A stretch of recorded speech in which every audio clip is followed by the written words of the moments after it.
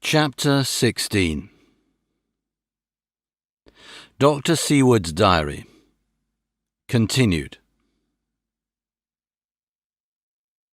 It was just 12:15 when we got into the churchyard over the low wall.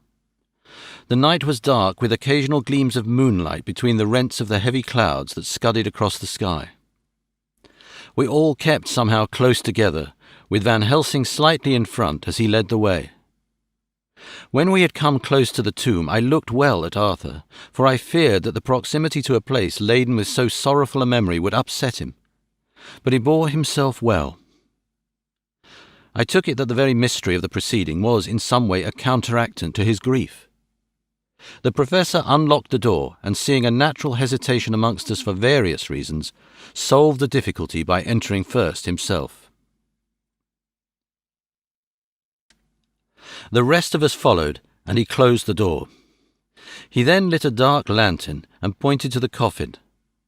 Arthur stepped forward hesitatingly. Van Helsing said to me, "You were with me here yesterday. Was the body of Miss Lucy in that coffin?" "It was." The professor turned to the rest, saying, "You hear? And yet there is no one who does not believe with me." He took his screwdriver and again took off the lid of the coffin. Arthur looked on, very pale but silent. When the lid was removed, he stepped forward. He evidently did not know that there was a leaden coffin, or, at any rate, had not thought of it.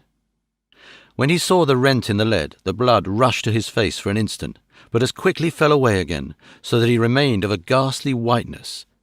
He was still silent.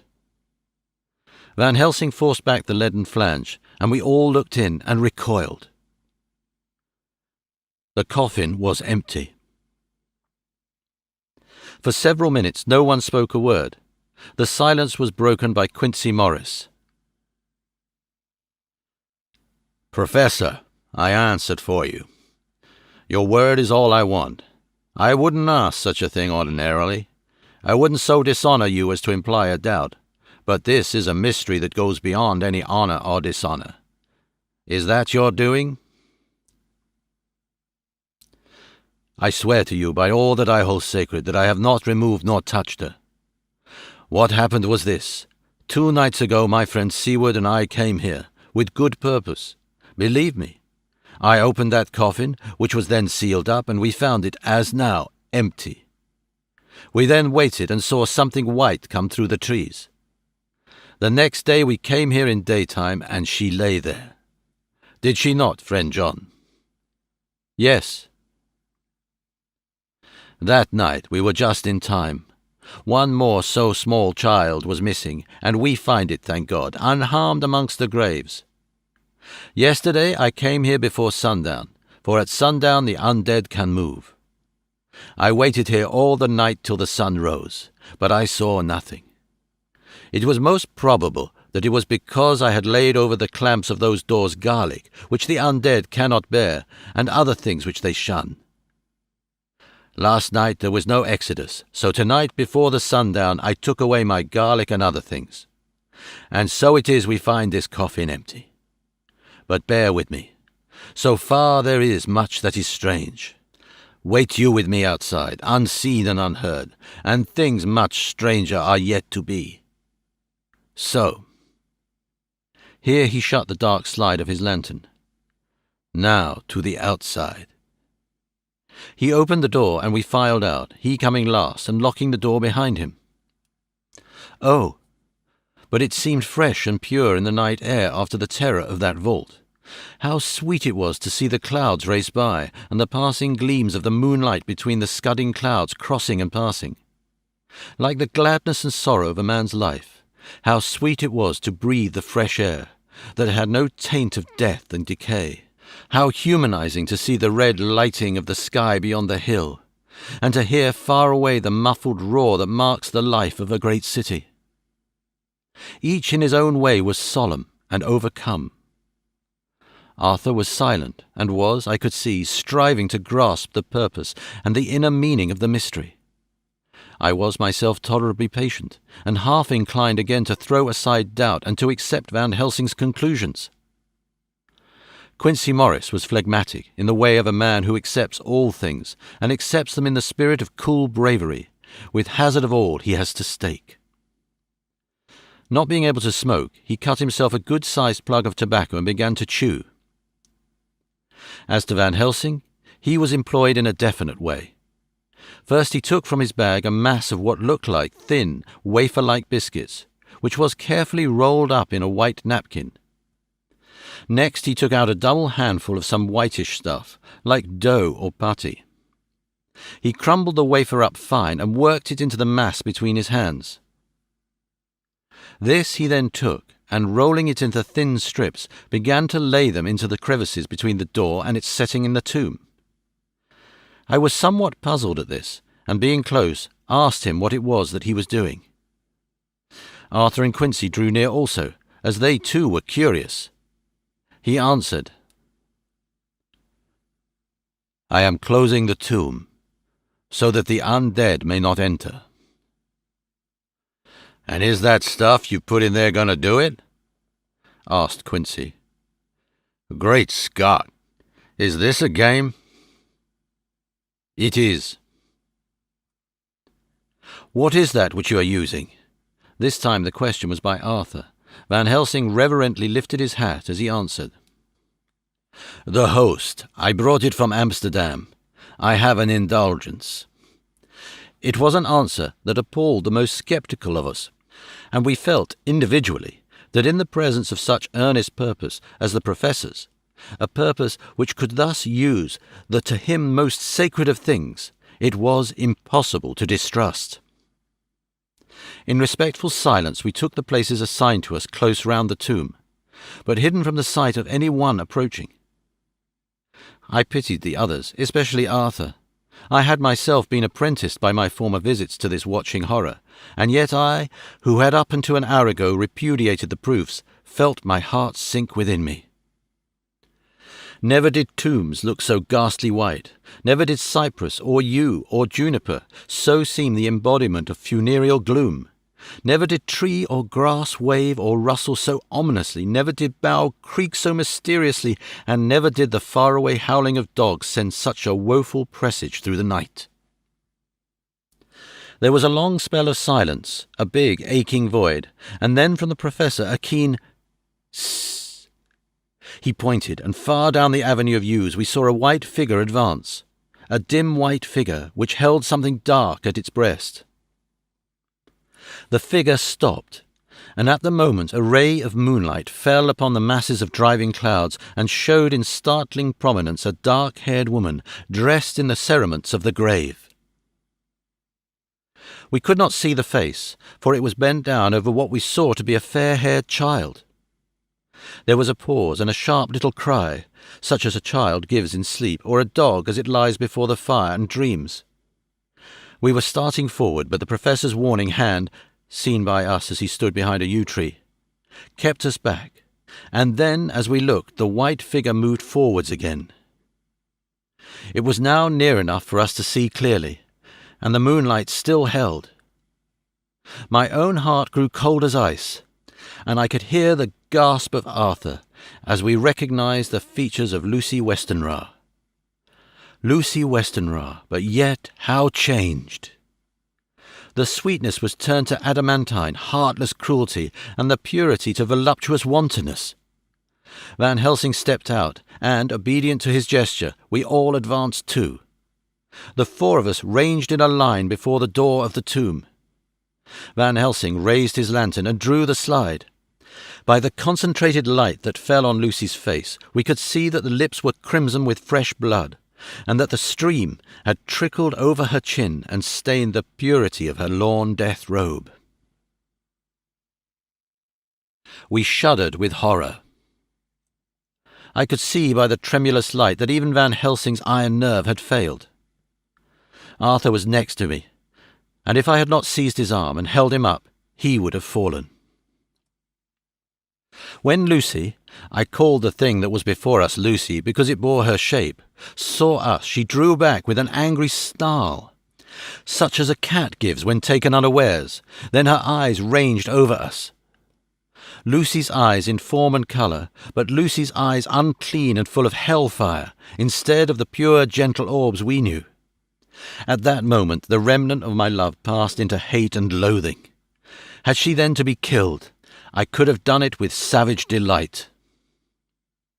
As she looked, her eyes blazed with unholy light, and the face became wreathed with a voluptuous smile. Oh God, how it made me shudder to see it! With a careless motion, she flung to the ground, callous as a devil, the child that up to now she had clutched strenuously to her breast. Growling over it as a dog growls over a bone, the child gave a sharp cry and lay there moaning. There was a cold-bloodedness in the act which wrung a groan from Arthur. When she advanced to him with outstretched arms and a wanton smile, he fell back and hid his face in his hands. She still advanced, however, and with a languorous, voluptuous grace said, "Come to me, Arthur. Leave these others and come to me. My arms are hungry for you. Come and we can rest together. Come, my husband, come." There was something diabolically sweet in her tones, something of the tingling of glass when struck, which rang through the brains even of us who heard the words addressed to another. As for Arthur, he seemed under a spell. Moving his hands from his face, he opened wide his arms. She was leaping for them when Van Helsing sprang forward and held between them his little golden crucifix.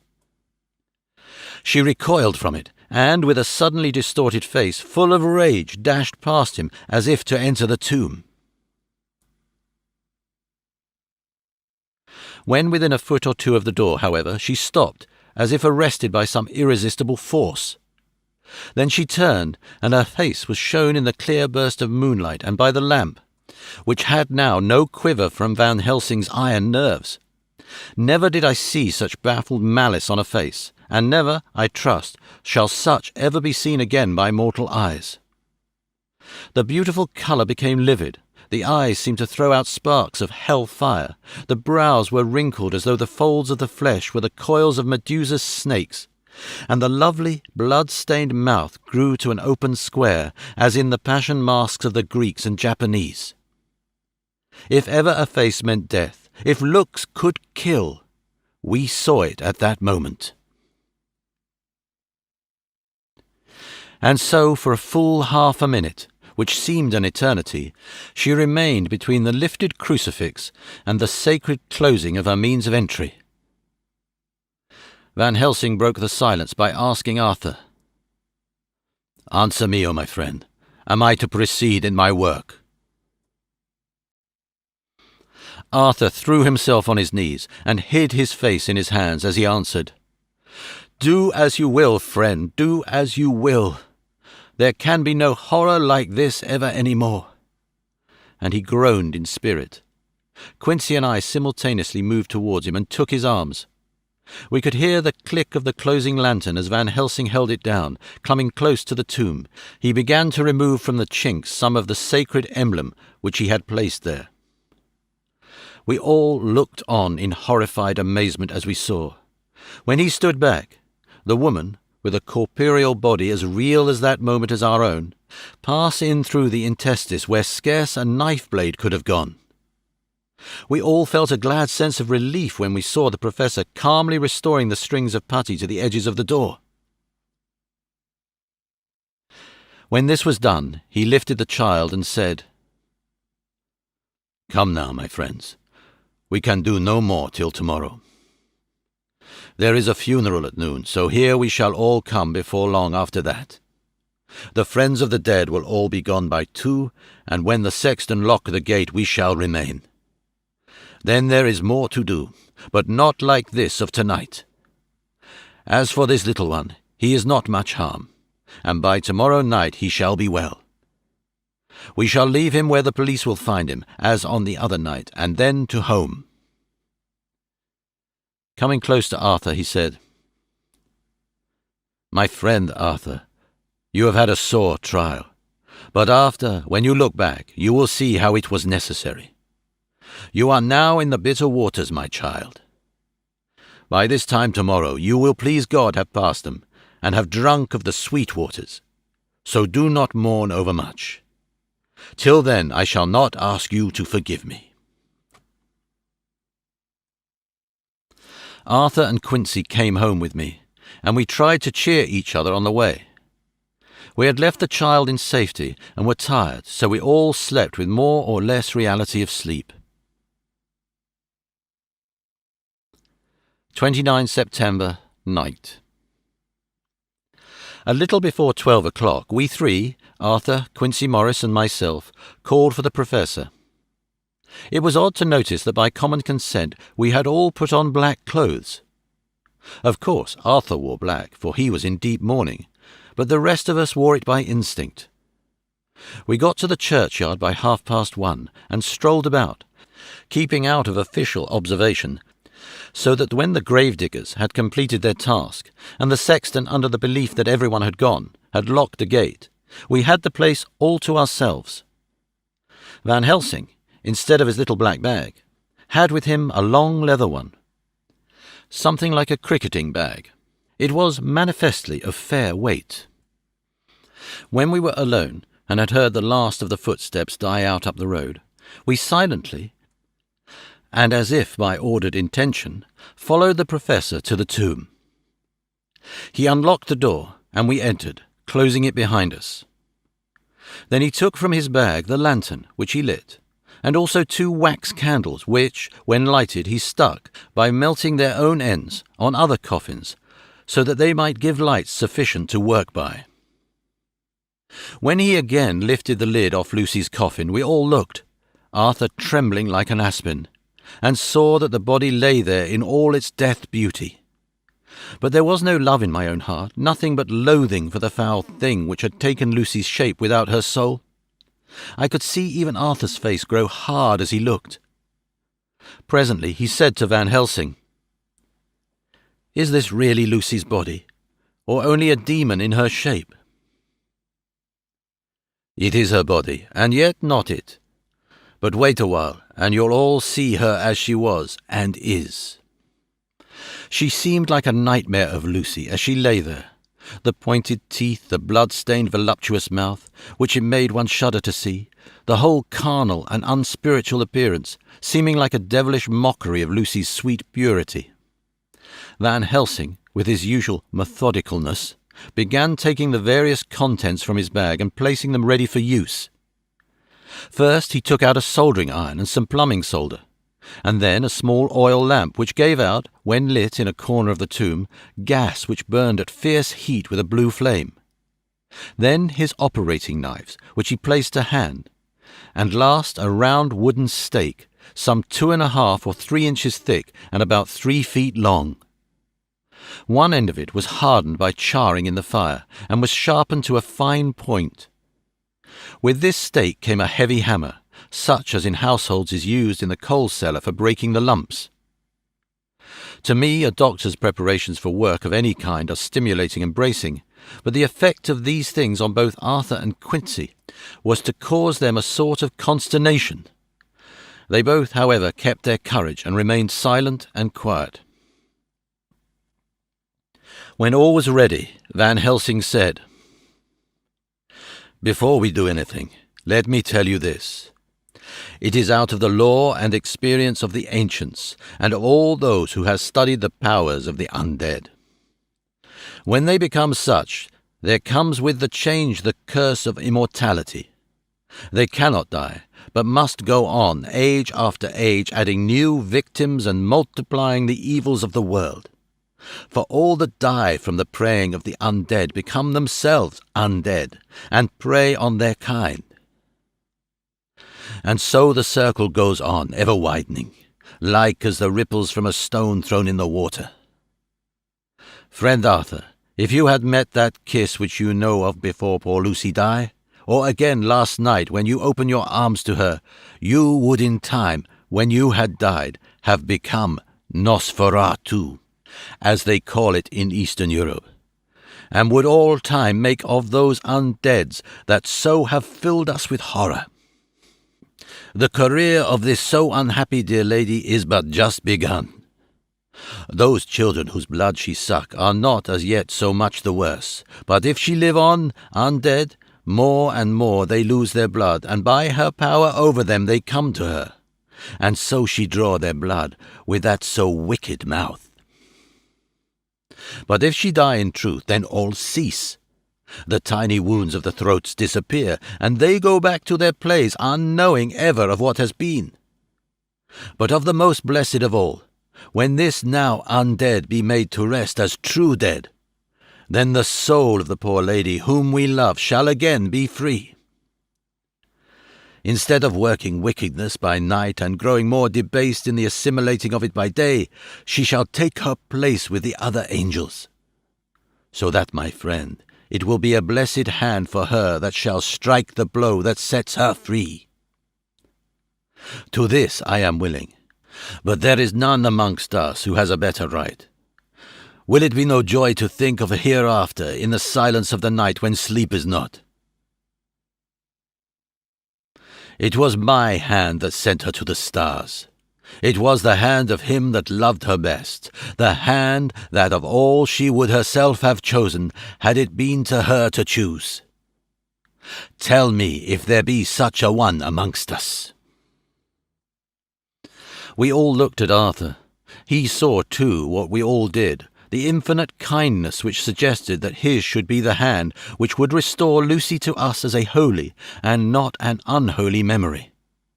He stepped forward and said bravely, though his hand trembled and his face was as pale as snow, "My true friend, from the bottom of my broken heart I thank you. Tell me what I am to do, and I shall not falter." Van Helsing laid a hand on his shoulder and said, "Brave lad, a moment's courage, and it is done. This stake must be driven through her. It will be a fearful ordeal. Be not deceived in that, but it will be only a short time, and you will then rejoice more than your pain was great. From this grim tomb you will emerge as though you tread on air. But you must not falter once you have begun. Only think that we, your true friends, are round you, and that we pray for you all the time." "Go on," said Arthur hoarsely. "Tell me what I am to do." "Take this stake in your left hand, ready to place the point over the heart, and the hammer in your right. Then we begin our prayer for the dead. I shall read him. I have here the book, and the others shall follow. Strike in God's name, that so all may be well with the dead that we love, and that the undead pass away." Arthur took the stake and the hammer, and when once his mind was set on action, his hands never trembled nor even quivered. Van Helsing opened his missal and began to read, and Quincy and I followed as well we could. Arthur placed the point over the heart, and as I looked I could see its dint in the white flesh. Then he struck with all his might. The thing in the coffin writhed, and a hideous blood-curdling screech came from the opened red lips. The body shook and quivered and twisted in wild contortions. The sharp white teeth champed together till the lips were cut, and the mouth was smeared with a crimson foam.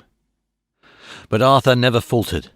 He looked like a figure of Thor as his untrembling arm rose and fell, driving deeper and deeper the mercy-bearing stake, whilst the blood from the pierced heart welled and spurted up around it.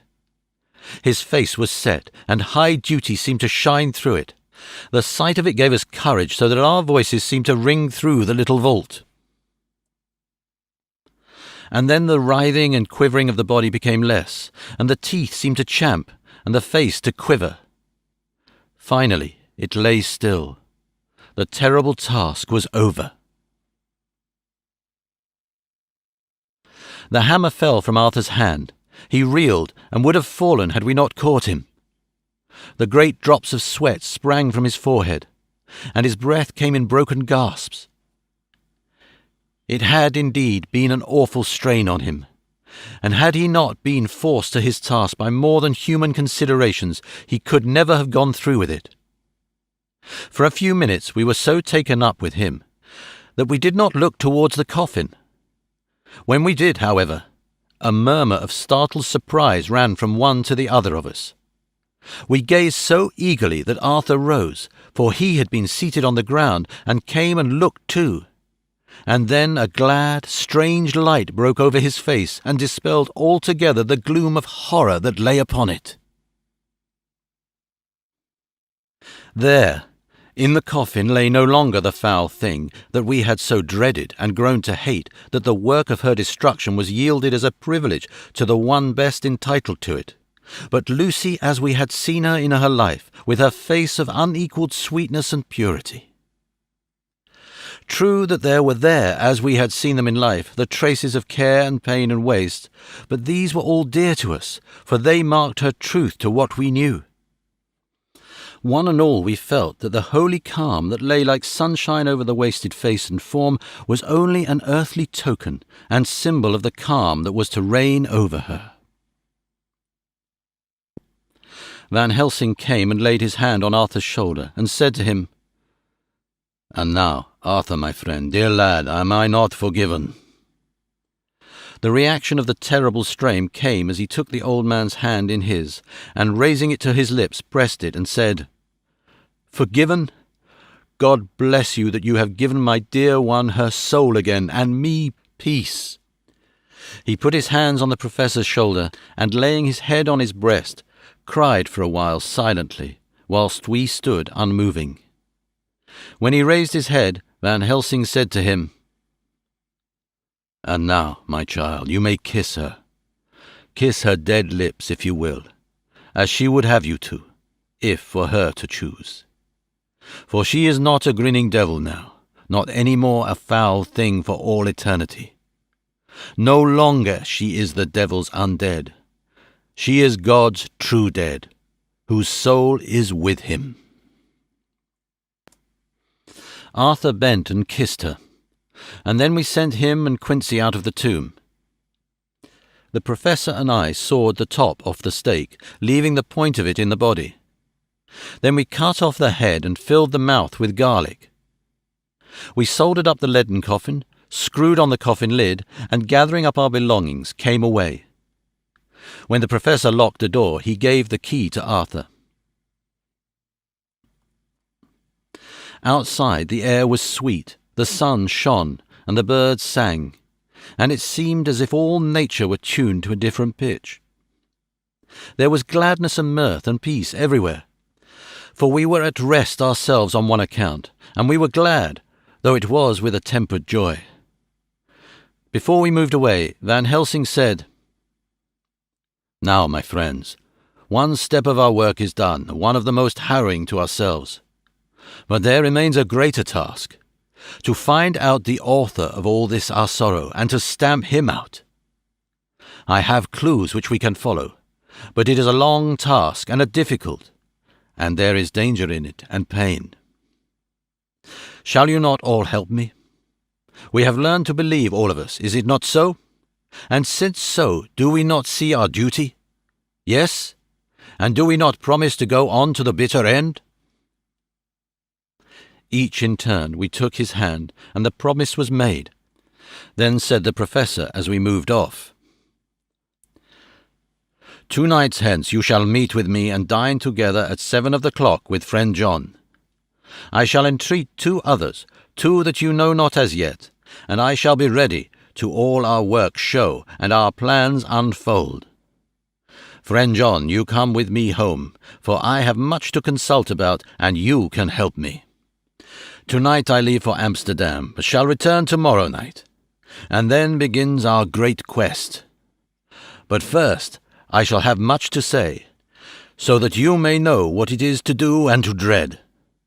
Then our promise shall be made to each other anew, for there is a terrible task before us, and once our feet are on the ploughshare, we must not draw back."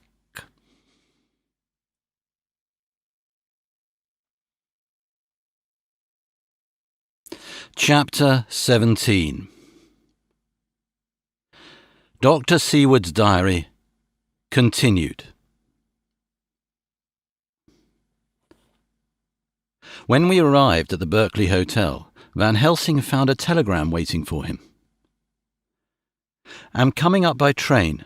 Jonathan at Whitby. Important news. Mina Harker. The professor was delighted. Ah, that wonderful Madame Mina, he said. Pearl among women. She arrive, but I cannot stay. She must go to your house, friend John. You must meet her at the station. Telegraph her en route, so that she may be prepared. When the wire was dispatched, he had a cup of tea. Over it, he told me of a diary kept by Jonathan Harker when abroad, and gave me a typewritten copy of it, as also of Mrs. Harker's diary at Whitby. Take these, he said, and study them well. When I have returned, you will be master of all the facts, and we can then better enter on our inquisition. Keep them safe, for there is in them much of treasure. You will need all your faith, even you who have had such an experience as that of today. What is here told, he laid his hand heavily and gravely on the packet of papers as he spoke, may be the beginning of the end to you and me and many another, or it may sound the knell of the undead who walk the earth. Read all, I pray you, with the open mind, and if you can add in any way to the story here told, do so, for it is all important. You have kept diary of all these so strange things, is it not so? Yes. Then we shall go through all these together when we meet. He then made ready for his departure, and shortly after drove off to Liverpool Street.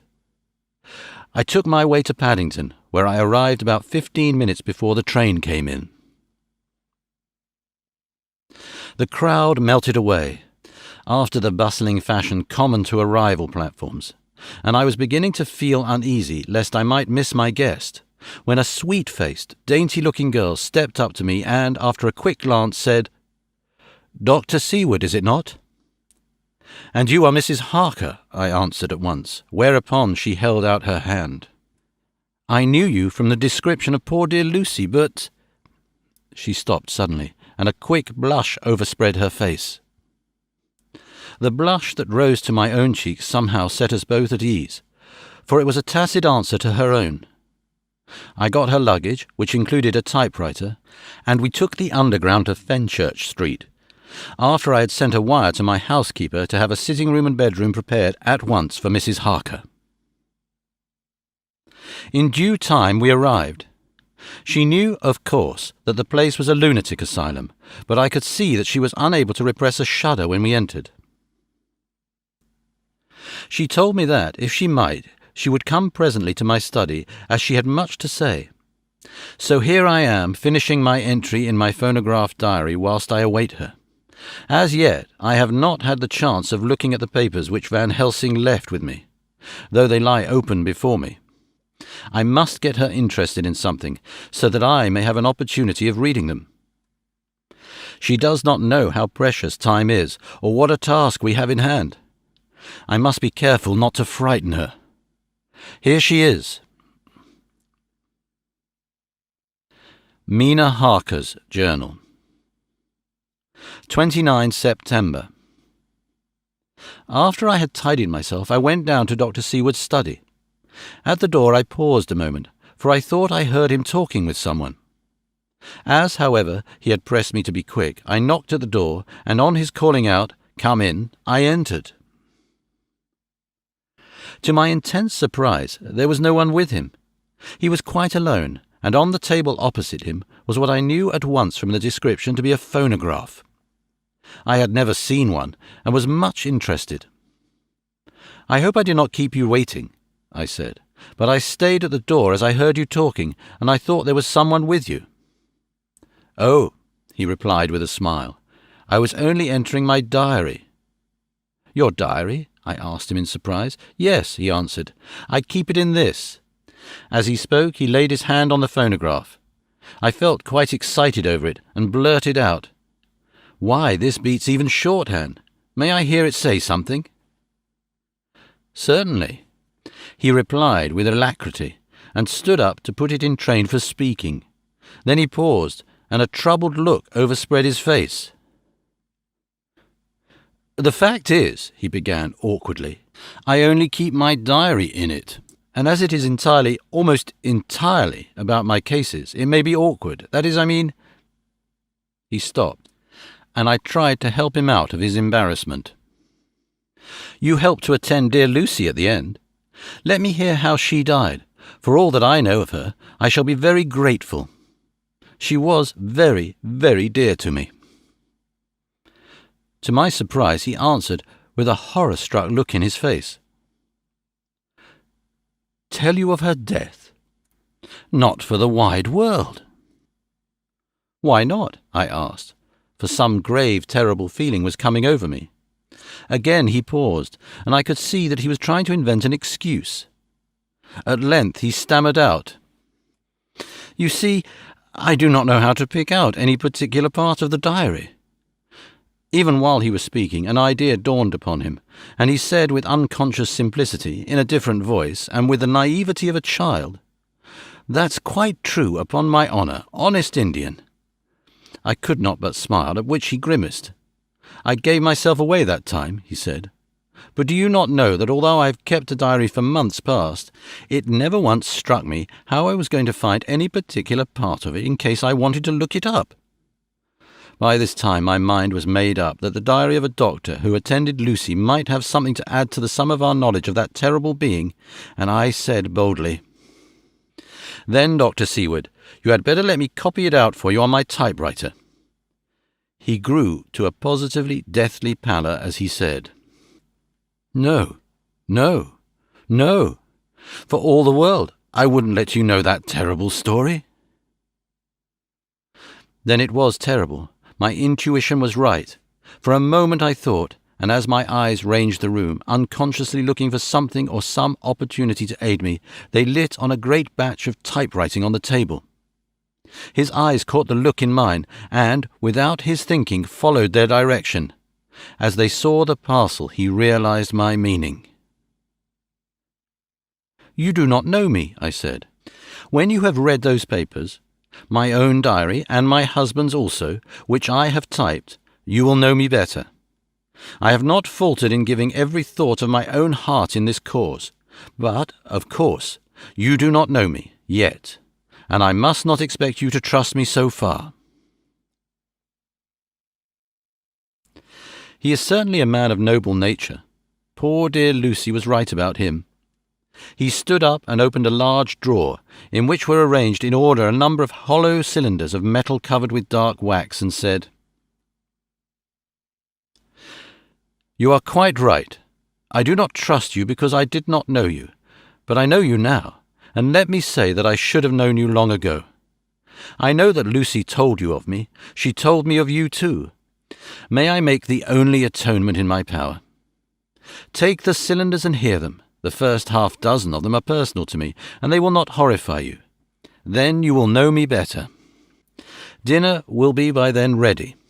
In the meantime, I shall read over some of these documents, and shall be better able to understand certain things." He carried the phonograph himself up to my sitting-room and adjusted it for me. Now I shall learn something pleasant, I am sure, for it will tell me the other side of a true love episode of which I know one side already.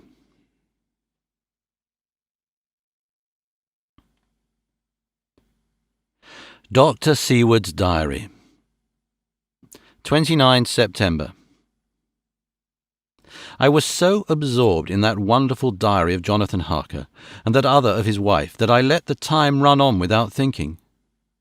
Mrs. Harker was not down when the maid came to announce dinner, so I said, "She is possibly tired. Let dinner wait an hour," and I went on with my work.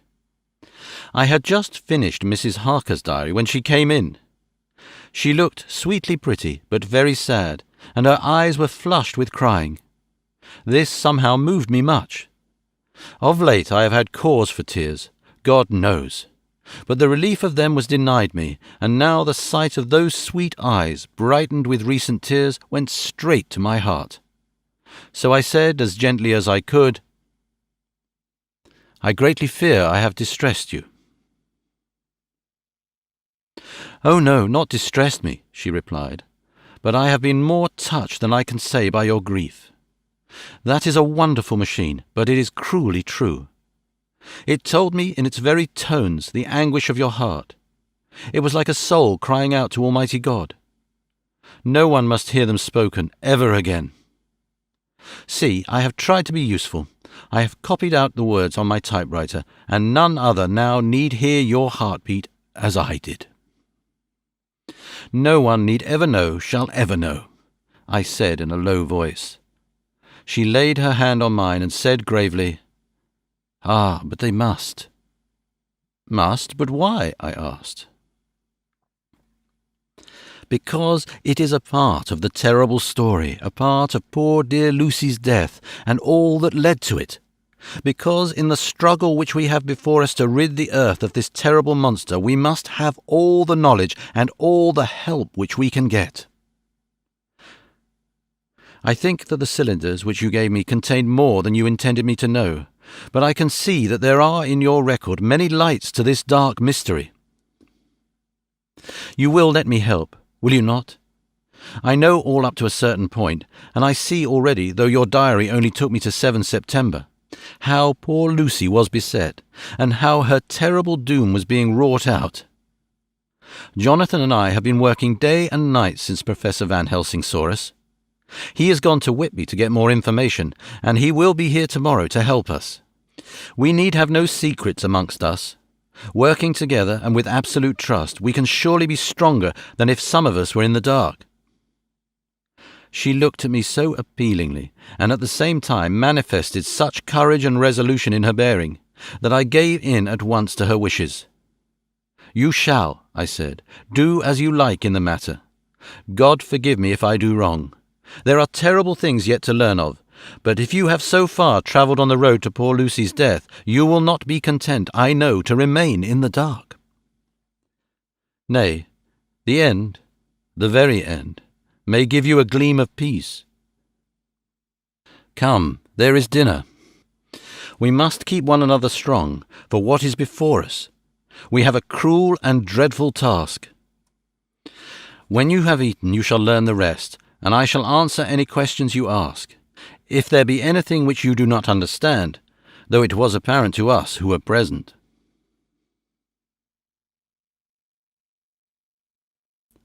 Mina Harker's Journal, 29 September. After dinner I came with Dr. Seward to his study. He brought back the phonograph from my room, and I took my typewriter. He placed me in a comfortable chair and arranged the phonograph so that I could touch it without getting up, and showed me how to stop it in case I should want to pause. Then he very thoughtfully took a chair with his back to me so that I might be as free as possible, and began to read. I put the forked metal to my ears and listened. When the terrible story of Lucy's death and all that followed was done, I lay back in my chair, powerless. Fortunately, I am not of a fainting disposition. When Dr. Seward saw me, he jumped up with a horrified exclamation, and hurriedly taking a case bottle from a cupboard, gave me some brandy, which in a few minutes somewhat restored me. My brain was all in a whirl, and only that there came through all the multitude of horrors, the holy ray of light that my dear, dear Lucy was at last at peace. I do not think I could have borne it without making a scene. It is all so wild and mysterious and strange that if I had not known Jonathan's experience in Transylvania, I could not have believed. As it was, I didn't know what to believe, and so got out of my difficulty by attending to something else. I took the cover off my typewriter and said to Dr. Seward, "Let me write this all out now. We must be ready for Dr. Van Helsing when he comes.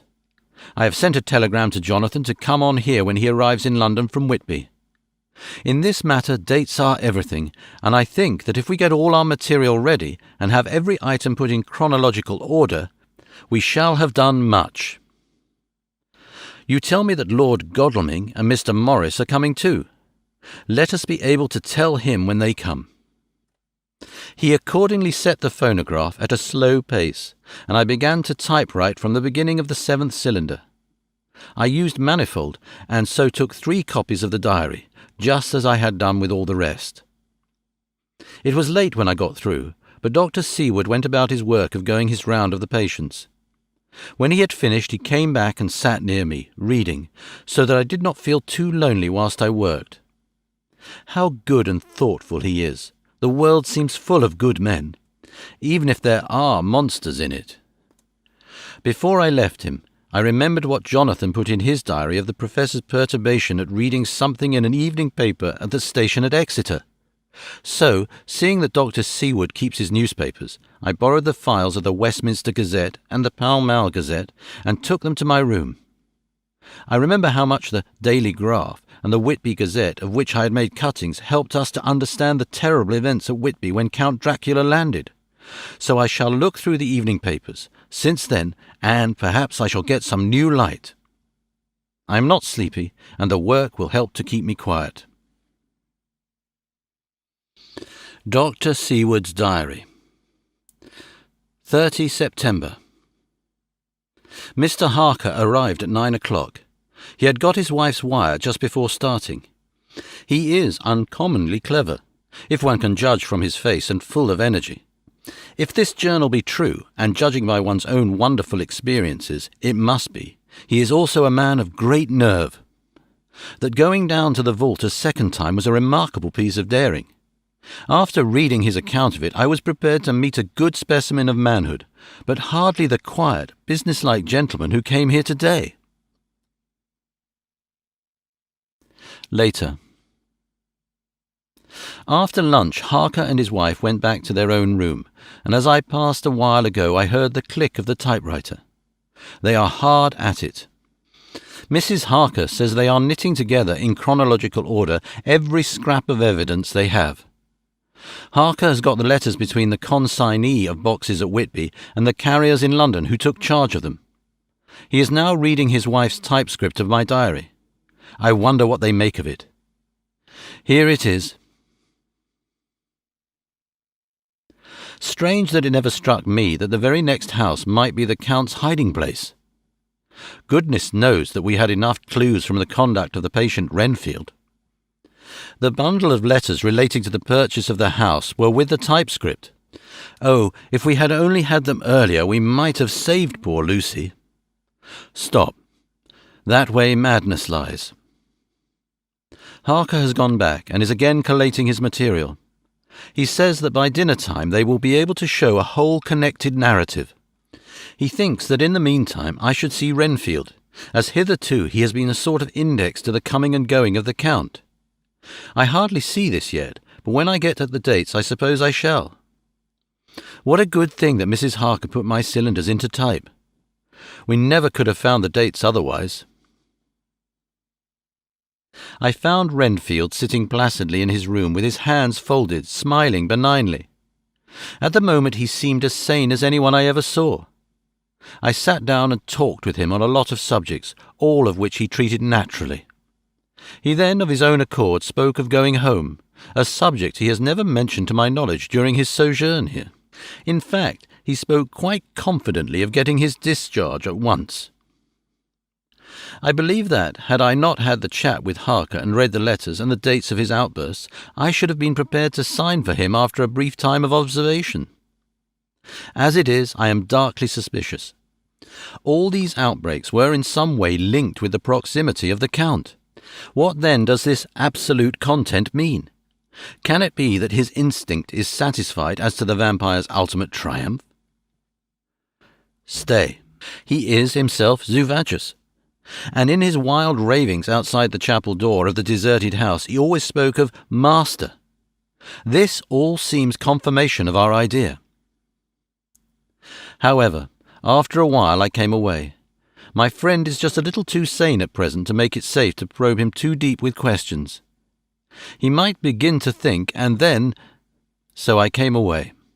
I mistrust these quiet moods of his, so I have given the attendant a hint to look closely after him, and to have a strait waistcoat ready in case of need. Jonathan Harker's Journal. 29 September. In train to London. When I received Mr. Billington's courteous message that he would give me any information in his power, I thought it best to go down to Whitby and make, on the spot, such inquiries as I wanted. It was now my object to trace that horrid cargo of the Count's to its place in London. Later, we may be able to deal with it. Billington Jr., a nice lad, met me at the station and brought me to his father's house, where they had decided that I must stay the night. They are hospitable, with true Yorkshire hospitality, give a guest everything, and leave him free to do as he likes. They all knew that I was busy, and that my stay was short, and Mr. Billington had ready in his office all the papers concerning the consignment of boxes. It gave me almost a turn to see again one of the letters which I had seen on the Count's table before I knew of his diabolical plans.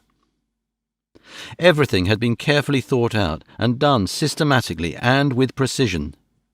He seemed to have been prepared for every obstacle which might be placed by accident in the way of his intentions being carried out.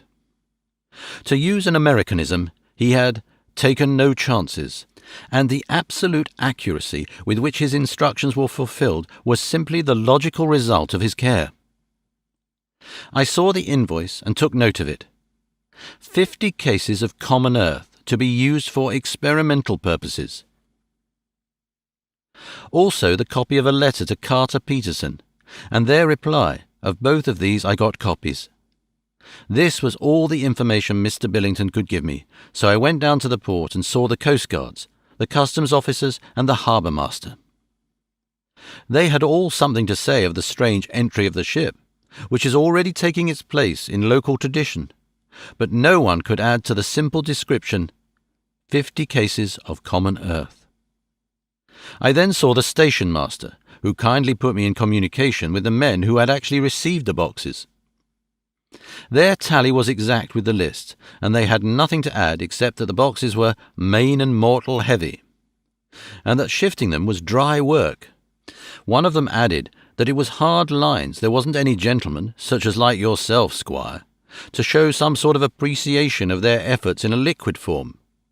Another put it in a rider that the thirst then generated was such that even the time which had elapsed had not completely allied it. Needless to add, I took care before leaving to lift, for ever and adequately, this source of reproach. 30 September. The station master was good enough to give me a line to his old companion, the station master at King's Cross, so that when I arrived there in the morning I was able to ask him about the arrival of the boxes. He too put me at once in communication with the proper officials, and I saw that their tally was correct with the original invoice. The opportunities of acquiring an abnormal thirst had been here limited. A noble use of them had, however, been made, and again I was compelled to deal with the result in a ex post facto manner. From thence I went on to Carter Peterson's central office, where I met with the utmost courtesy. They looked up the transaction in their daybook and letterbook, and at once telephoned to their King's Cross office for more details. By good fortune, the men who did the teaming were waiting for work, and the official at once sent them over, sending also by one of them the way-bill and all the papers connected with the delivery of the boxes at Carfax. Here again I found the tally agreeing exactly. The carrier's men were able to supplement the paucity of the written words with a few details. These were, I shortly found, connected almost solely with the dusty nature of the job and of the consequent thirst engendered in the operators. On my affording an opportunity, through the medium of the currency of the realm, of the allaying, at a later period, this beneficial evil, one of the men remarked, "That 'ere house, governor, is the rummiest I ever was in. Blimey, but it ain't been touched since 100 years. There was dust that thick in the place that you might have slept on it without hurting your bones, and the place was that neglected that you might have smelled old Jerusalem in it. But the old chapel that took the cake, that did. Me and my mate, we thought we would never get out quick enough. Lor, I wouldn't take less nor a quid a moment to stay there after dark." Having been in the house, I could well believe him, but if he knew what I know, he would, I think, have raised his terms. Of one thing I am now satisfied, that all the boxes which arrived at Whitby from Varna in the Demeter were safely deposited in the old chapel at Carfax, There should be 50 of them there, unless any have since been removed, as from Dr. Seward's diary, I fear. I shall try to see the carter who took away the boxes from Carfax when Renfield attacked them. By following up this clue, we may learn a good deal. Later. Mina and I have worked all day, and we have put all the papers into order. Mina Harker's journal. 30 September. I am so glad that I hardly know how to contain myself. It is, I suppose, the reaction from the haunting fear which I have had, that this terrible affair and the reopening of his old wound might act detrimentally on Jonathan. I saw him leave for Whitby with as brave a face as I could, but I was sick with apprehension. The effort has, however, done him good. He was never so resolute, never so strong, never so full of volcanic energy as at present. It is just as that dear good Professor Van Helsing said. He is true grit, and he improves under strain that would kill a weaker nature. He came back full of life and hope and determination. We have got everything in order for tonight. I feel quite myself wild with excitement. I suppose one ought to pity anything so hunted as is the Count. That is just it. This thing is not human, not even beast. To read Dr. Seward's account of poor Lucy's death and what followed is enough to dry up the springs of pity in one's heart. Later. Lord Godalming and Mr. Morris arrived earlier than was expected.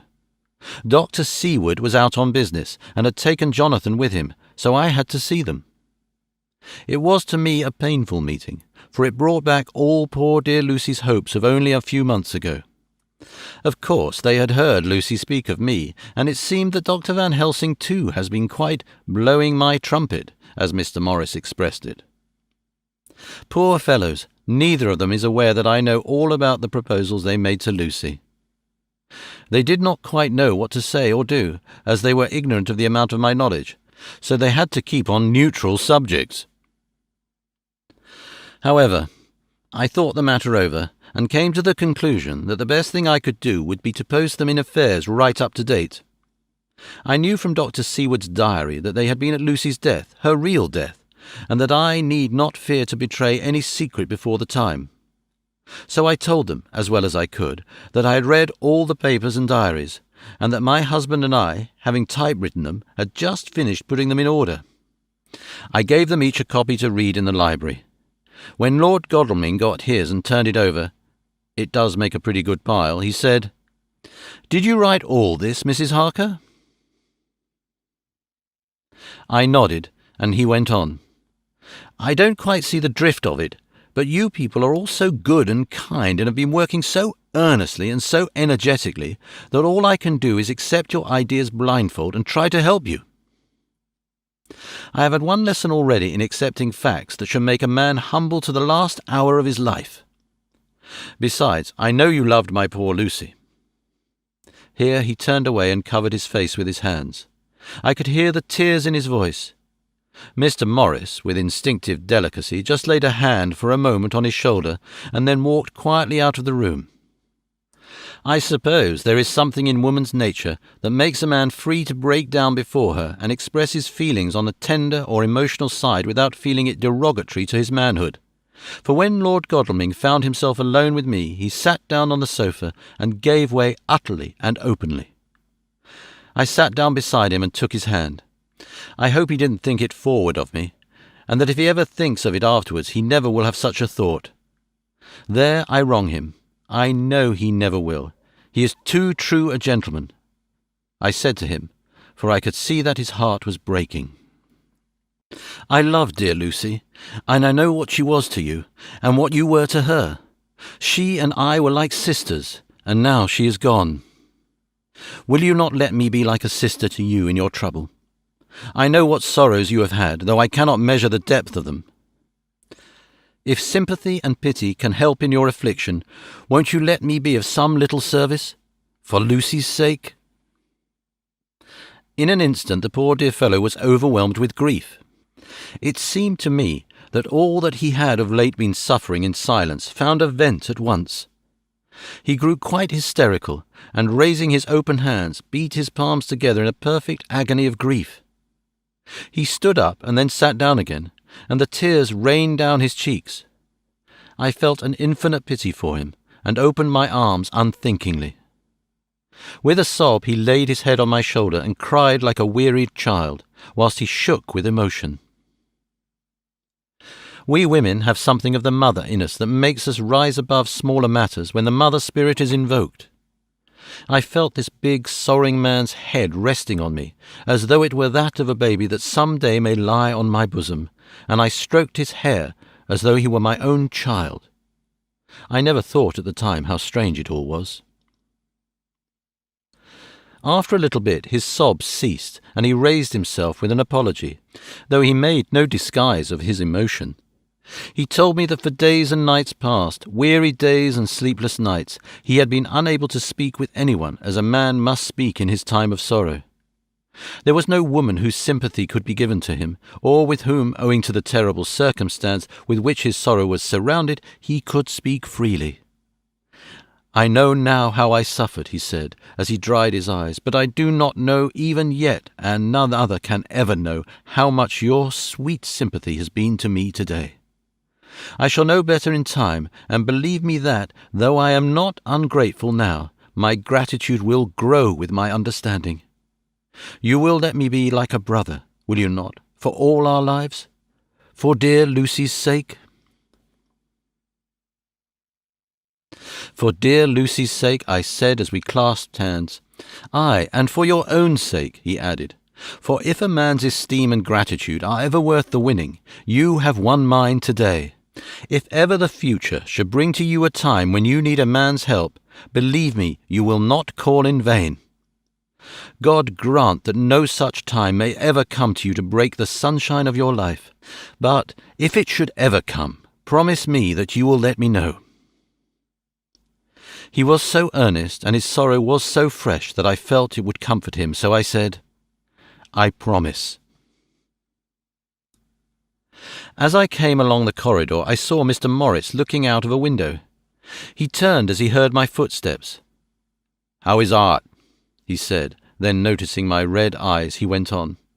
"Ah, I see you have been comforting him. Poor old fellow. He needs it. No one but a woman can help a man when he is in trouble of the heart, and he had no one to comfort him." He bore his own troubles so bravely that my heart bled for him. I saw the manuscript in his hand, and I knew that when he read it he would realize how much I knew. So I said to him, "I wish I could comfort all who suffer from the heart. Will you let me be your friend, and will you come to me for comfort if you need it? You will know later on why I speak."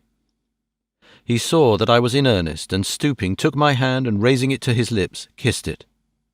It seemed but poor comfort to so brave and unselfish a soul, and impulsively I bent over and kissed him. The tears rose in his eyes, and there was a momentary choking in his throat. He said quite calmly, "Little girl, you will never regret that true-hearted kindness so long as ever you live." Then he went into the study of his friend. Little girl, the very words he had used to Lucy, and oh, but he proved himself a friend.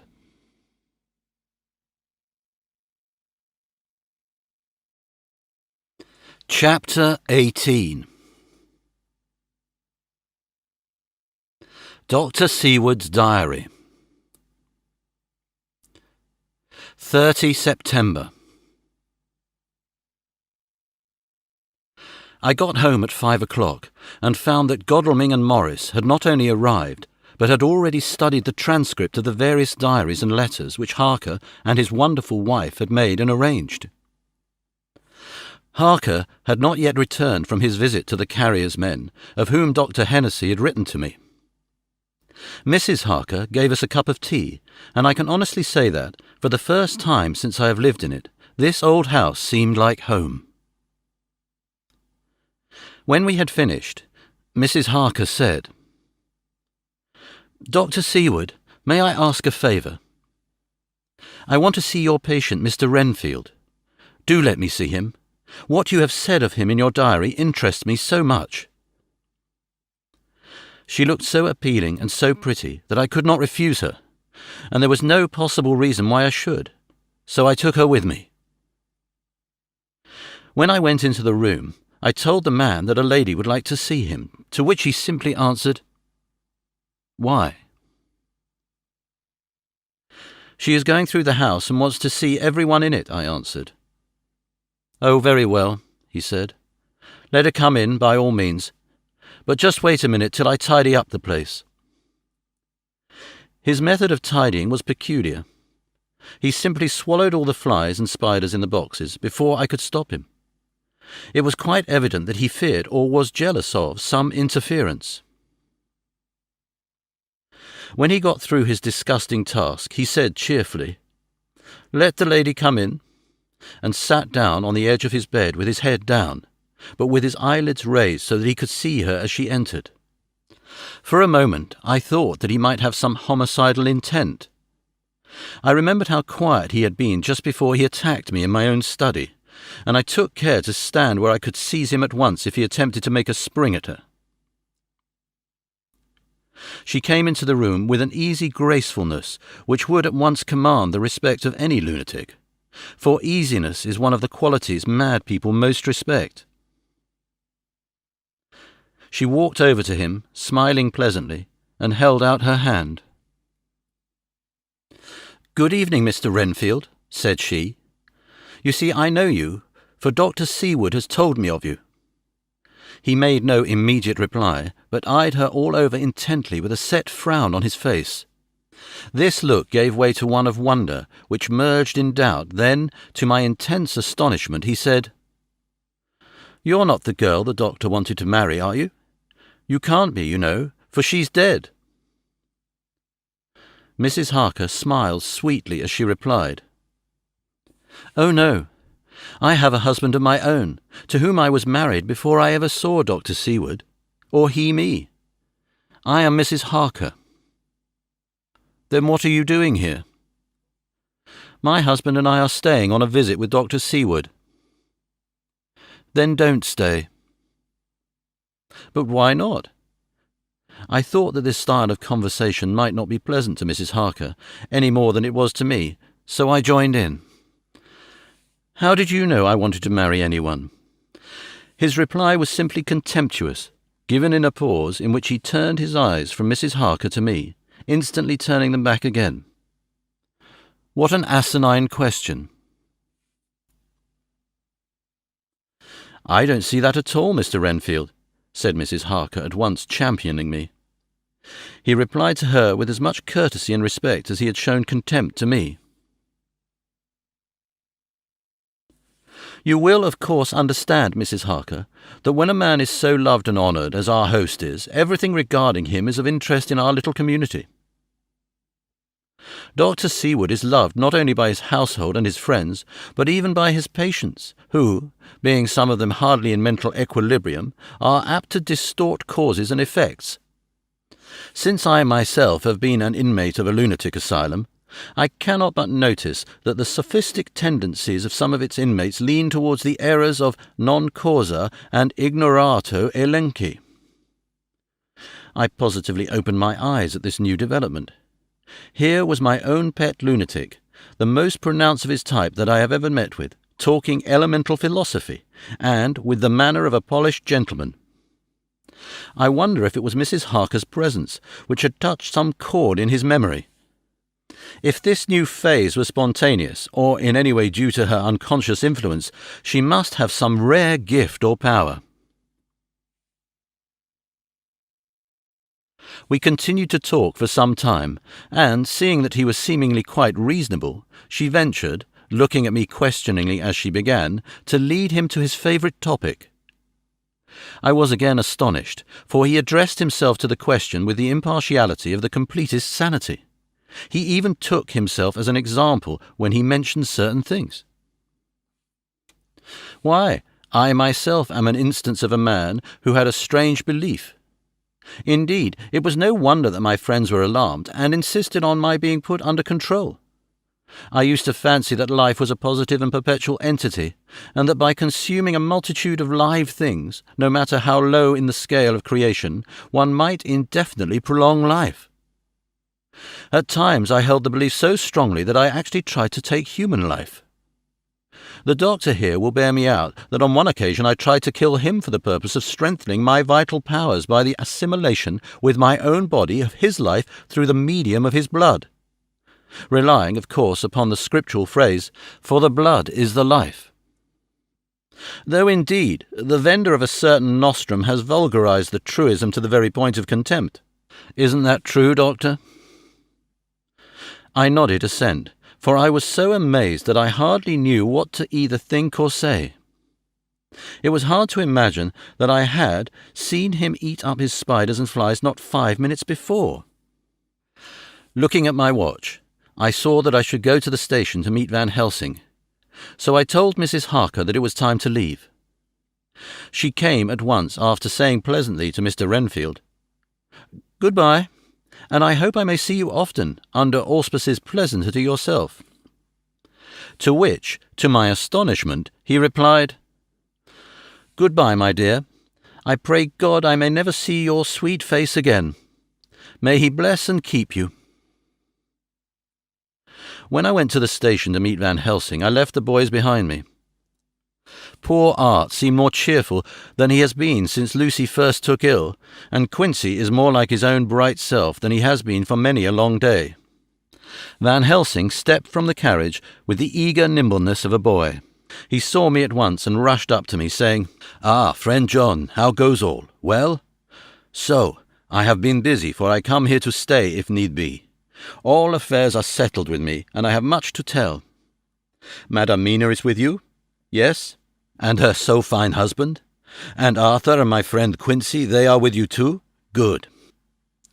As I drove to the house, I told him of what had passed, and of how my own diary had come to be of some use through Mrs. Harker's suggestion, at which the Professor interrupted me. "Ah, that wonderful Madam Mina! She has man's brain, a brain that a man should have were he much gifted, and a woman's heart. That good God fashioned her for a purpose, believe me, and when he made her, that's so good combination. Friend John, up to now fortune has made that woman of help to us. After tonight, she must not have to do with this so terrible affair. It is not good that she run a risk so great. We men are determined, nay, are we not pledged, to destroy this monster, but it is no part for a woman. Even if she be not harmed, her heart may fail her in so much and so many horrors, and hereafter she may suffer, both in waking from her nerves and in sleep from her dreams. And besides, she is young woman, and not so long married.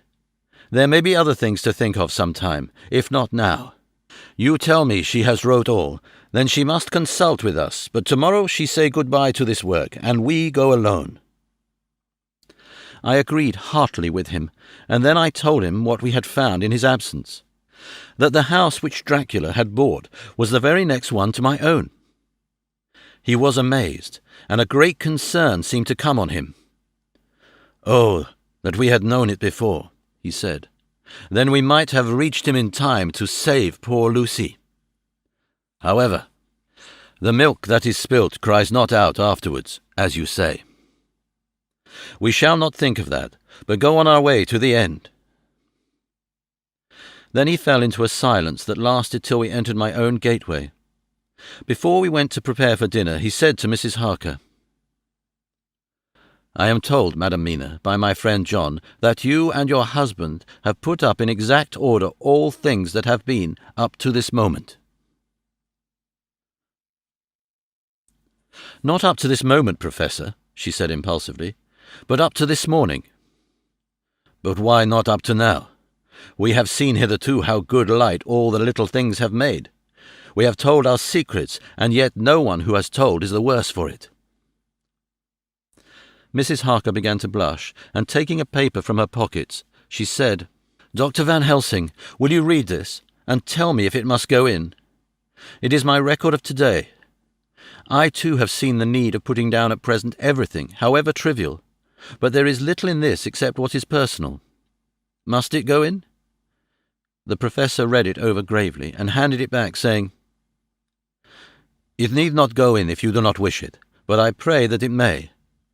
It can but make your husband love you the more, and all us, your friends, more honour you, as well as more esteem and love." She took it back with another blush and a bright smile. "And so now, up to this very hour, all the records we have are complete and in order. The professor took away one copy to study after dinner and before our meeting, which is fixed for 9 o'clock.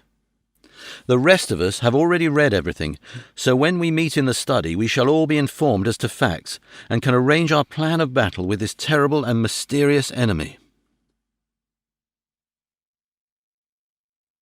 Mina Harker's Journal. 30 September.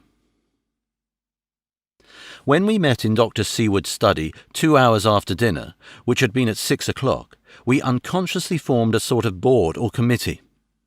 Professor Van Helsing took the head of the table, to which Dr. Seward motioned as he came into the room. He made me sit next to him on his right, and asked me to act as secretary. Jonathan sat next to me. Opposite us were Lord Godalming, Dr. Seward, and Mr. Morris, Lord Godalming being next the professor, and Dr. Seward in the centre. The professor said, "I may, I suppose, take it that we are all acquainted with the facts that are in these papers?" We all expressed assent, and he went on. "Then it were, I think, good that I tell you something of the kind of enemy with which we have to deal. I shall then make known to you something of the history of this man, which has been ascertained for me. So we then can discuss how we shall act, and can take our measure according. There are such beings as vampires. Some of us have evidence that they exist, even had we not the proof of our own unhappy experience. The teachings and the records of the past give proof enough for sane peoples.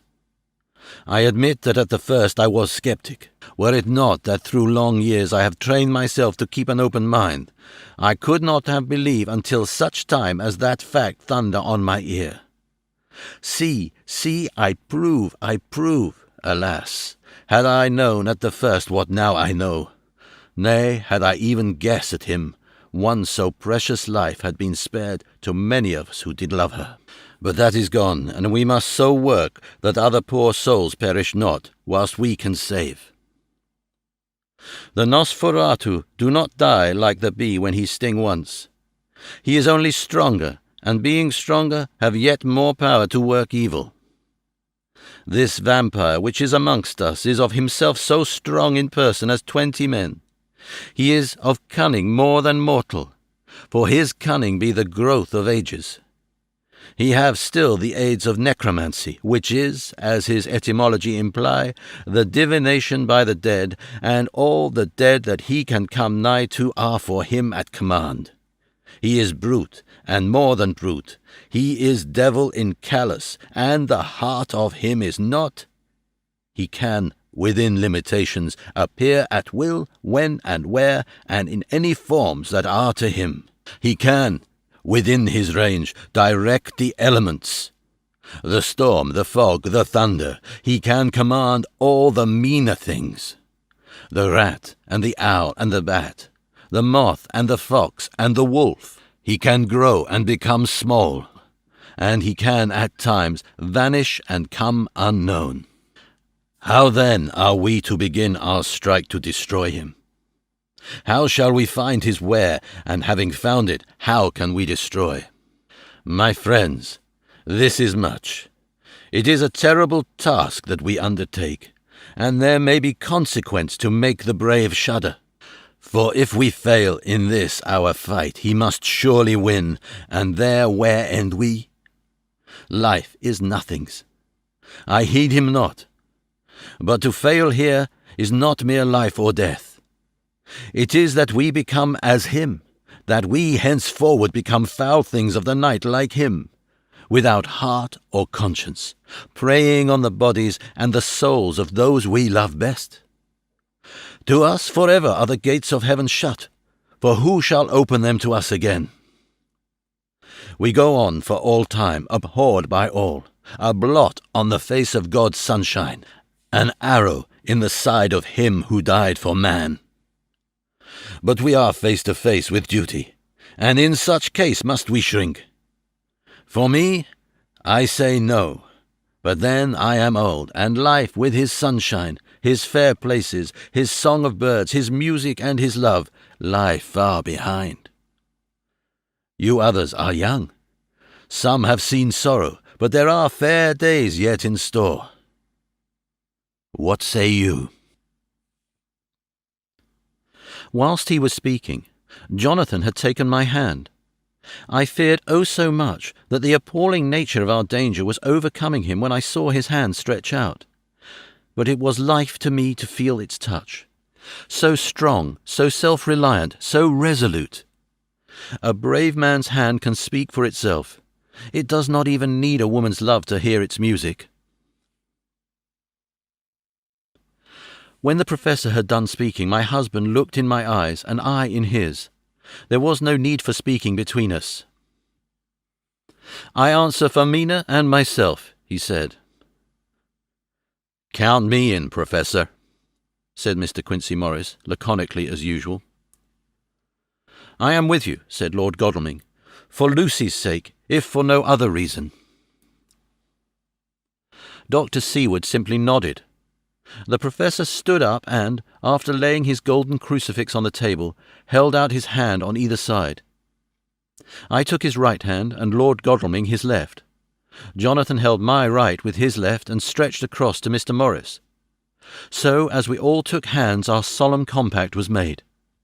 I felt my heart icy cold, but it did not even occur to me to draw back. We resumed our places, and Dr. Van Helsing went on with a sort of cheerfulness which showed that the serious work had begun. It was to be taken as gravely and in as businesslike a way as any other transaction of life. "Well, you know what we have to contend against. But we too are not without strength. We have on our side power of combination, a power denied to the vampire kind. We have sources of science. We are free to act and think, and the hours of the day and the night are ours equally. In fact, so far as our powers extend, they are unfettered, and we are free to use them. We have self-devotion in a cause and an end to achieve which is not a selfish one. These things are much. Now let us see how far the general powers arrayed against us are restrict, and how the individual cannot. In fine, let us consider the limitations of the vampire in general, and of this one in particular. All we have to go upon are traditions and superstitions. These do not at the first appear much, when the matter is one of life and death, nay, of more than either life or death. Yet must we be satisfied, in the first place because we have to be.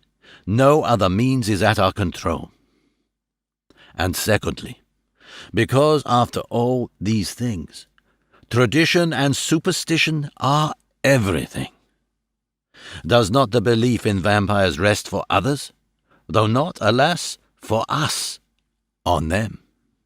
A year ago, which of us would have received such a possibility in the midst of our scientific, skeptical, matter-of-fact 19th century? We even scouted a belief that we saw justified under our very eyes. Take it, then, that the vampire and the belief in his limitations and his cure rest for the moment on the same base. For, let me tell you, he is known everywhere that men have been. In old Greece, in old Rome. He flourished in Germany all over. In France, in India, even in the Cherno Seas, and in China, so far from us in all ways, there even is he, and the peoples fear him at this day. He have followed the wake of the berserker Icelander, the devil-begotten Hun, the Slav, the Saxon, the Magyar. So far, then, we have all we may act upon. And let me tell you that very much of the beliefs are justified by what we have seen in our own so unhappy experience. The vampire live on, and cannot die by mere passing of the time. He can flourish when that he can fatten on the blood of the living. Even more, we have seen amongst us that he can even grow younger, that his vital faculties grow strenuous, and seem as though they refresh themselves when his special pabulum is plenty. But he cannot flourish without this diet. He eat not as others. Even friend Jonathan, who lived with him for weeks, did never see him to eat, never. He throws no shadow. He make in the mirror no reflect, as again Jonathan observe. He has the strength of many of his hand. Witness again Jonathan when he shut the door against the wolves, and when he help him from the diligence too. He can transform himself to wolf, as we gather from the ship arrival in Whitby. When he tear open the dog, he can be as bat, as Madam Nina saw him on the window at Whitby, and as friend John saw him fly from this so near house, and as my friend Quincy saw him at the window of Miss Lucy. He can come in mist which he create. That noble ship's captain proved him of this, but from what we know, the distance he can make this mist is limited, and it can only be round himself. He come on moonlight rays as elemental dust, as again Jonathan saw those sisters in the castle of Dracula. He becomes so small, we ourselves saw Miss Lucy, ere she was at peace, slip through a hairbreadth space at the tomb door. He can, when once he find his way, come out from anything or into anything, no matter how close it be bound or even fused up with fire. Solder you call it. He can see in the dark. No small power this, in a world which is one half shut from the light. Ah, but hear me through. He can do all these things, yet he is not free. Nay, he is even more prisoner than the slave of the galley, than the madman in his cell. He cannot go where he lists. He who is not of nature has yet to obey some of nature's laws. Why, we know not. He may not enter anywhere at the first, unless there be some one of the household who bid him to come, though afterwards he can come as he please. His power ceases, as does that of all evil things at the coming of the day. Only at certain times can he have limited freedom. If he be not at the place whither he is bound, he can only change himself at noon or at exact sunrise or sunset. These things are we told, and in this record of ours we have proof by inference. Thus, whereas he can do as he will within his limit, when he have his earth home, his coffin home, his hell home, the place unhallowed, as we saw when he went to the grave of the suicide at Whitby, still at other time he can only change when the time come. It is said, too, that he can only pass running water at the slack, or the flood of the tide. Then there are things which so afflict him that he has no power, as the garlic that we know of, and as for things sacred, as this symbol, my crucifix, that was amongst us even now when we resolve, to them he is nothing, but in their presence he takes his place far off and silent with respect. There are others, too, which we shall tell you of, lest in our seeking we may need them. The branch of the wild rose on his coffin keep him that he move not from it. A sacred bullet fired into the coffin kill him so that he be true dead. And as for the stake through him, we know already of its peace, or the cut-off head that giveth rest. We have seen it with our eyes. Thus, when we find the habitation of this man that was, we can confine him to his coffin and destroy him, if we obey what we know. But he is clever. I have asked my friend Arminius of Budapest University to make his record, and, from all the means that are, he tell me of what he has been. He must, indeed, have been Voyevode Dracula, who won his name against the Turk, over the great river on the very frontier of Turkeyland. If it be so, then was he no common man, for in that time and for centuries after, He was spoken of as the cleverest and the most cunning, as well as the bravest of the sons of the land beyond the forest. That mighty brain and that iron resolution went with him to his grave, and are even now arrayed against us.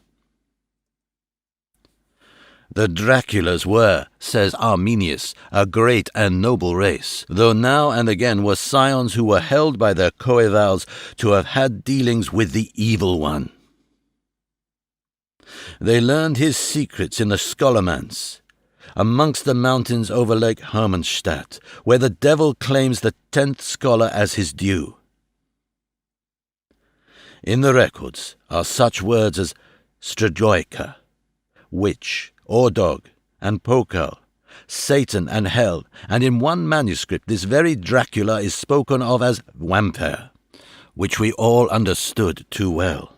There have been from the loins of this very one great men and good women, and their graves make sacred the earth where alone this foulness can dwell. For it is not the least of its terrors that this evil thing is rooted deep in all good. In soil barren of holy memories it cannot rest. Whilst they were talking, Mr. Morris was looking steadily at the window, and he now got up quietly and went out of the room. There was a little pause, and then the Professor went on. And now we must settle what we do. We have here much data, and we must proceed to lay out our campaign. We know from the inquiry of Jonathan that from the castle to Whitby came 50 boxes of earth, all of which were delivered at Carfax. We also know that at least some of these boxes have been removed. It seems to me that our first step should be to ascertain whether all the rest remain in the house beyond that wall where we look today, or whether any more have been removed. If the latter, we must trace. Here we were interrupted in a very startling way. Outside the house came the sound of a pistol shot. The glass of the window was shattered with a bullet which, ricocheting from the top of the embrasure, struck the far wall of the room. I am afraid I am at heart a coward, for I shrieked out. The men all jumped to their feet. Lord Godalming flew over to the window and threw up the sash. As he did so, we heard Mr. Morris's voice without. "Sorry. I fear I have alarmed you. I shall come in and tell you about it." A minute later he came in and said, "It was an idiotic thing of me to do, and I ask your pardon, Mrs. Harker, most sincerely. I fear I must have frightened you terribly. But the fact is that whilst the Professor was talking there came a big bat and sat on the window-sill.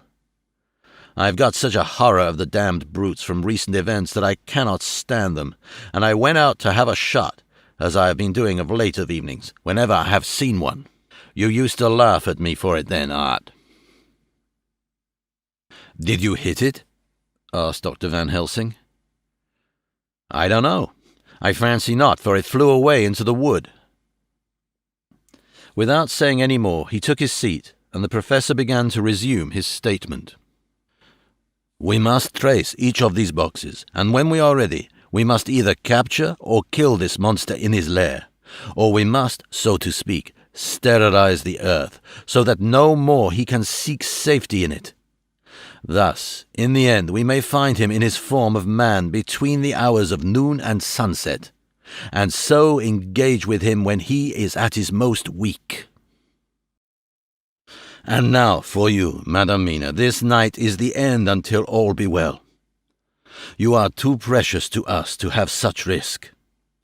When we part tonight, you no more must question. We shall tell you all in good time. We are men unable to bear, but you must be our star and our hope, and we shall act all the more free that you are not in danger such as we are." All the men, even Jonathan, seemed relieved, but it did not seem to me good that they should brave danger and, perhaps, lessen their safety, strength being the best safety, through care of me. But their minds were made up, and, though it was a bitter pill for me to swallow, I could say nothing, save to accept their chivalrous care of me. Mr. Morris resumed the discussion. As there is no time to lose, I vote we have a look at his house right now. Time is everything with him, and swift action on our part may save another victim." I own that my heart began to fail me when the time for action came so close, but I did not say anything, for I had a greater fear that if I appeared as a drag or a hindrance to their work, they might even leave me out of their counsels altogether. They have now gone off to Carfax, with means to get into the house.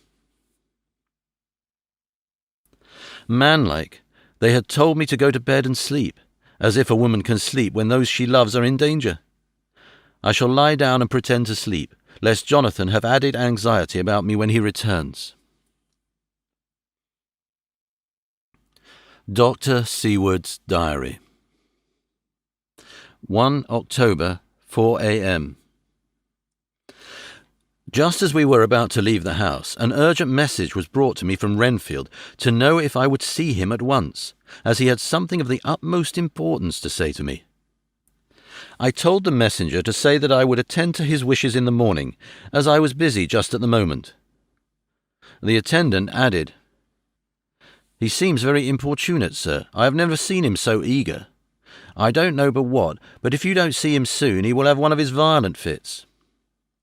I knew the man would not have said this without some cause, so I said, "All right, I'll go now," and I asked the others to wait a few minutes for me, as I had to go and see my patient. "Take me with you, friend John," said the professor. "His case in your diary interests me much, and it had bearing too now and again on our case. I should much like to see him, and especially when his mind is disturbed." "May I come also?" asked Lord Godalming. "Me too," said Quincey Morris. "May I come?" said Harker. I nodded, and we all went down the passage together. We found him in a state of considerable excitement, but far more rational in his speech and manner than I had ever seen him.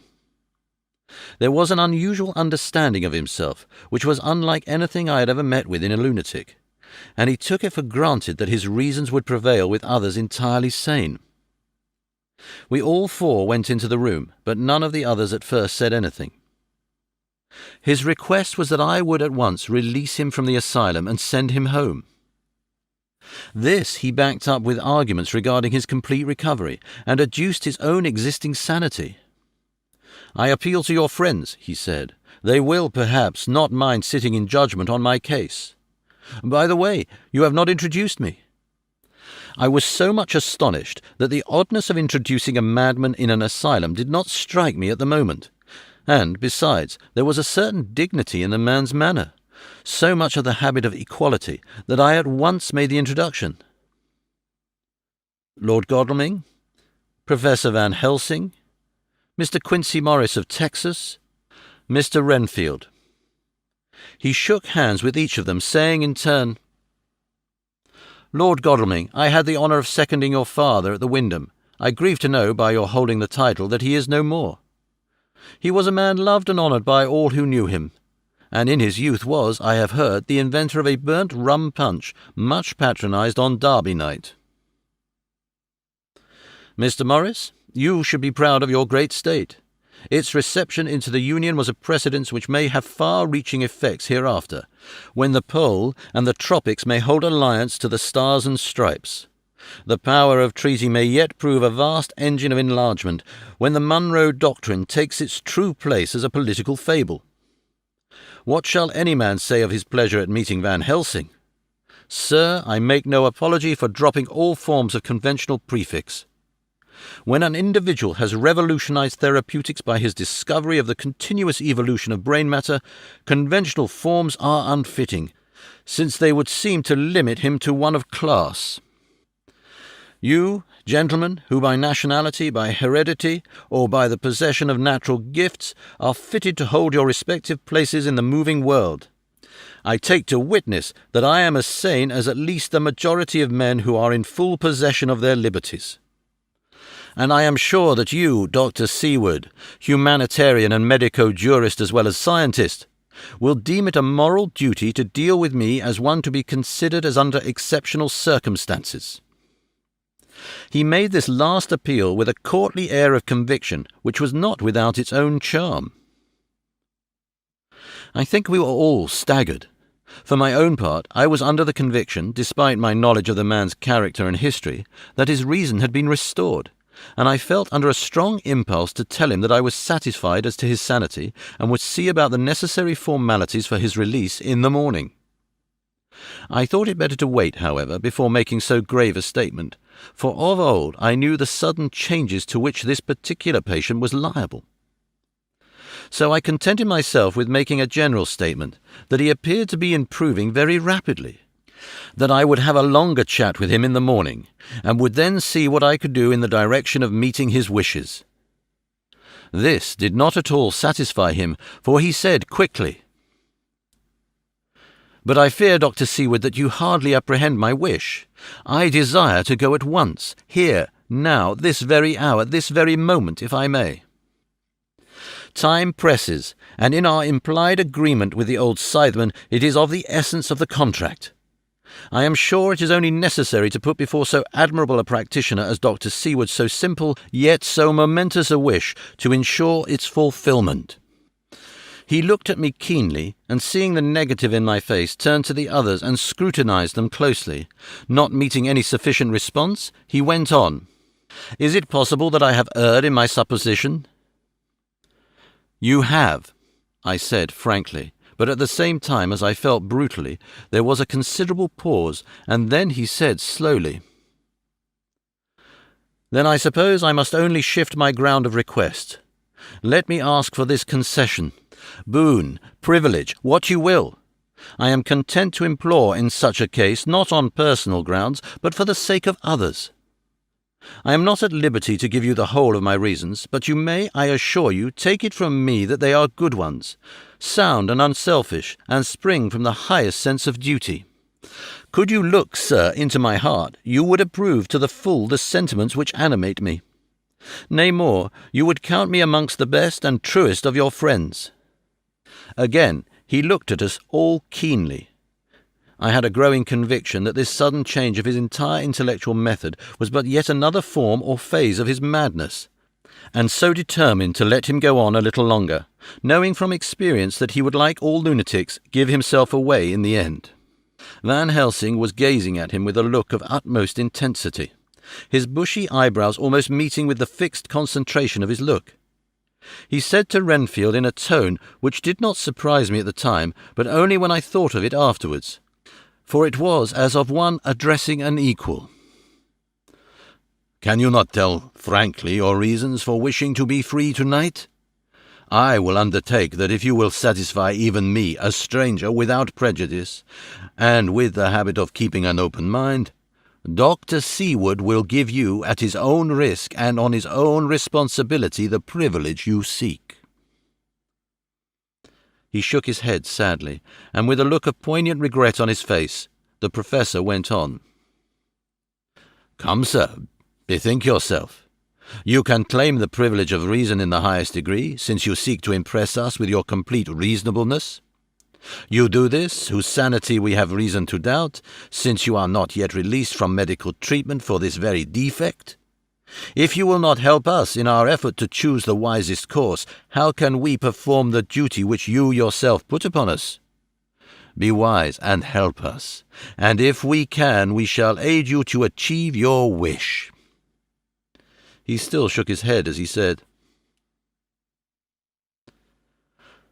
"Dr. Van Helsing, I have nothing to say. Your argument is complete, and if I were free to speak, I should not hesitate a moment. But I am not my own master in the matter. I can only ask you to trust me. If I am refused, the responsibility does not rest with me." I thought it was now time to end the scene, which was becoming too comically grave, so I went towards the door, simply saying, "Come, my friends, we have work to do. Good night." As, however, I got near the door, a new change came over the patient. He moved towards me so quickly that for a moment I feared that he was about to make another homicidal attack. My fears, however, were groundless, for he held up his two hands imploringly and made his petition in a moving manner. As he saw that the very excess of his emotion was militating against him by restoring us more to our old relations, he became still more demonstrative.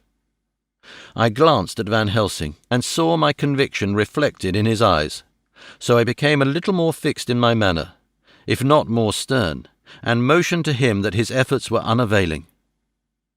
I had previously seen something of the same constantly growing excitement in him when he had to make some request of which at the time he had thought much, such, for instance, as when he wanted a cat, and I was prepared to see the collapse into the same sullen acquiescence on this occasion. My expectation was not realized, for, when he found that his appeal would not be successful, he got into quite a frantic condition.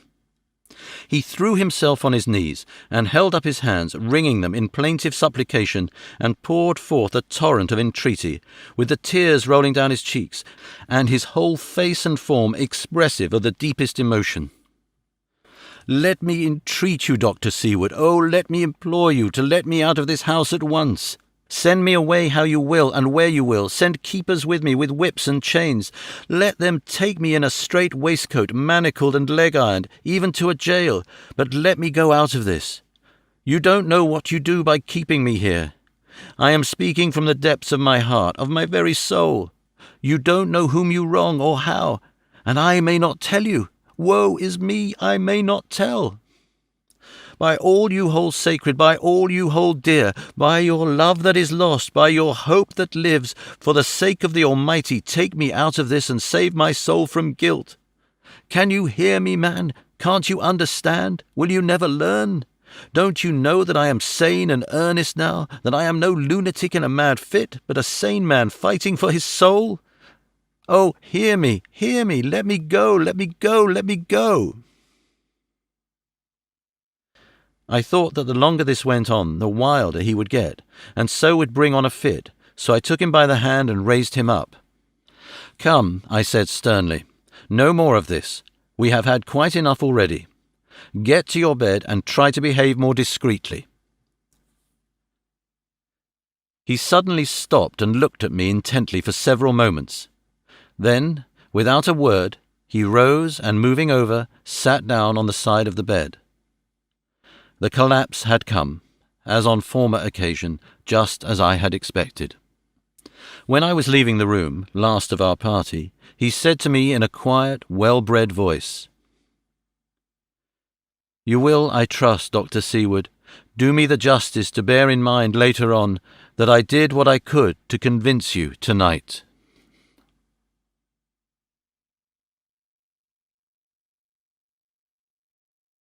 Chapter 19. Jonathan Harker's Journal. 1 October, 5 a.m. I went with the party to the search with an easy mind, for I think I never saw Mina so absolutely strong and well. I'm so glad that she consented to hold back and let us men do the work. Somehow, it was a dread to me that she was in this fearful business at all. But now that her work is done, and that is due to her energy and brains and foresight that the whole story is put together in such a way that every point tells, she may well feel that her part is finished, and that she can henceforth leave the rest to us. We were, I think, all a little upset by the scene with Mr. Renfield. When we came away from his room, we were silent till we got back to the study. Then Mr. Morris said to Dr. Seward, "Say, Jack, if that man wasn't attempting a bluff, he's about the sanest lunatic I ever saw. I'm not sure, but I believe he had some serious purpose, and if he had, it was pretty rough on him not to get a chance." Lord Godalming and I were silent, but Dr. Van Helsing added, "Friend John, you know more of lunatics than I do, and I am glad of it. For I fear that if it had been to me to decide, I would before that last hysterical outburst have given him free. But we live and learn, and in our present task we must take no chance. As my friend Quincy would say, all is best as they are." Dr. Seward seemed to answer them both in a dreamy kind of way. "I don't know but that I agree with you. If that man had been an ordinary lunatic, I would have taken my chance of trusting him. but he seems so mixed up with the Count in an indexy kind of way that I am afraid of doing anything wrong by helping his fads. I can't forget how he prayed with almost equal fervour for a cat, and then tried to tear my throat out with his teeth. Besides, he called the Count Lord and Master, and he may want to get out to help him in some diabolical way. That horrid thing has the wolves and the rats and his own kind to help him, so I suppose he isn't above trying to use a respectable lunatic. He certainly did seem earnest, though. I only hope we have done what is best. These things, in conjunction with the wild work we have in hand, help to unnerve a man. The Professor stepped over, and laying his hand on his shoulder, said in his grave, kindly way, "Friend John, have no fear. We are trying to do our duty in a very sad and terrible case. We can only do as we deem best. What else have we to hope for, except the pity of the good God?" Lord Godalming had slipped away for a few minutes, but now he returned. He held up a little silver whistle, as he remarked, "That old place may be full of rats, and if so, I've got an antidote on call." Having passed the wall, we took our way to the house, taking care to keep in the shadows of the trees on the lawn when the moonlight shone out. When we got to the porch, the Professor opened his bag and took out a lot of things, which he laid on the step, sorting them into 4 little groups, evidently one for each. Then he spoke. "My friends, we are going into a terrible danger, and we need arms of many kinds. Our enemy is not merely spiritual. Remember that he has the strength of 20 men, and that, though our necks or our windpipes are of the common kind, and therefore breakable or crushable, his are not amenable to mere strength. A stronger man or a body of men more strong in all than him can at certain times hold him, but they cannot hurt him as we can be hurt by him. We must, therefore, guard ourselves from his touch. Keep this near your heart." As he spoke, he lifted a little silver crucifix and held it out to me, I being nearest to him. "Put these flowers round your neck." Here he handed to me a wreath of withered garlic blossoms. "For other enemies more mundane, this revolver and this knife, and for aid in all, these so small electric lamps, which you can fasten to your breast, and for all, and above all at the last, this, which we must not desecrate needless." This was a portion of sacred wafer, which he put in an envelope and handed to me. Each of the others was similarly equipped. "Now," he said, "Friend John, where are the skeleton keys? If so that we can open the door, we need not break house by the window, as before at Miss Lucy's." Dr. Seward tried 1 or 2 skeleton keys, his mechanical dexterity as a surgeon standing him in good stead. Presently he got one to suit. After a little playback and forward, the bolt yielded and, with a rusty clang, shot back. We pressed on the door. The rusty hinges creaked, and slowly it opened. It was startlingly like the image conveyed to me in Dr. Seward's diary of the opening of Miss Westenra's tomb. I fancy that the same idea seemed to strike the others, for with one accord they shrank back. The Professor was the first to move forward and stepped into the open door. "Manas tuas, Domine," he said, crossing himself as he passed over the threshold. We closed the door behind us, lest when we should have lit our lamps we should possibly attract attention from the road. Professor carefully tried the lock, lest we might not be able to open it from within should we be in a hurry making our exit. Then we all lit our lamps and proceeded on our search. The light from the tiny lamps fell in all sorts of odd forms, as the rays crossed each other, or the opacity of our bodies threw great shadows. I could not, for my life, get away from the feeling that there was someone else amongst us. I suppose it was the recollection, so powerfully brought home to me by the grim surroundings, of that terrible experience in Transylvania. I think the feeling was common to us all, for I noticed that the others kept looking over their shoulders at every sound and every new shadow, just as I felt myself doing. The whole place was thick with dust. The floor was seemingly inches deep, except where there were recent footsteps, in which, on holding down my lamp, I could see marks of hobnails where the dust was cracked. The walls were fluffy and heavy with dust, and in the corners were masses of spiders' webs, whereon the dust had gathered till they looked like old tattered rags as the weight had torn them partly down. On a table in the hall was a great bunch of keys, with a time-yellowed label on each. They had been used several times, for on the table were several similar rents in the blanket of dust, similar to that exposed when the professor lifted them. He turned to me and said, "You know this place, Jonathan. You have copied maps of it, and you know it at least more than we do. Which is the way to the chapel?" I had an idea of its direction, though on my former visit I had not been able to get admission to it, so I led the way, and after a few wrong turnings found myself opposite a low, arched oaken door, ribbed with iron bands. "This is the spot," said the professor, as he turned his lamp on a small map of the house, copied from the file of my original correspondence regarding the purchase. With a little trouble, we found the key on the bunch and opened the door. We were prepared for some unpleasantness, for as we were opening the door a faint, malodorous air seemed to exhale through the gaps, but none of us ever expected such an odour as we encountered. None of the others had met the Count at all at close quarters, and when I had seen him he was either in the fasting stage of his existence in his rooms, or, when he was gloated with fresh blood, in a ruined building open to the air. But here the place was small and close, and the long disuse had made the air stagnant and foul. There was an earthy smell, as of some dry miasma, which came through the fouler air. But as to the odour itself, how shall I describe it?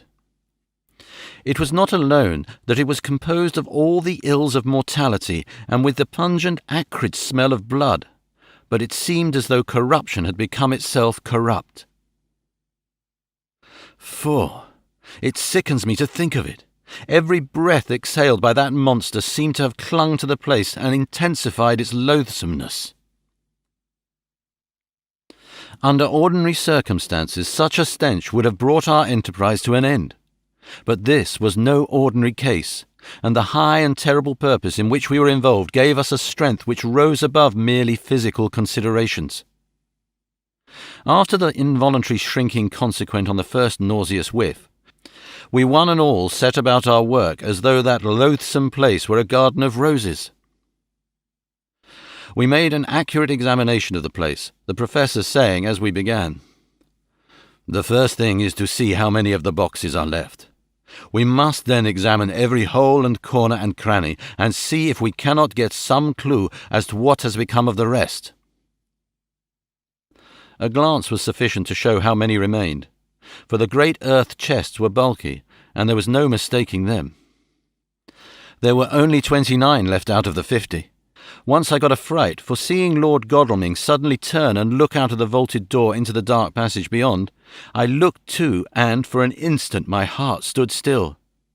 Somewhere, looking out from the shadow, I seemed to see the highlights of the Count's evil face, the ridge of the nose, the red eyes, the red lips, the awful pallor. It was only for a moment, for, as Lord Godalming said, "I thought I saw a face, but it was only the shadows," and resumed his inquiry. I turned my lamp in the direction and stepped into the passage. There was no sign of anyone, and as there was no corners, no doors, no aperture of any kind, but only the solid walls of the passage, there could be no hiding place, even for him. I took it that fear had helped imagination, and said nothing.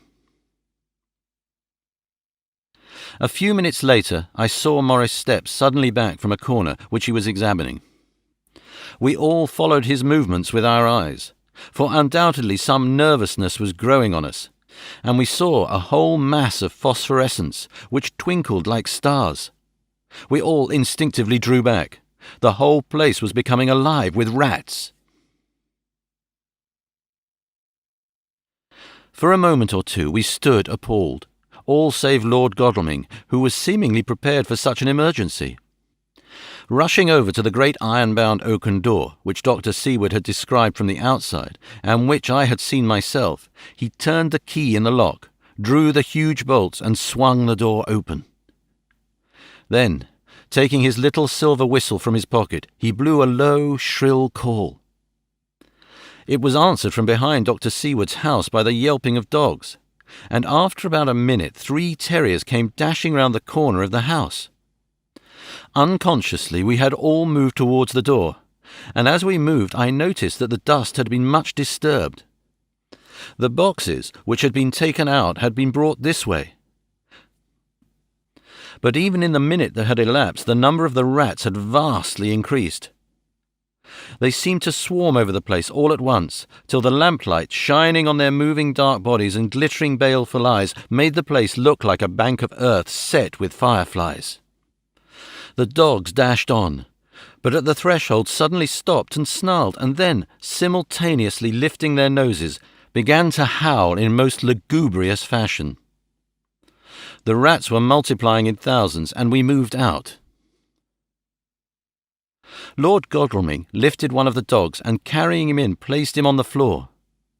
The instant his feet touched the ground, he seemed to recover his courage, and rushed at his natural enemies.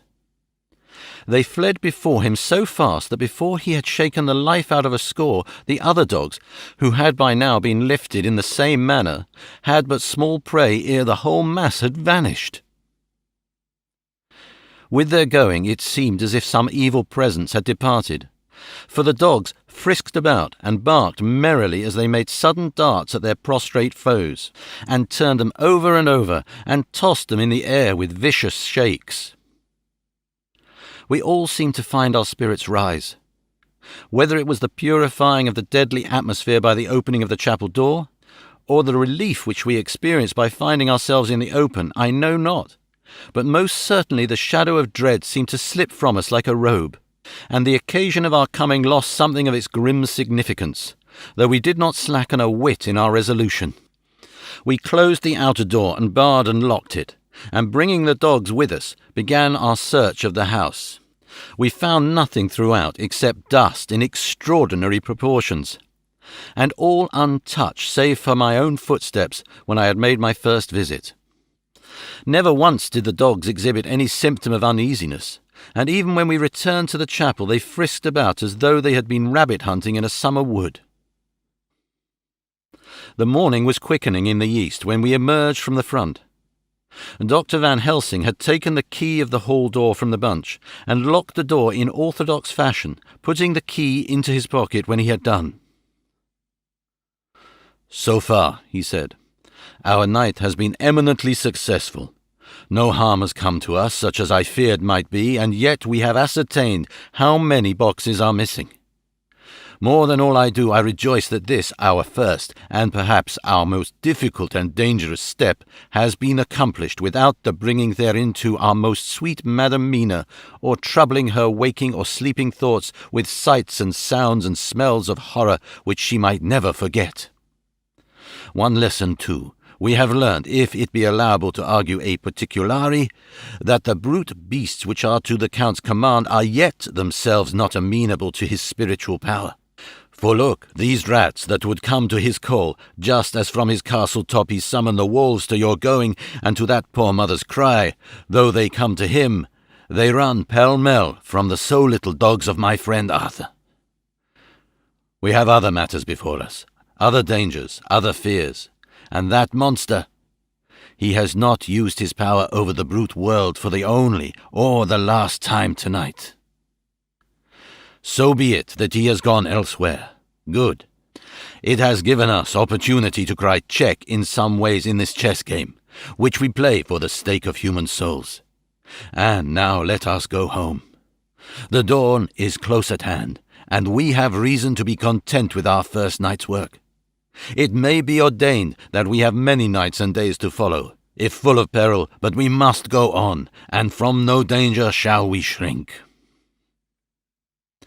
The house was silent when we got back, save for some poor creature who was screaming away in one of the distant wards, and a low, moaning sound from Renfield's room. The poor wretch was doubtless torturing himself after the manner of the insane with needless thoughts of pain. I came tiptoe into our room and found Mina asleep, breathing so softly that I had to put my ear down to hear it. She looks paler than usual. I hope the meeting tonight has not upset her. I am truly thankful that she is to be left out of our future work, and even our deliberations. It is too great a strain for a woman to bear. I did not think so at first, but I know better now. Therefore I am glad that it is settled. There may be things which would frighten her to hear, and yet to conceal them from her might be worse than to tell her if once she suspected that there was any concealment. Henceforth our work is to be a sealed book to her, till at last such time as we can tell her that all is finished, and the earth free from a monster of the nether world. I dare say it will be difficult to begin to keep silence after such confidence as ours, but I must be resolute, and tomorrow I shall keep dark over tonight's doings, and shall refuse to speak of anything that has happened. I rest on the sofa so as not to disturb her. 1 October, later. I suppose it was natural that we should have all overslept ourselves, for the day was a busy one, and the night had no rest at all. Even Mina must have felt its exhaustion, for though I slept till the sun was high, I was awake before her, and had to call 2 or 3 times before she awoke. Indeed, she was so sound asleep that for a few seconds she did not recognize me, but looked at me with a sort of blank terror, as one looks who has been waked out of a bad dream. She complained a little of being tired, and I let her rest till later in the day. We now know of 21 boxes having been removed, and if it be that several were taken in any of these removals, we may be able to trace them all. Such will, of course, immensely simplify our labour, and the sooner the matter is attended to, the better. I shall look up Thomas Snelling today. Dr. Seward's Diary. 1 October. It was towards noon when I awakened by the Professor walking into my room. He was more jolly and cheerful than usual, and it is quite evident that last night's work has helped to take some of the brooding weight off his mind. After going over the adventure of the night, he suddenly said, "Your patient interests me. May it be that with you I visit him this morning, or if that you are to occupy, I can go alone if it may be. It is a new experience to me to find a lunatic who talk philosophy and reason so sound." I had some work to do which pressed, so I told him that if he would go alone I would be glad, as then I should not have to keep him waiting. So I called an attendant and gave him the necessary instructions. Before the Professor left the room, I cautioned him against getting any false impression from my patient. "But," he answered, "I want him to talk of himself and of his delusion as to consuming live things. He said to Madame Mina, as I see in your diary of yesterday, that he had once had such a belief. Why do you smile, friend John?" "Excuse me," I said, "but the answer is here." I laid my hand on the typewritten matter. When our sane and learned lunatic made that very statement of how he used to consume life, his mouth was actually nauseous with the flies and spiders which he had eaten just before Mrs. Harker entered the room. Van Helsing smiled in turn. "Good," he said. "Your memory is true, friend John. I should have remembered. And yet it is this very obliquity of thought and memory which makes mental disease such a fascinating study. Perhaps I may gain more knowledge out of the folly of this madman than I shall from the teaching of the most wise. Who knows? I went on with my work, and before long was through that in hand. It seemed that the time had been very short indeed, but there was Van Helsing back in the study. "Do I interrupt?" he asked politely as he stood at the door. "Not at all," I answered. "Come in, my work is finished, and I am free. I can go with you now if you like." "It is needless, I have seen him." "Well?" "I fear that he does not appraise me much. Our interview was short, When I entered his room, he was sitting on a stool in the centre, with his elbows on his knees, and his face was the picture of sullen discontent. I spoke to him as cheerfully as I could, and with such a measure of respect as I could assume. He made no reply whatever. "Don't you know me?" I asked. His answer was not reassuring. "I know you well enough. You are the old fool Van Helsing. I wish you would take yourself and your idiotic brain theories somewhere else. Damn all thick-headed Dutchmen." Not a more word would he say, but sat in his implacable sullenness as indifferent to me as though I had not been in the room at all. Thus departed for this time my chance of much learning from this so clever lunatic. So I shall go, if I may, and cheer myself with a few happy words with that sweet soul, Madam Mina. Friend John, it does rejoice me unspeakable that she is no more to be pained, no more to be worried with our terrible things. Though we shall much miss her help, it is better so. "I agree with you with all my heart," I answered earnestly, for I did not want him to weaken in this matter. "Mrs. Harker is better out of it. Things are quite bad enough for us, all men of the world, and who have been in many tight places in our time, but it is no place for a woman, and if she had remained in touch with the affair, it would in time infallibly have wrecked her. So Van Helsing has gone to confer with Mrs. Harker, and Harker, Quincy and Art are all out following up the clues as to the earth boxes. I shall finish my round of work and we shall meet tonight. Mina Harker's Journal, 1 October. It is strange to me to be kept in the dark as I am today. After Jonathan's full confidence for so many years, to see him manifestly avoid certain matters, and those the most vital of all. This morning I slept late after the fatigues of yesterday, and though Jonathan was late too, he was the earlier. He spoke to me before he went out, never more sweetly or tenderly, but he never mentioned a word of what had happened in the visit to the Count's house. And yet he must have known how terribly anxious I was. My poor dear fellow, I suppose it must have distressed him even more than it did me. They all agreed that it was best that I should not be drawn further into this awful work, and I acquiesced. But to think that he keeps anything from me, and now I am crying like a silly fool, when I know it comes from my husband's great love and from the good wishes of those other strong men. That has done me good. Well, some day Jonathan will tell me all, and lest it should ever be that he should think that for a moment that I kept anything from him, I still keep my journal as usual. Then, if he has feared of my trust, I shall show it to him, with every thought of my heart put down for his dear eyes to read. I feel strangely sad and low-spirited today. I suppose it is the reaction from the terrible excitement. Last night I went to bed when the men had gone, simply because they told me to. I didn't feel sleepy, and I did feel full of devouring anxiety.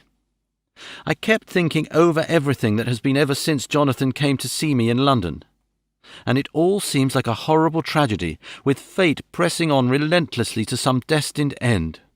Everything that one does seems, no matter how right it may be, to bring on the very thing which is most to be deplored. If I hadn't gone to Whitby, perhaps poor dear Lucy would be with us now. She hadn't taken to visiting the churchyard till I came, and if she hadn't come there in the daytime with me, she wouldn't have walked there in her sleep. And if she hadn't gone there at night and asleep, that monster couldn't have destroyed her as he did. Oh, why did I ever go to Whitby? There now, crying again.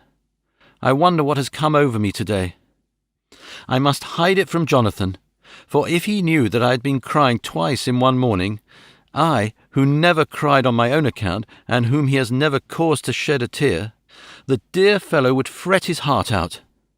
I shall put a bold face on, and if I do feel weepy, he shall never see it. I suppose it is one of the lessons that we poor women have to learn. I can't quite remember how I fell asleep last night. I remember hearing the sudden barking of the dogs and a lot of queer sounds, like praying on a very tumultuous scale, from Mr. Renfield's room, which is somewhere under this. And then there was silence over everything, silence so profound that it startled me, and I got up and looked out of the window. All was dark and silent, the black shadows thrown by the moonlight seeming full of a silent mystery of their own. Not a thing seemed to be stirring, but all to be grim and fixed as death or fate, so that a thin streak of white mist that crept with almost imperceptible slowness across the grass towards the house seemed to have a sentience and a vitality of its own. I think that the digression of my thoughts must have done me good, for when I got back to bed I found a lethargy creeping over me. I lay a while, but could not quite sleep, so I got out and looked out of the window again. The mist was spreading, and was now close up to the house, so that I could see it lying thick against the wall, as though it was stealing up to the windows. The poor man was more loud than ever, and though I could not distinguish a word he said, I could in some way recognize in his tones some passionate entreaty on his part. Then there was the sound of a struggle, and I knew that the attendants were dealing with him. I was so frightened that I crept into bed and pulled the clothes over my head, putting my fingers in my ears. I was not then a bit sleepy, at least so I thought, but I must have fallen asleep, for, except for dreams, I do not remember anything until the morning, when Jonathan woke me. I think that it took me an effort and a little time to realize where I was, and that it was Jonathan who was bending over me. My dream was very peculiar, and was almost typical of the way that waking thoughts become merged in or continued in dreams. I thought that I was asleep, and waiting for Jonathan to come back. I was very anxious about him, and I was powerless to act. My feet and my hands and my brain were weighted, so that nothing could proceed at the usual pace. And so I slept uneasily and thought. Then it began to dawn upon me that the air was heavy and dank and cold. I put back the clothes from my face, and found, to my surprise, that all was dim around. The gaslight which I had left lit for Jonathan, but turned down, came only like a tiny red speck through the fog, which had evidently grown thicker and poured into the room. Then it occurred to me that I had shut the window before I had come to bed. I would have got out to make certain on the point, but some leaden lethargy seemed to chain my limbs and even my will. I lay still and endured. That was all. I closed my eyes, but could still see through my eyelids. It is wonderful what tricks our dreams play us, and how conveniently we can imagine. The mist grew thicker and thicker, and I could see now how it came in, for I could see it like smoke, or with the white energy of boiling water, pouring in, not through the window, but through the joinings of the door. It got thicker and thicker, till it seemed as if it became concentrated into a sort of pillar of cloud in the room, through the top of which I could see the light of the gas shining like a red eye. Things began to whirl through my brain just as the cloudy column was now whirling in the room, and through it all came the scriptural words, "A pillar of cloud by day and of fire by night." Was it indeed some such spiritual guidance that was coming to me in my sleep? But the pillar was composed of both the day and the night guiding, for the fire was in the red eye, which at the thought got a new fascination for me, till, as I looked, the fire divided and seemed to shine on me through the fog like two red eyes, such as Lucy told me of in her momentary mental wandering when, on the cliff, the dying sunlight struck the windows of St. Mary's Church. Suddenly, the horror burst upon me that it was thus that Jonathan had seen those awful women growing into reality through the whirling mist in the moonlight, and in my dream I must have fainted, for all became black darkness. The last conscious effort which imagination made was to show me a livid white face bending over me out of the mist. I must be careful of such dreams, for they would unseat one's reason if there were too much of them. I would get Dr. Van Helsing or Dr. Seward to prescribe something for me which would make me sleep, only that I fear to alarm them. Such a dream at the present time would become woven into their fears for me. Tonight I shall strive hard to sleep naturally. If I do not, I shall tomorrow night get them to give me a dose of chloral that cannot hurt me for once, and it will give me a good night's sleep. Last night tired me more than if I had not slept at all. 2 October, 10 p.m. Last night I slept, but did not dream. I must have slept soundly, for I was not waked by Jonathan coming to bed. But the sleep has not refreshed me, for today I feel terribly weak and spiritless. I spent all yesterday trying to read or lying down dozing. In the afternoon Mr. Renfield asked if he might see me. Poor man, he was very gentle, and when I came away he kissed my hand and bade God bless me. Some way it affected me much. I am crying when I think of him. This is a new weakness of which I must be careful. Jonathan would be miserable if he knew I had been crying. He and the others were out till dinner time, and they all came in tired. I did what I could to brighten them up, and I suppose that the effort did me good, for I forgot how tired I was. After dinner they sent me to bed, and all went off to smoke together, as they said, but I knew that they wanted to tell each other of what had occurred to each during the day. I could see from Jonathan's manner that he had something important to communicate. I was not so sleepy as I should have been, so before they went I asked Dr. Seward to give me a little opiate of some kind, as I had not slept well the night before. He very kindly made me up a sleeping draught, which he gave to me, telling me that it would do me no harm as it was very mild. I have taken it and am awaiting for sleep, which still keeps aloof. I hope I have not done wrong, for as sleep begins to flirt with me, a new fear comes, that I may have been foolish in thus depriving myself of the power of waking. I might want it. Here comes sleep. Good night.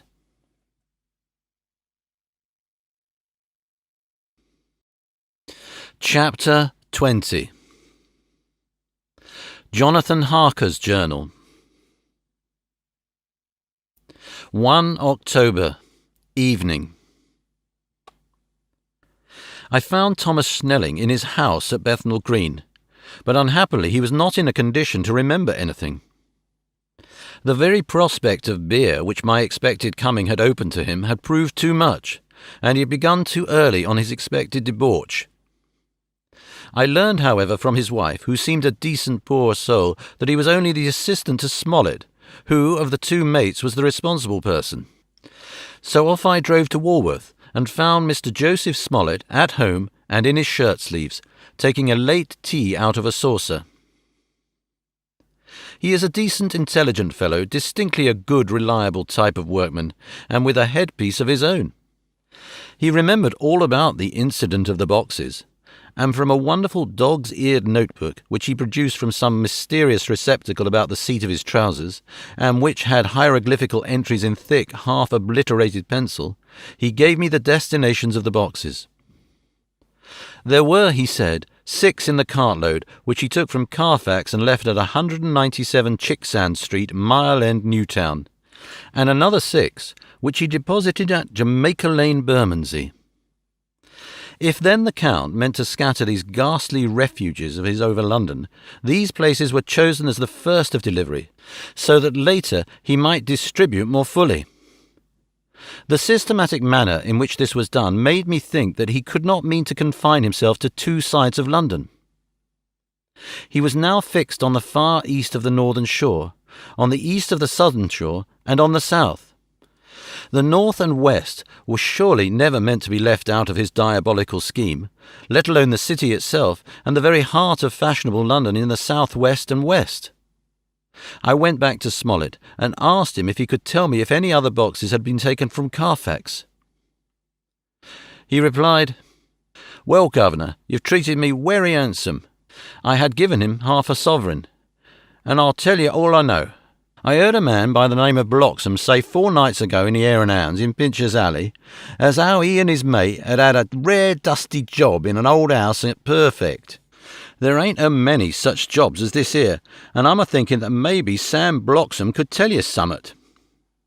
I asked if he could tell me where to find him. I told him that if he could get me the address it would be worth another half-sovereign to him. So he gulped down the rest of his tea and stood up, saying that he was going to begin the search then and there. At the door he stopped and said, "Look here, Governor, There ain't no sense in me a-keeping you here. I may find Sam soon, or I mayn't, but anyhow, he ain't like to be in a way to tell you much tonight. Sam is a rare one when he starts on the booze. If you can give me an envelope with a stamp on it, and put your address on it, I'll find out where Sam is to be found and post it ye tonight. But you better be up after him soon in the morning, or maybe you won't catch him, for Sam gets off main early, never mind the booze the night before. This was all practical, so one of the children went off with a penny to buy an envelope and a sheet of paper, and to keep the change. When she came back, I addressed the envelope and stamped it, and when Smollett had again faithfully promised to post the address when found, I took my way home. We're on the track now. I'm tired tonight and want to sleep. Mina is fast asleep and looks a little too pale. Her eyes look as though she had been crying. Poor dear, I've no doubt it frets her to be kept in the dark, and it may make her doubly anxious about me and the others. But it is best as it is. It is better to be disappointed and worried in such a way now than to have her nerve broken. The doctors were quite right to insist on her being kept out of this dreadful business. I must be firm, for on me this particular burden of silence must rest. I shall not ever enter on the subject with her under any circumstances. Indeed, it may not be a hard task after all, for she herself has become reticent on the subject, and has not spoken of the Count or his doings ever since we told her of our decision. 2 October, evening. A long and trying and exciting day. By the first post I got my directed envelope with a dirty scrap of paper enclosed, on which was written, with a carpenter's pencil in a sprawling hand, Sam Bloxham, Corcoran's, 4, Potter's Court, Bartle Street, Woolworth. Ask for the Depite. I got the letter in bed and rose without waking Mina. She looked heavy and sleepy and pale, and far from well. I determined not to wake her, but that, when I should return from this new search, I would arrange for her going back to Exeter. I think she would be happier in our own home, with her daily tasks to interest her, than in being here amongst us and in ignorance. I only saw Dr. Seward for a moment and told him where I was off to, promising to come back and tell the rest so soon as I should have found out anything. I drove to Woolworth and found, with some difficulty, Potter's Court. Mr. Smollett's spelling misled me, as I asked for Potter's Court instead of Potter's Court. However, when I had found the court, I had no difficulty in discovering Corcoran's lodging-house. When I asked the man who came to the door for the Depite, he shook his head and said, I don't know him. There ain't no such person here. I never heard of him in all my blooming days. Don't believe there ain't nobody of that kind living here or anywheres. I took out Smollett's letter, and as I read it, it seemed to me that the lesson of the spelling of the name of the court might guide me. What are you? I asked. I'm the deputy, he answered. I saw at once that I was on the right track. Phonetic spelling had again misled me. A half-crown tip put the deputy's knowledge at my disposal, and I learned that Mr. Bloxham, who had slept off the remains of his beer on the previous night at Corcoran's, had left for his work at Poplar at 5 o'clock that morning. He could not tell me where the place of work was situated, but he had a vague idea that it was some kind of new-fangled warehouse, and with this slender clue I had to start for Poplar. It was 12 o'clock before I got any satisfactory hint of such a building, and this I got at a coffee shop, where some workmen were having their dinner. One of these suggested that there was being erected across Angel Street a new cold storage building, and as this suited the condition of a new-fangled warehouse, I at once drove to it. An interview with a surly gatekeeper and a surlier foreman, both of whom were appeased with the coin of the realm, put me on the track of Bloxham. He was sent for on my suggesting that I was willing to pay his day's wages to his foreman for the privilege of asking him a few questions on a private matter. He was a smart enough fellow, though rough of speech and bearing. When I had promised to pay for his information and given him an earnest, he told me that he had made 2 journeys between Carfax and a house in Piccadilly, and had taken from this house to the latter 9 great boxes, main heavy ones, with a horse and cart hired by him for this purpose. I asked him if he could tell me the number of the house in Piccadilly, to which he replied, Well, governor, I forgets the number, but it was only a few doors from a big white church or something of that kind, not long built. It was a dusty old house too, though nothing of the dustiness of the house we took the blooming boxes from. How did you get into the houses if they were both empty? There was the old party what engaged me a-waiting in the house at Purfleet. He helped me to lift the boxes and put them in the dray. Curse me, but he was the strongest chap I ever struck, and him an old feller, with a white moustache, one that thin you would think he couldn't throw a shudder. How this phrase thrilled me.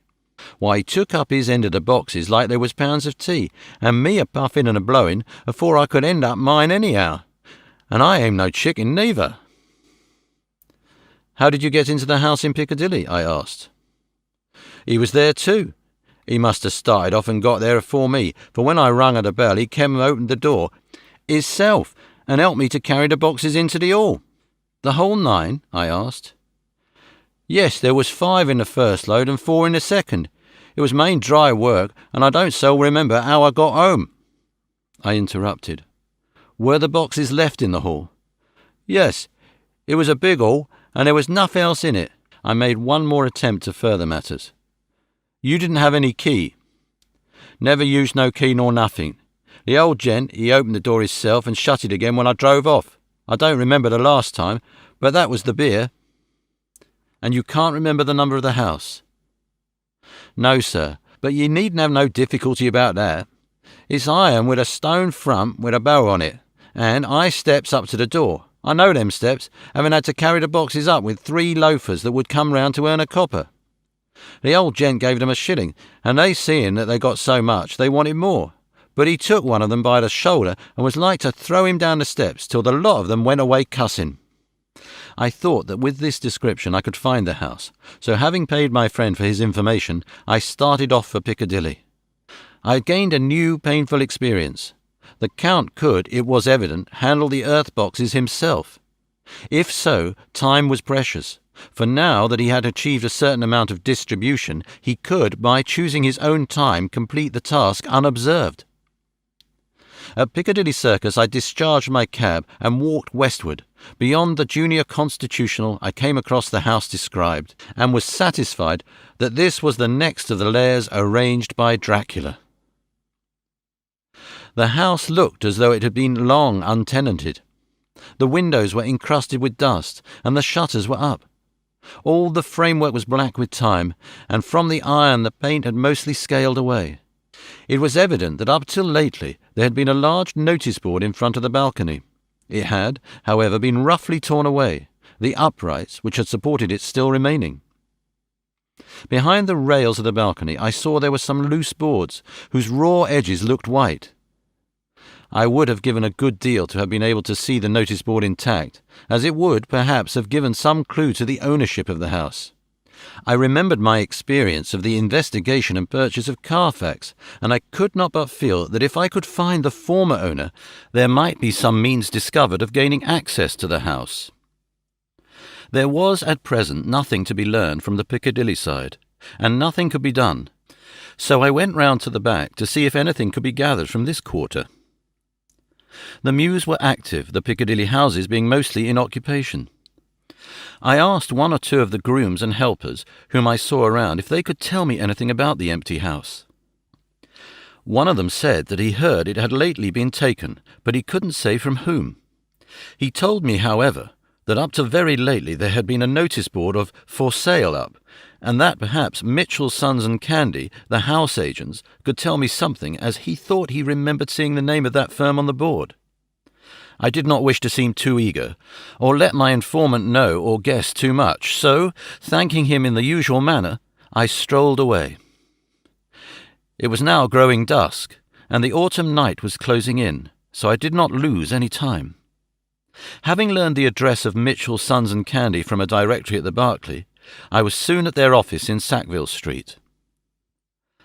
The gentleman who saw me was particularly suave in manner, but uncommunicative in equal proportion. Having once told me that the Piccadilly house, which throughout our interview he called a mansion, was sold, he considered my business as concluded. When I asked who had purchased it, he opened his eyes a thought wider and paused a few seconds before replying. "It is sold, sir." "Pardon me," I said, with equal politeness, "but I have a special reason for wishing to know who purchased it." Again he paused longer and raised his eyebrows still more. "It is sold, sir," was once again his laconic reply. "Surely," I said, "you do not mind letting me know so much?" "But I do mind," he answered. "The affairs of their clients are absolutely safe in the hands of Mitchell, Sons and Candy." This was manifestly a prig of the first water, and there was no use arguing with him. I thought I had best meet him on his own ground, so I said, "Your clients, sir, are happy in having so resolute a guardian of their confidence. I am myself a professional man." Here I handed him my card. "In this instance I am not prompted by curiosity. I act on the part of Lord Godalming, who wishes to know something of the property which was, he understood, lately for sale." These words put a different complexion on affairs. He said, "I would like to oblige you if I could, Mr. Harker, and especially would I like to oblige his lordship. We once carried out a small matter of renting some chambers for him when he was the Honourable Arthur Homewood. If you will let me have his lordship's address, I will consult the house on the subject, and will, in any case, communicate with his lordship by tonight's post. It will be a pleasure if we can so far deviate from our rules as to give the required information to his lordship." I wanted to secure a friend and not to make an enemy, so I thanked him, gave the address at Dr. Seward's, and came away. It was now dark, and I was tired and hungry. I got a cup of tea at the Aerated Bread Company and came down to Purfleet by the next train. I found all the others at home. Mina was looking tired and pale, but she made a gallant effort to be bright and cheerful. It wrung my heart to think that I had to keep anything from her, and so caused her inquietude. Thank God this will be the last night of her looking on at our conferences, and feeling the sting of our not showing her our confidence. It took all my courage to hold to the wise resolution of keeping her out of our grim task. She seems somehow more reconciled, or else the very subject seems to have become repugnant to her. For when any accidental allusion is made, she actually shudders. I am glad we made our resolution in time, as with such a feeling as this, our growing knowledge would be torture to her. I could not tell the others of the day's discovery till we were alone, so after dinner, followed by a little music to save appearances even amongst ourselves, I took Mina to her room and left her to go to bed.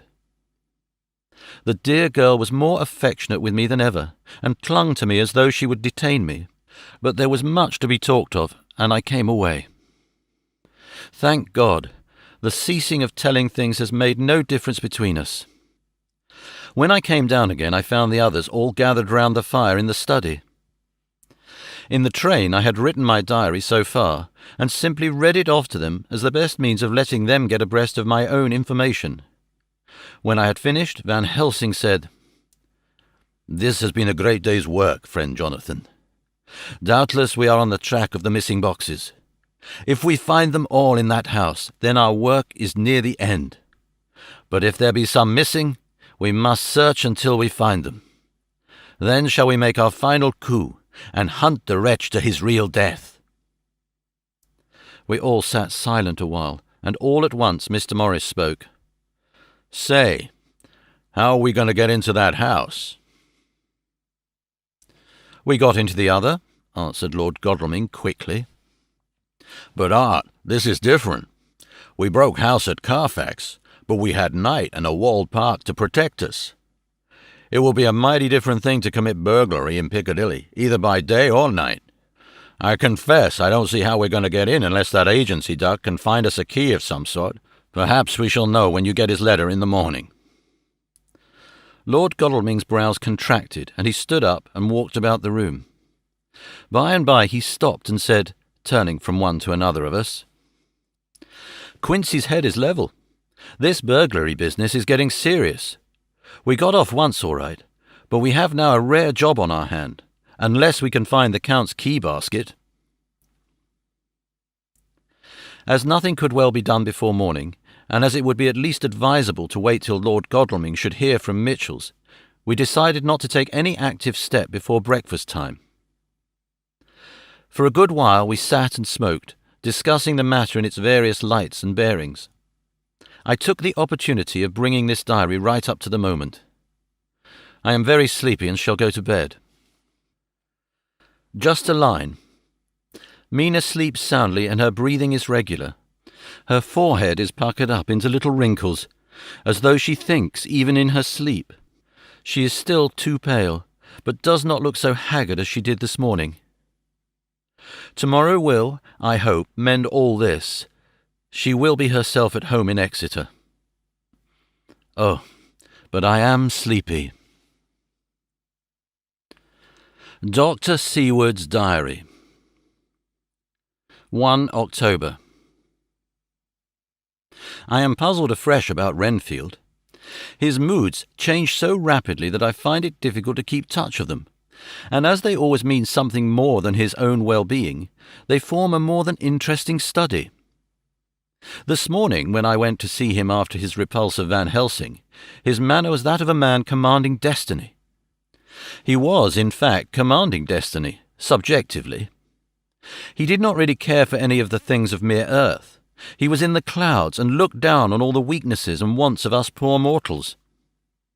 I thought I would improve the occasion and learn something, so I asked him, "What about the flies these times?" He smiled on me in quite a superior sort of way, such a smile as would have become the face of Malvolio, as he answered me, "The fly, my dear sir, has one striking feature. Its wings are typical of the aerial powers of the psychic faculties. The ancients did well when they typified the soul as a butterfly."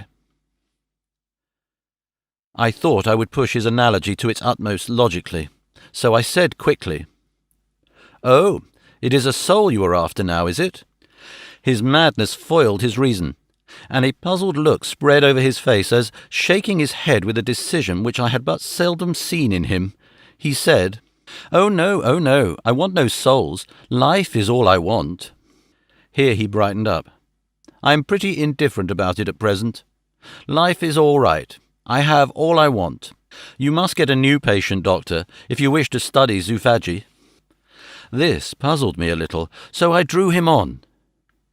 "Then you command life. You are a god, I suppose." He smiled with an ineffably benign superiority. "Oh no, far be it from me to arrogate to myself the attributes of the deity. I am not even concerned in his especially spiritual doings.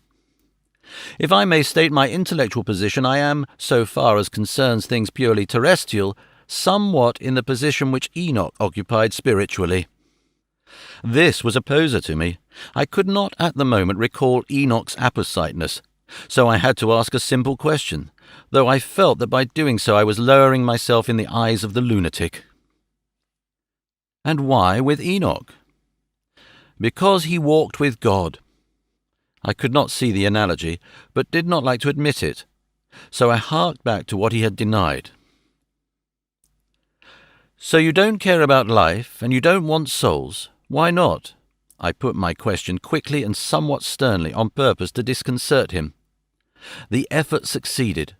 For an instant he unconsciously relapsed into his old servile manner, bent low before me, and actually fawned upon me as he replied, "I don't want any souls, indeed, I don't. I couldn't use them even if I had them. They would be no manner of use to me. I couldn't eat them or—" He suddenly stopped, and the old cunning look spread over his face like a wind sweep on the surface of the water. "And, doctor, as to life, what is it after all? When you've got all you require, and you know that you will never want, that is all. I have friends. Good friends, like you, Dr. Seward." This was said with a leer of inexpressible cunning. "I know that I shall never lack the means of life." I think that through the cloudiness of his insanity he saw some antagonism in me, for he at once fell back on the last refuge of such as he, a dogged silence. After a short time I saw that for the present it was useless to speak to him. He was sulky, and so I came away. Later in the day he sent for me. Ordinarily I would not have come without special reason, but just at present I am so interested in him that I would gladly make an effort. Besides, I am glad to have anything to help to pass the time. Harker is out following up clues, and so are Lord Godalming and Quincy. Van Helsing sits in my study poring over the record prepared by the Harkers. He seems to think by accurate knowledge of all details he will light upon some clue. He does not wish to be disturbed in the work without cause. I would have taken him with me to see the patient, only I thought that after his last repulse he might not care to go again. There was also another reason. Renfield might not speak so freely before a third person as when he and I were alone. I found him sitting out in the middle of the floor on his stool, a pose which is generally indicative of some mental energy on his part. When I came in, he said at once, as though the question had been waiting on his lips, "What about souls?" It was evident then that my surmise had been correct. Unconscious cerebration was doing its work, even with the lunatic. I determined to have the matter out. "What about them yourself?" I asked. He did not reply for a moment, but looked all round him and up and down, as though he expected to find some inspiration for an answer. "I don't want any souls," he said in a feeble, apologetic way. The matter seemed preying on his mind, and so I determined to use it, to be cruel only to be kind. So I said, "You like life, and you want life." "Oh, yes, but that is all right. You needn't worry about that." "But," I asked, "how are we to get the life without getting the soul also?" This seemed to puzzle him, so I followed it up. "A nice time you'll have sometime when you're flying out there with the souls of thousands of flies and spiders and birds and cats buzzing and twittering and meowing all around you. You've got their lives, you know, and you must put up with their souls." Something seemed to affect his imagination, for he put his fingers to his ears and shut his eyes, screwing them up tightly, just as a small boy does when his face is being soaped. There was something pathetic in it that it touched me. It also gave me a lesson, for it seemed that before me was a child. Only a child, though the features were worn and the stubble on the jaws was white. It was evident that he was undergoing some process of mental disturbance and, knowing how his past moods had interpreted things seemingly foreign to himself, I thought I would enter into his mind as well as I could and go with him. The first step was to restore confidence, so I asked him, speaking pretty loud so that he would hear me through his closed ears, "Would you like some sugar to get your flies round again?" He seemed to wake up all at once and shook his head. With a laugh he replied, "Not much. Flies are poor things after all, but I don't want their souls buzzing round me all the same." "Or spiders?" I went on. "Blow spiders. What's the use of spiders? There isn't anything in them to eat, or—" He stopped suddenly, as though reminded of a forbidden topic. So, I thought to myself, this is the second time he has suddenly stopped at the word drink. What does it mean? Renfield seemed himself aware of having made a lapse, for he hurried on, as though to distract my attention from it. "I don't take any stock at all in such matters. Rats and mice and such small deer, as Shakespeare has it. Chicken feed of the larder they might be called. I'm past all that sort of nonsense. You might as well ask a man to eat molecules with a pair of chopsticks as to try to interest me about the lesser carnivore when I know of what is before me." "I see," I said. "You want big things that you can make your teeth meet in. How would you like to breakfast on elephant?" "What ridiculous nonsense you are talking." He was getting too wide awake, so I thought I would press him hard. "I wonder," I said reflectively, "what an elephant's soul is like." The effect I desired was obtained, for he at once fell from his high horse and became a child again. "I don't want an elephant's soul or any soul at all," he said. For a few minutes he sat despondently. Suddenly he jumped to his feet, with his eyes blazing and all the signs of intense cerebral excitement. "To hell with you and your souls," he shouted. Why do you plague me about souls? Haven't I got enough to worry and pain and distract me already without thinking of souls?" He looked so hostile that I thought he was in for another homicidal fit, so I blew my whistle. The instant, however, that I did so, he became calm and said apologetically, "Forgive me, Doctor. I forgot myself. You do not need any help. I am so worried in my mind I am apt to be irritable. If you only knew the problem I have to face, and that I am working out, you would pity and tolerate and pardon me. Pray do not put me in a strait waistcoat. I want to think, and I cannot think freely when my body is confined. I'm sure you will understand." He had evidently self-control, so when the attendants came I told them not to mind, and they withdrew. Renfield watched them go. When the door was closed, he said, with considerable dignity and sweetness, "Dr. Seward, you have been very considerate towards me. Believe me that I am very, very grateful to you." I thought it well to leave him in this mood, and so I came away. There is certainly something to ponder over in this man's state. Several points seem to make what the American interviewer calls a story, if one could only get them in proper order. Here they are. Will not mention drinking. Fears the thought of being burdened with the soul of anything.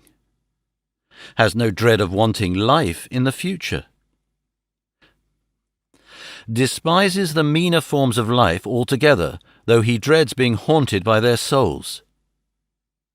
Logically, all these things point one way. He has assurance of some kind that he will acquire some higher life.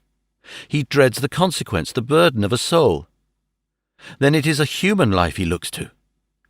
And the assurance? Merciful God!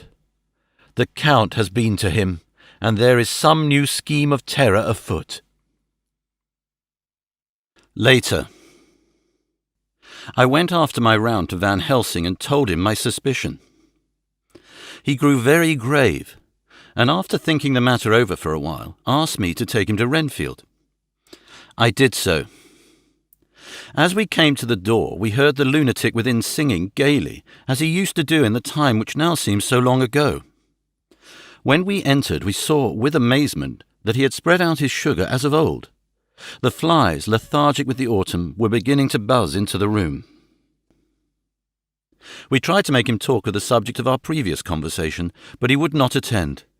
He went on with his singing, just as though he had not been present. He had got a scrap of paper and was folding it into a notebook. We had to come away, as ignorant as we went in. He is a curious case indeed. We must watch him tonight. Letter. Mitchell, Sons and Candy to Lord Godalming.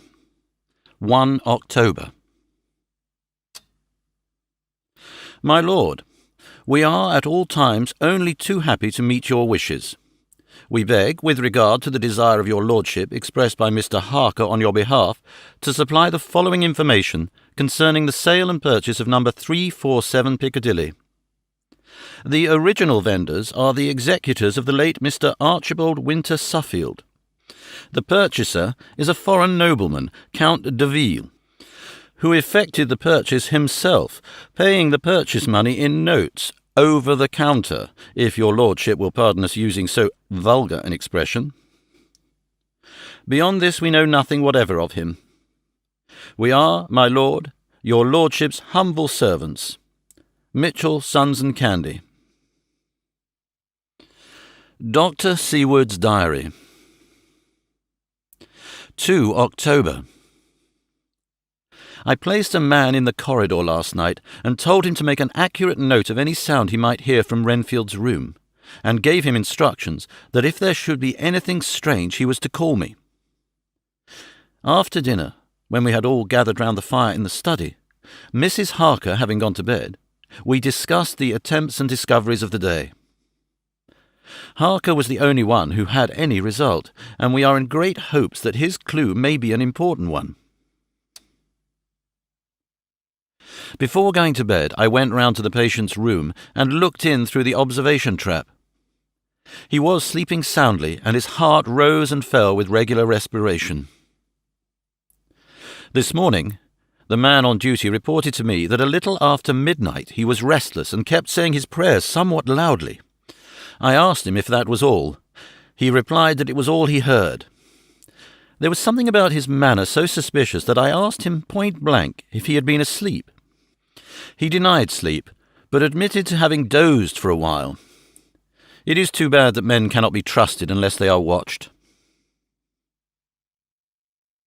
Today, Harker is out following up his clue, and Art and Quincy are looking after horses. Godalming thinks that it will be well to have horses always in readiness, for when we get the information which we seek, there will be no time to lose. We must sterilize all the imported earth between sunrise and sunset. We shall thus catch the Count at his weakest, and without a refuge to fly to. Van Helsing is off to the British Museum, looking up some authorities on ancient medicine. The old physicians took account of things which their followers do not accept, and the professor is searching for witch and demon cures which may be useful to us later. I sometimes think we must be all mad, and that we shall wake to sanity in strait waistcoats. Later. We have met again. We seem at last to be on the track, and our work of tomorrow may be the beginning of the end. I wonder if Renfield's quiet has anything to do with this. His moods have so followed the doings of the Count that the coming destruction of the monster may be carried to him in some subtle way. If we could only get some hint as to what passed in his mind between the time of my argument with him today and his resumption of fly-catching, it might afford us a valuable clue.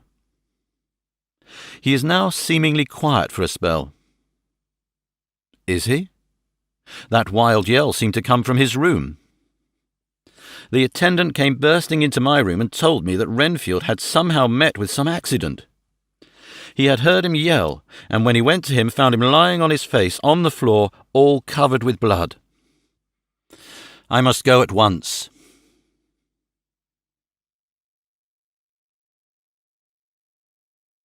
Chapter 21. Dr. Seward's Diary. 3 October. Let me put down with exactness all that happened, as well as I can remember it, since last I made an entry. Not a detail that I can recall must be forgotten. In all calmness I must proceed. When I came to Renfield's room, I found him lying on the floor on his left side in a glittering pool of blood. When I went to move him, it became at once apparent that he had received some terrible injuries. There seemed none of that unity of purpose between the parts of the body which marks even lethargic sanity. As the face was exposed, I could see that it was horribly bruised, as though it had been beaten against the floor. Indeed, it was from the face wounds that the pool of blood originated. The attendant who was kneeling beside the body said to me as we turned him over, "I think, sir, his back is broken. See, both his right arm and leg and the whole side of his face are paralyzed." How such a thing could have happened puzzled the attendant beyond measure. He seemed quite bewildered, and his brows were gathered in as he said, "I can't understand the two things. He could mark his face like that by beating his own head on the floor. I saw a young woman do it once at the Eversfield Asylum before anyone could lay hands on her, and I suppose he might have broke his neck by falling out of bed, if he got in an awkward kink. But for the life of me, I can't imagine how the two things occurred. If his back was broke, he couldn't beat his head, and if his face was like that before the fall out of bed, there would be marks of it." I said to him, "Go to Dr. Van Helsing and ask him to kindly come here at once. I want him without an instant's delay." The man ran off, and within a few minutes the professor, in his dressing gown and slippers, appeared. When he saw Renfield on the ground, he looked keenly at him a moment, and then turned to me. I think he recognized my thought in my eyes, for he said very quietly, manifestly for the ears of the attendant, "Ah, a sad accident. He will need very careful watching and much attention. I shall stay with you myself, but I shall first dress myself. If you will remain, I shall in a few minutes join you." The patient was now breathing stertorously, and it was easy to see that he had suffered some terrible injury. Van Helsing returned with extraordinary celerity, bearing with him a surgical case. He had evidently been thinking, and had his mind made up, for almost before he looked at the patient he whispered to me, "Send the attendant away. We must be alone with him when he becomes conscious after the operation." So I said, "I think that will do now, Simmons. We have done all that we can at present. You had better go your round, and Dr. Van Helsing will operate. Let me know instantly if there be anything unusual anywhere." The man withdrew, and we went into a strict examination of the patient. The wounds of the face were superficial. The real injury was a depressed fracture of the skull, extending right up through the motor area. The professor thought a moment and said, "We must reduce the pressure and get back to normal conditions as far as can be. The rapidity of the suffusion shows the terrible nature of his injury. The whole motor area seems affected. The suffusion of the brain will increase quickly, so we must trephine at once, or it may be too late." As he was speaking, there was a soft tapping at the door. I went over and opened it, and found in the corridor without Arthur and Quincy in pyjamas and slippers. The former spoke. "I heard your man call up Dr. Van Helsing and tell him of an accident, so I woke Quincy, or rather called for him, as he was not asleep. Things are moving too quickly and too strangely for sound sleep for any of us these times. I've been thinking that tomorrow night we'll not see things as they have been. We'll have to look back and forward a little more than we have done. May we come in?" I nodded and held the door open till they had entered. Then I closed it again. When Quincy saw the attitude and state of the patient, and noted the horrible pool on the floor, he said softly, "My God! What has happened to him? Poor devil." I told him briefly and added that we expected he would recover consciousness after the operation, for a short time at all events. He went at once and sat down on the edge of the bed, with Godalming beside him. We all watched in patience. "We shall wait," said Van Helsing, "just long enough to fix the best spot for trephining, so that we may most quickly and perfectly remove the blood clot, for it is evident that the hemorrhage is increasing." The minutes during which we waited passed with fearful slowness. I had a horrible sinking in my heart, and from Van Helsing's face I gathered that he felt some fear or apprehension as to what was to come. I dreaded the words that Renfield might speak. I was positively afraid to think, but the conviction of what was coming on me, as I have read of men who have heard the death watch. The poor man's breathing came in uncertain gasps. Each instant he seemed as though he would open his eyes and speak, but then would follow a prolonged stertorous breath, and he would relapse into a more fixed insensibility. Inured as I was to sick beds and death, this suspense grew and grew upon me. I could almost hear the beating of my own heart, and the blood surging through my temples sounded like blows from a hammer. The silence finally became agonizing. I looked at my companions one after another, and saw from their flushed faces and damp brows that they were enduring equal terror. There was a nervous suspense over us all, as though overheard some dread bell would peal out powerfully when we should least expect it. At last there came a time when it was evident that the patient was sinking fast. He might die at any moment. I looked up at the professor and caught his eyes fixed on mine. His face was sternly set as he spoke. "There is no time to lose. His words may be worth many lives. I have been thinking so as I stood here. It may be there is a soul at stake. We shall operate just above the ear." Without another word he made the operation. For a few moments the breathing continued to be stertorous. Then there came a breath so prolonged that it seemed as though it would tear open his chest. Suddenly his eyes opened, and became fixed in a wild, helpless stare. This was continued for a few moments. Then it softened into a glad surprise, and from the lips came a sigh of relief. He moved convulsively, and as he did so said, "I'll be quiet, Doctor. Tell them to take off the straight waistcoat.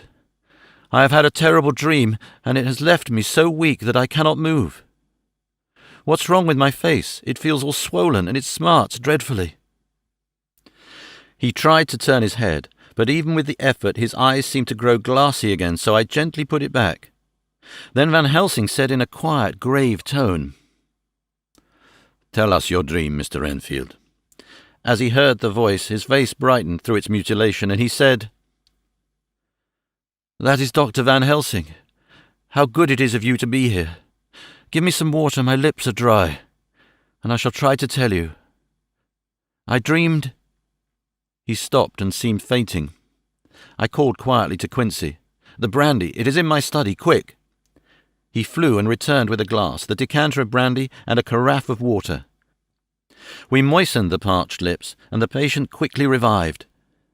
It seemed, however, that his poor injured brain had been working in the interval, for, when he was quite conscious, he looked at me piercingly with an agonized confusion which I shall never forget, and said, "I must not deceive myself. It was no dream, but all a grim reality." Then his eyes roved round the room as they caught sight of the two figures sitting patiently on the edge of the bed. He went on, "If I were not sure already, I would know from them." For an instant his eyes closed, not with pain or sleep, but voluntarily, as though he were bringing all his faculties to bear. When he opened them, he said hurriedly, and with more energy than he had yet displayed, "Quick, doctor, quick, I am dying. I feel that I have but a few minutes, and then I must go back to death, or worse. Wet my lips with brandy again. I have something I must say before I die, or before my crushed brain dies anyhow.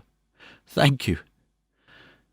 It was that night after you left me, when I implored you to let me go away. I couldn't speak then, for I felt my tongue was tied, but I was as sane then, except in that way, as I am now. I was in an agony of despair for a long time after you left me. It seemed hours. Then there came a sudden peace to me. My brain seemed to become cool again, and I realized where I was. I heard the dogs bark behind our house, but not where he was." As he spoke, Van Helsing's eyes never blinked, but his hand came out and met mine and gripped it hard. He did not, however, betray himself. He nodded slightly and said, "Go on," in a low voice. Renfield proceeded. "He came up to the window in the mist, as I had seen him often before, but he was solid then. Not a ghost, and his eyes were fierce like a man's when angry.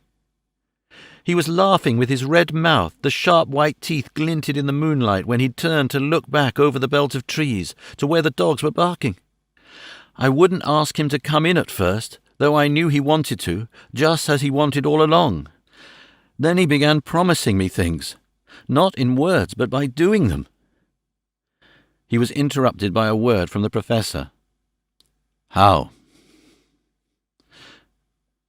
"By making them happen, just as he used to send in the flies when the sun was shining.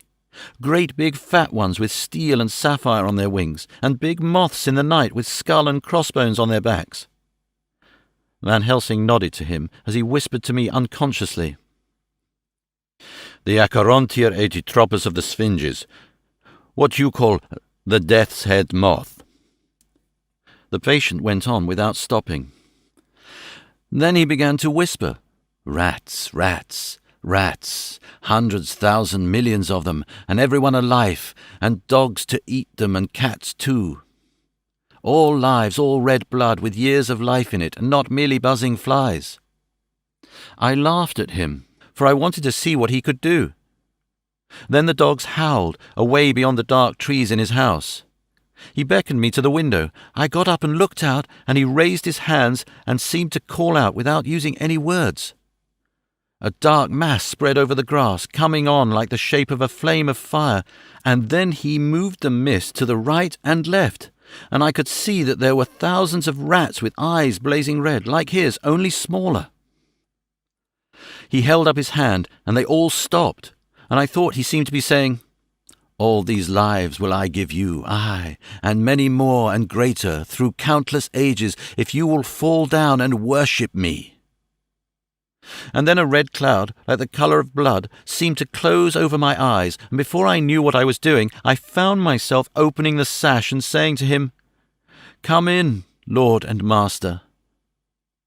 The rats were all gone, but he slid into the room through the sash, though it was only open an inch wide, just as the moon herself has often come in through the tiniest crack and has stood before me in all her size and splendour.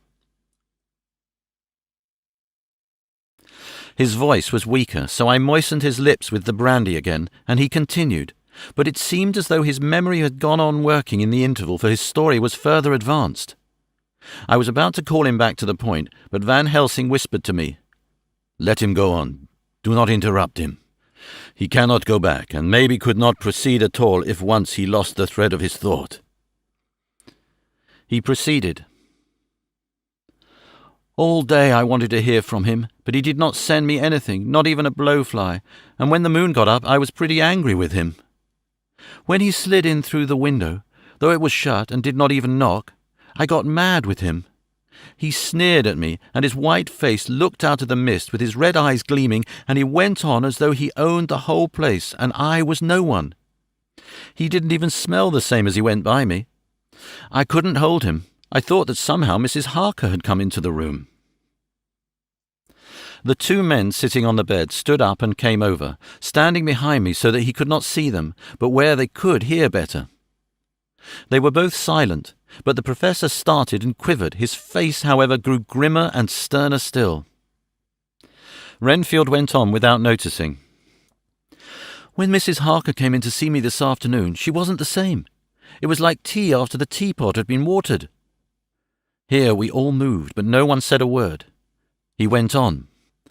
"I didn't know that she was here till she spoke, and she didn't look the same. I don't care for the pale people. I like them with lots of blood in them, and hers had all seemed to have run out. I didn't think of it at the time, but when she went away I began to think, and it made me mad to know that he had been taking the life out of her."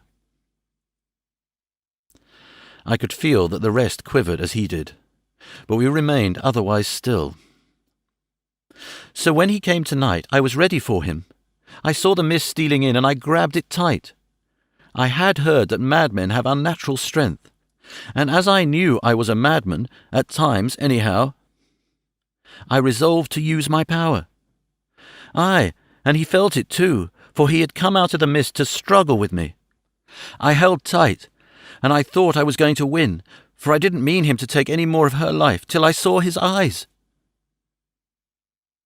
They burned into me, and my strength became like water. He slipped through it, and when I tried to cling to him, he raised me up and flung me down. There was a red cloud before me, and a noise like thunder, and the mist seemed to steal away under the door." His voice was becoming fainter, and his breath more stertorous. Van Helsing stood up instinctively. "We know the worst now," he said. "He is here, and we know his purpose. It may not be too late. Let us be armed, the same as we were the other night, but lose no time. There is not an instant to spare." There was no need to put our fear, nay, our conviction, into words. We shared them in common. We all hurried and took from our rooms the same things that we had when we entered the Count's house. The professor had his ready, and as we met in the corridor, he pointed to them significantly as he said, "They never leave me, and they shall not till this unhappy business is over. Be wise also, my friends.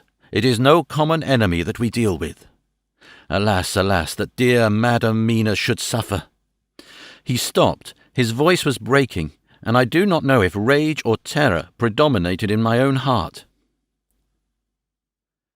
Outside the Harkers' door we paused. Art and Quincy held back, and the latter said, "Should we disturb her?" "We must," said Van Helsing grimly. "If the door be locked, I shall break it in." "May it not frighten her terribly? It is unusual to break into a lady's room." Van Helsing said solemnly, "You are always right, but this is life and death. All chambers are alike to the doctor, and even if they are not, they are all as one to me tonight. Friend John, when I turn the handle, if the door does not open, Do you put your shoulder down and shove? And you too, my friends. Now." He turned the handle as he spoke, but the door did not yield. We threw ourselves against it. With a crash it burst open, and we almost fell headlong into the room. The professor did actually fall, and I saw across him as he gathered himself up from hands and knees. What I saw appalled me. I felt my hair rise like bristles on the back of my neck, and my heart seemed to stand still. The moonlight was so bright that through the thick yellow blind the room was light enough to see. On the bed beside the window lay Jonathan Harker, his face flushed and breathing heavily as though in a stupor. Kneeling on the near edge of the bed, facing outwards, was the white-clad figure of his wife. By her side stood a tall, thin man clad in black. His face was turned from us, but the instant we saw, we all recognized the Count, in every way, even to the scar on his forehead. With his left hand he held both Mrs. Harker's hands, keeping them away with her arms at full tension. His right hand gripped her by the back of the neck, forcing her face down on his bosom. Her white nightdress was smeared with blood, and a thin stream trickled down the man's bare breast, which was shown by his torn open dress. The attitude of the two had a terrible resemblance to a child forcing a kitten's nose into a saucer of milk to compel it to drink. As we burst into the room, the Count turned his face, and the hellish look that I had heard described seemed to leap into it. His eyes flamed red with devilish passion. The great nostrils of the white aquiline nose opened wide and quivered at the edge, and the white, sharp teeth behind the full lips of the blood-dripping mouth champed together like those of a wild beast. With a wrench, which threw his victim back upon the bed as though hurled from a height, he turned and sprang at us. But by this time the professor had gained his feet, and was holding towards him the envelope which contained the sacred wafer. The Count suddenly stopped, just as poor Lucy had done outside the tomb, and cowered back. Further and further back he cowered, as we, lifting our crucifixes, advanced. The moonlight suddenly failed, as a great black cloud sailed across the sky, and when the gaslight sprang up under Quincy's match, we saw nothing but a faint vapour. This, as we looked, trailed under the door, which, with the recoil from its bursting open, had swung back to its old position. Van Helsing, Art, and I moved forward to Mrs. Harker, who by this time had drawn her breath, and with it had given a scream so wild, so ear-piercing, so despairing, that it seems to me now that it will ring in my ears till my dying day. For a few seconds she lay in her helpless attitude and disarray. Her face was ghastly with a pallor which was accentuated by the blood which smeared her lips and cheeks and chin. From her throat trickled a thin stream of blood. Her eyes were mad with terror. Then she put before her face her poor crushed hands, which bore on their whiteness the red mark of the Count's terrible grip, and from behind them came a low, desolate wail which had made the terrible scream seem only like the quick expression of an endless grief. Van Helsing stepped forward and drew the coverlet gently over her body, whilst Art, after looking at her face for an instant despairingly, ran out of the room. Van Helsing whispered to me, "Jonathan is in a stupor such as we know the vampire can produce. We can do nothing with poor Madame Mina for a few moments till she recovers herself. I must wake him." He dipped the end of a towel in cold water, and with it began to flick him on the face, his wife all the while holding her face between her hands and sobbing in a way that was heartbreaking to hear. I raised the blind and looked out of the window. There was much moonshine, and as I looked I could see Quincy Morris run across the lawn and hide himself in the shadow of a great yew tree. It puzzled me to think why he was doing this, but at the instant I heard Harker's quick exclamation as he woke to partial consciousness and turned to the bed. On his face, as there might well be, was a look of wild amazement. He seemed dazed for a few seconds, and then full consciousness seemed to burst upon him all at once, and he started up. His wife was aroused by the quick movement, and turned to him with her arms stretched out, as though to embrace him. Instantly, however, She drew them in again, and putting her elbows together, held her hands before her face, and shuddered till the bed beneath her shook.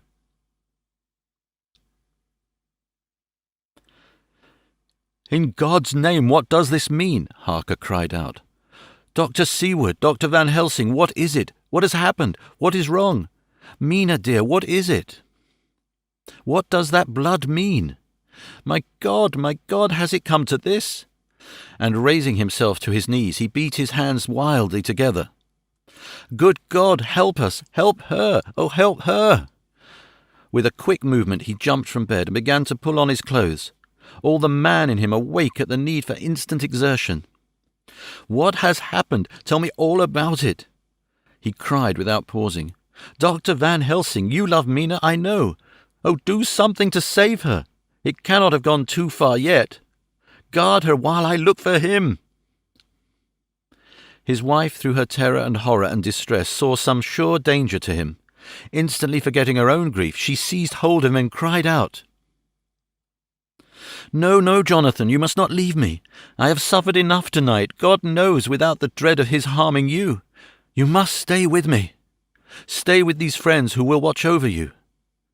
Her expression became frantic as she spoke, and he, yielding to her, she pulled him down sitting on the bedside and clung to him fiercely. Van Helsing and I tried to calm them both. The professor held up his little golden crucifix and said with wonderful calmness, "Do not fear, my dear. We are here, and whilst this is close to you, no foul thing can happen. You are safe for tonight, and we must be calm and take counsel together." She shuddered and was silent, holding down her head on her husband's breast. When she raised it, his white night robe was stained with blood where her lips had touched, and where the thin open wound in her neck had sent forth drops. The instant she saw it, she drew back, with a low wail, and whispered amidst choking sobs, "Unclean, unclean! I must touch him or kiss him no more. Oh, that it should be that it is I who am now his worst enemy, and whom he may have most cause to fear." To this he spoke out resolutely. "Nonsense, Mina. It is a shame to me to hear such a word.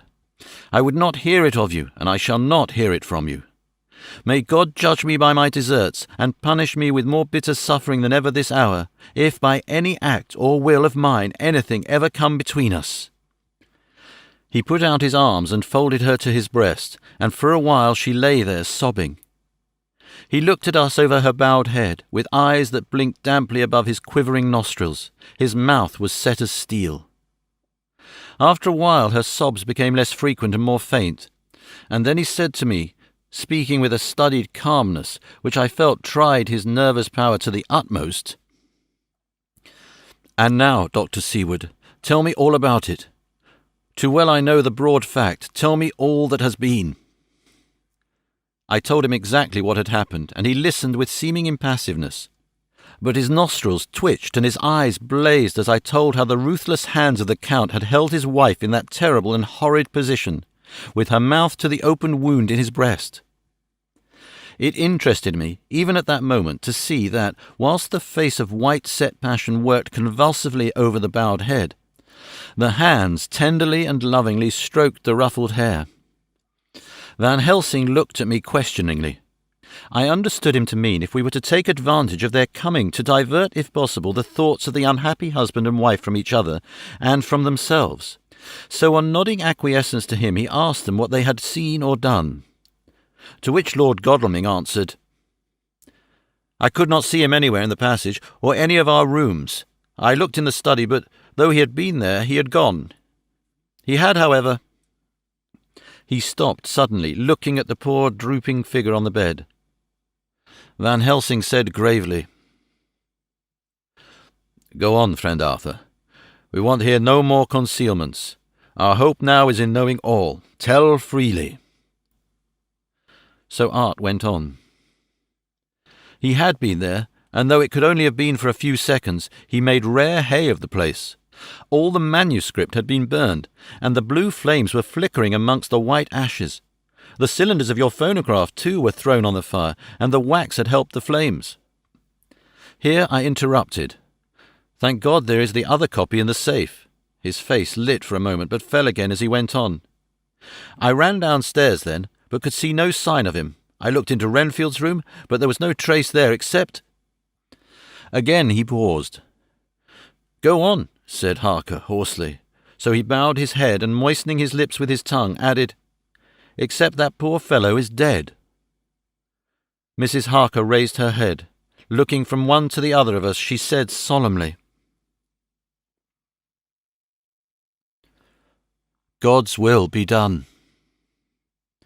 I could not but feel that Art was keeping back something. But, as I took it that it was with purpose, I said nothing. Van Helsing turned to Morris and asked,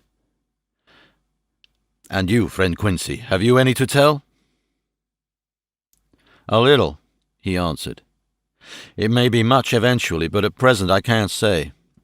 I thought it well to know, if possible, where the Count would go when he left the house.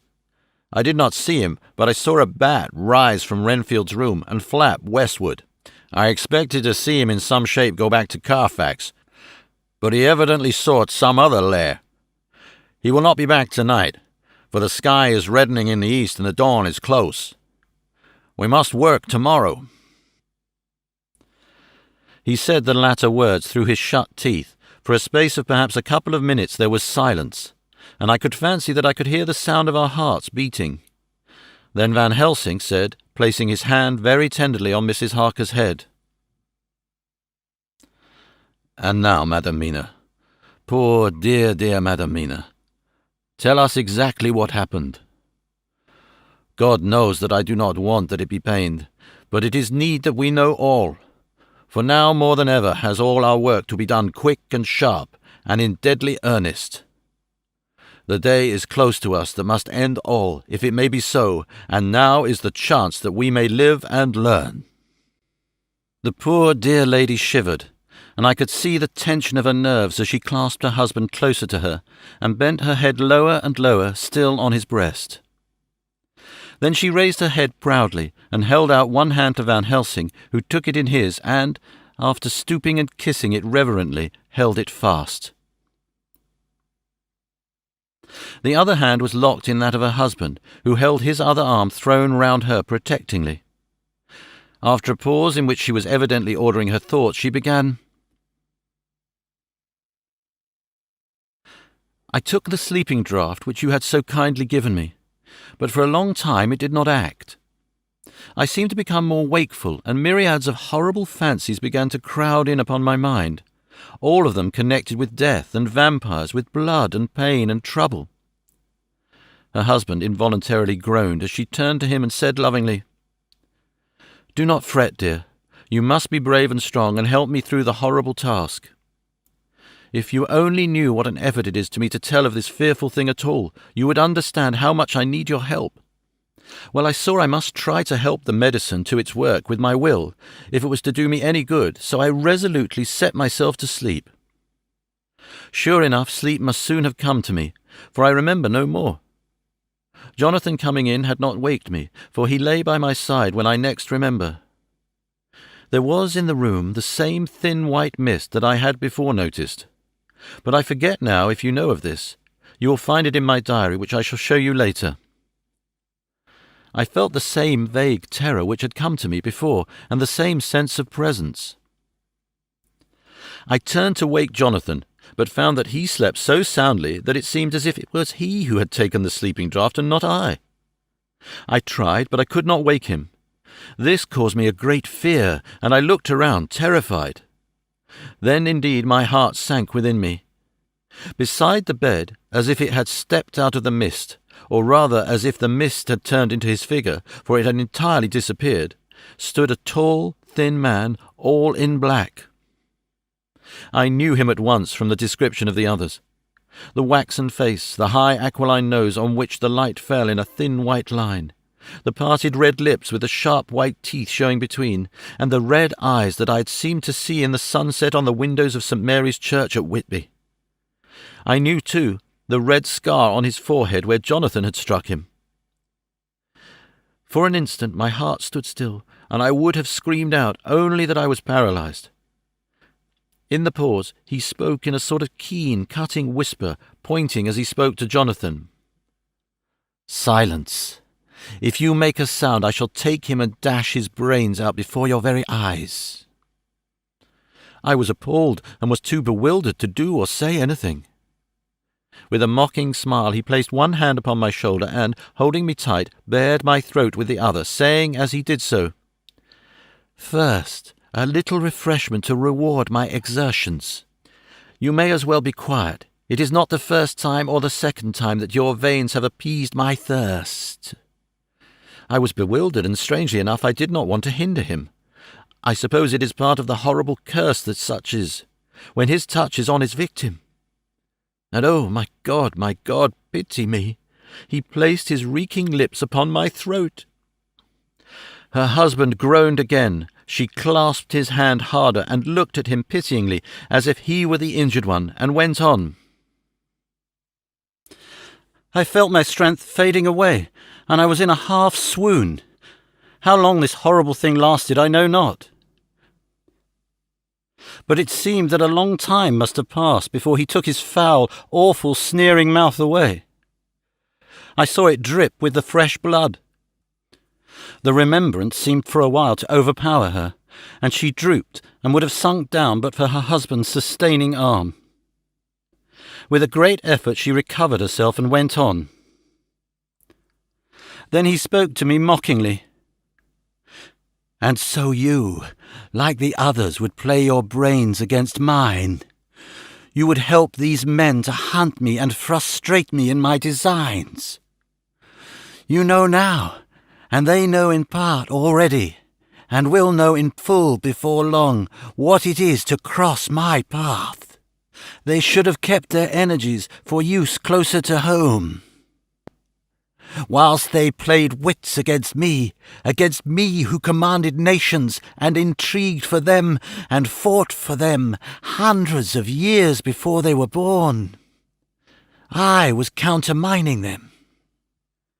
And you, their best beloved one, are now to me flesh of my flesh, blood of my blood, kin of my kin, my bountiful winepress for a while, and shall be later on my companion and my helper. You shall be avenged in turn, for not one of them shall minister to your needs. But as yet you are to be punished for what you have done. You have aided in thwarting me. Now you shall come to my call. When my brain says, 'Come,' to you, you shall cross land or sea to do my bidding, and to that end this." With that he pulled open his shirt, and with his long, sharp nails opened a vein in his breast. When the blood began to spurt out, he took my hands in one of his, holding them tight, and with the other seized my neck and pressed my mouth to the wound, so that I must either suffocate or swallow some of the... Oh, my God, what have I done? What have I done to deserve such a fate, I who have tried to walk in meekness and righteousness all my days? God, pity me. Look down on a poor soul in worse than mortal peril, and in mercy pity those to whom she is dear. Then she began to rub her lips as though to cleanse them from pollution.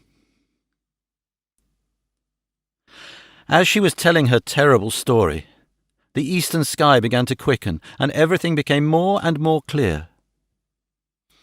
Harker was still and quiet, but over his face, as the awful narrative went on, came a grey look which deepened and deepened in the morning light, till when the first red streak of the coming dawn shot up, the flesh stood darkly out against the whitening hair. We have arranged that one of us is to stay within call of the unhappy pair till we can meet together and arrange about taking action. Of this I am sure. The sun rises today on no more miserable house in all the great round of its daily course.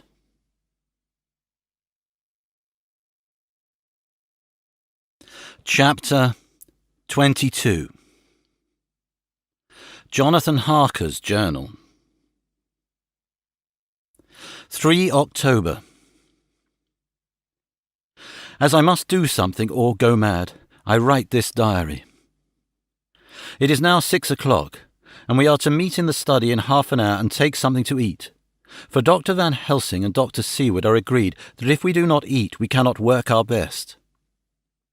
Our best will be, God knows, required today. I must keep writing at every chance, for I dare not stop to think. All big and little must go down. Perhaps at the end the little things may teach us most. Teaching, big or little, could not have landed Mina or me anywhere worse than we are today. However, we must trust and hope. Poor Mina told me just now, with the tears running down her dear cheeks, that it is in trouble and trial that our faith is tested, that we must keep on trusting, and that God will aid us up to the end. The end! Oh my God, what end?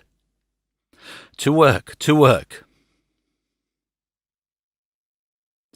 When Dr. Van Helsing and Dr. Seward had come back from seeing poor Renfield, we went gravely in what was to be done.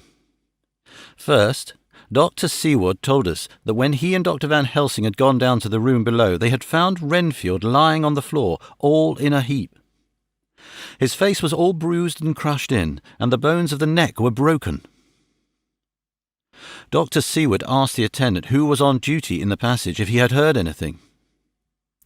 He said that he had been sitting down, he confessed to half-dozing, when he heard loud voices in the room, and then Renfield had called out loudly several times, "God, God, God!" After that there was a sound of falling, and when he entered the room he found him lying on the floor, face down, just as the doctors had seen him. Van Helsing asked if he had heard voices or a voice, and he said he could not say, that at first it had seemed to him as if there were two, but as there was no one in the room, it could have been only one. He could swear to it, if required, that the word God was spoken by the patient. Dr. Seward said to us, when we were alone, that he did not wish to go into the matter. The question of an inquest had to be considered, and it would never do to put forward the truth, as no one would believe it. As it was, he thought that on the attendant's evidence he could give a certificate of death by misadventure in falling from bed.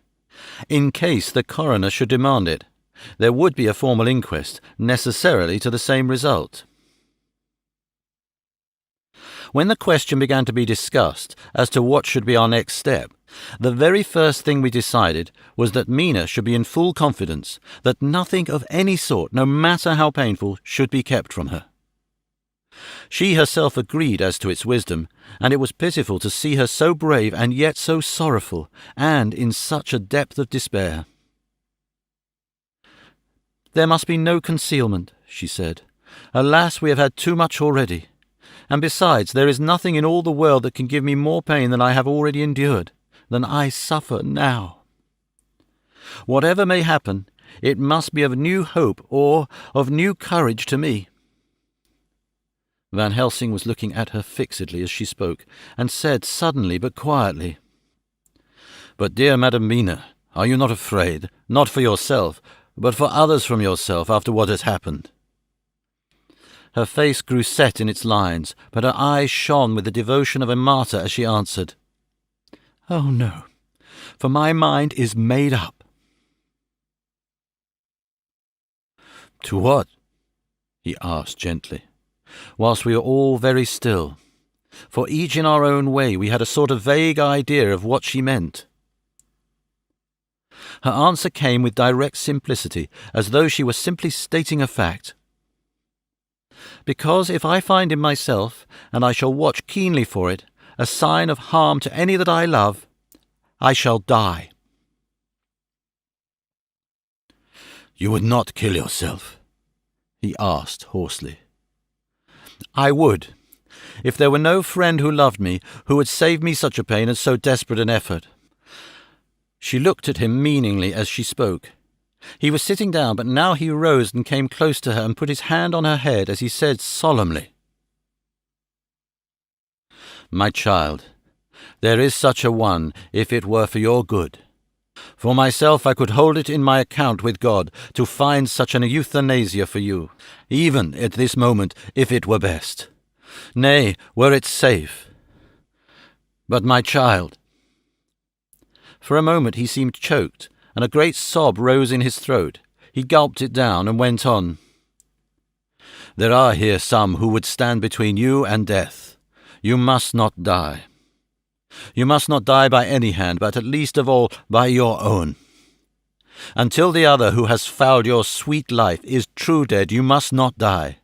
For if he is still with the quick undead, your death would make you even as he is. No, you must live. You must struggle and strive to live, though death would seem a boon unspeakable. You must fight death himself, though he come to you in pain or in joy, by the day or the night, in safety or in peril. On your living soul I charge you that you do not die, nay, nor think of death, till this great evil be past." The poor dear grew white as death, and shook and shivered, as I have seen a quicksand shake and shiver at the incoming of the tide. We were all silent. We could do nothing. At length she grew more calm, and turning to him said sweetly, but oh so sorrowfully, as she held out her hand, "I promise you, my dear friend, that if God will let me live, I shall strive to do so, till, if it may be in his good time, this horror may have passed away from me." She was so good and brave that we all felt that our hearts were strengthened to work and endure for her, and we began to discuss what we were to do. I told her that she was to have all the papers in the safe, and all the papers or diaries and phonographs we might hereafter use, and was to keep the record she had done before. She was pleased with the prospect of anything to do, if pleased could be used in connection with so grim an interest. As usual, Van Helsing had thought ahead of everyone else and was prepared with an exact ordering of our work. "It is perhaps well," he said, "that at our meeting after our visit to Carfax we decided not to do anything with the earth boxes that lay there. Had we done so, the Count must have guessed our purpose, and would doubtless have taken measures in advance to frustrate such an effort with regard to the others. But now he does not know our intentions. Nay more, in all probability he does not know that such a power exists to us as can sterilize his lairs, so that he cannot use them as of old. We are now so much further advanced in our knowledge as to their disposition that, when we have examined the house in Piccadilly, we may track the very last of them. Today, then, is ours, and in it rests our hope. The sun that rose on our sorrow this morning guards us in its course. Until it sets tonight, that monster must retain whatever form he now has. He is confined within the limitation of his earthly envelope. He cannot melt into thin air nor disappear through cracks or chinks or crannies. If he go through a doorway, he must open the door like a mortal. And so we have this day to hunt out all his lairs and sterilize them. So we shall, if we have not yet catch him and destroy him, drive him to bay in some place where the catching and the destroying shall be in time sure. Here I have started up, for I could not contain myself at the thought that the minutes and seconds so preciously laden with Mina's life and happiness were flying from us, since whilst we talked action was impossible. But Van Helsing held up his hand warningly. "Nay, friend Jonathan," he said, "in this the quickest way home is the longest way, so your proverbs say. We shall all act, and act with desperate quick, when the time has come. But think, in all probable, the key of the situation is in that house in Piccadilly. The Count may have many houses which he has bought. Of them he will have deeds of purchase, keys and other things. He will have paper that he write on. He will have his book of cheques. There are many belongings that he must have somewhere. Why not in this place so central, so quiet, where he come and go by the front or the back door at all hour, when in the very vast of the traffic there is none to notice? We shall go there and search that house, and when we learn what it holds, then we do what our friend Arthur called, in his phrases of hunt, stop the earths, and so we run down our old fox. So? Is it not?" "Then let us come at once," I cried. "We are wasting the precious, precious time." The professor did not move, but simply said, "And how are we to get into that house in Piccadilly?" "Anyway," I cried. "We shall break in if need be." "And your police, where will they be? And what will they say?" I was staggered, but I knew that if he wished to delay, he had a good reason for it. So I said as quietly as I could, "Don't wait more than need be. You know, I am sure, what torture I am in." "Ah, my child, that I do, and indeed there is no wish of me to add to your anguish. But just think, what can we do until all the world be at movement? Then will come our time. I have thought and thought, and it seems to me that the simplest way is the best of all. Now we wish to get into the house, but we have no key. Is it not so?" I nodded. "Now, suppose that you were in truth the owner of that house, and could not still get it, and think there was to you no conscience of the housebreaker, what would you do?" "I should get a respectable locksmith and set him to work to pick the lock for me." "And your police? They would interfere, would they not?" "Oh, no. Not if they knew the man was properly employed." "Then," he looked at me as keenly as he spoke, "all that is in doubt is the conscience of the employer, and the belief of your policeman as to whether or no that employer has a good conscience or a bad one. Your police must indeed be zealous men, and clever, oh so clever, in reading the heart, that they trouble themselves in such a matter. No, no, my friend Jonathan. You go, take the lock of 100 empty house in this your London, or of any city in the world, and if you do it as such things are rightly done, and at the time such things are rightly done, no one will interfere.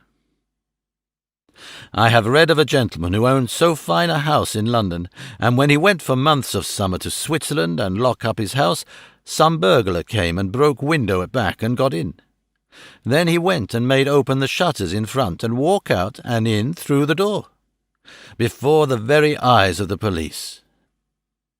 Then he have an auction in that house, and advertise it and put up big notice, and when the day come he sell off by a great auctioneer all the goods of that other man who own them. Then he go to a builder, and he sell him that house, making an agreement that he pull it down and take away all within a certain time. And your police and other authority help him all they can. And when that owner come back from his holiday in Switzerland, he find only an empty hole where his house had been. This was all done en règle, and in our work we shall be en règle too. We shall not go so early that the policeman who hath then little to think of shall deem it strange, but we shall go after 10 o'clock, when there are so many about, and such things would be done were we indeed owners of the house. I could not but see how right he was, and the terrible despair of Mina's face became relaxed a thought. There was hope in such good counsel. Van Helsing went on. When once within that house we may find more clues. At any rate, some of us can remain there whilst the rest find the other places where there be more earth boxes. At Bermondsey and Mile End. Lord Godalming stood up. "I can be of some use here," he said. "I shall wire to my people to have horses and carriages where they will be most convenient." "Look here, old fellow," said Morris. "It is a capital idea to have all ready in case we want to go horsebacking. But don't you think that one of your snappy carriages with its heraldic adornments in a byway of Walworth or Mile End would attract too much attention for our purposes? It seems to me that we ought to take the cabs when we go south or east, and even leave them somewhere near the neighbourhood we are going to." "Friend Quincy is right," said the professor. "His head is what you call in plane with the horizon. It is a difficult thing that we go to do, and we do not want no peoples to watch us, if so it may. Mina took a growing interest in everything, and I was rejoiced to see that the exigency of affairs was helping her to forget for a time the terrible experience of the night. She was very, very pale, almost ghastly, and so thin that her lips were drawn away, showing her teeth in somewhat of prominence. I did not mention this last, lest it should give her needless pain, but it made my blood run cold in my veins to think of what had occurred with poor Lucy when the Count had sucked her blood. As yet there was no sign of the teeth growing sharper, but the time as yet was short, and there was time for fear. When we came to the discussion of the sequence of our efforts and of the disposition of our forces, there were new sources of doubt. It was finally agreed that before starting for Piccadilly, we should destroy the Count's lair close at hand. In case he should find it out too soon, we should thus be still ahead of him in our work of destruction, and his presence in his purely material shape, and at his weakest, might give us some new clue. As to the disposal of forces, it was suggested by the Professor that, after our visit to Carfax, we should all enter the house in Piccadilly, that the 2 doctors and I should remain there, whilst Lord Godalming and Quincy found the lairs at Walworth and Mile End and destroyed them. It was possible, if not likely, the Professor urged, that the Count might appear in Piccadilly during the day, and that if so we might be able to cope with him then and there. At any rate, we might be able to follow him in force. To this plan I strenuously objected, and so far as my goings were concerned, for I said that I intended to stay and protect Mina, I thought that my mind was made up on the subject. But Mina would not listen to my objection. She said there might be some law in matter which I could be useful, that amongst the Count's papers might be some clue which I could understand out of my experience in Transylvania, and that, as it was, all the strength we could muster was required to cope with the Count's extraordinary power. I had to give in, for Mina's resolution was fixed.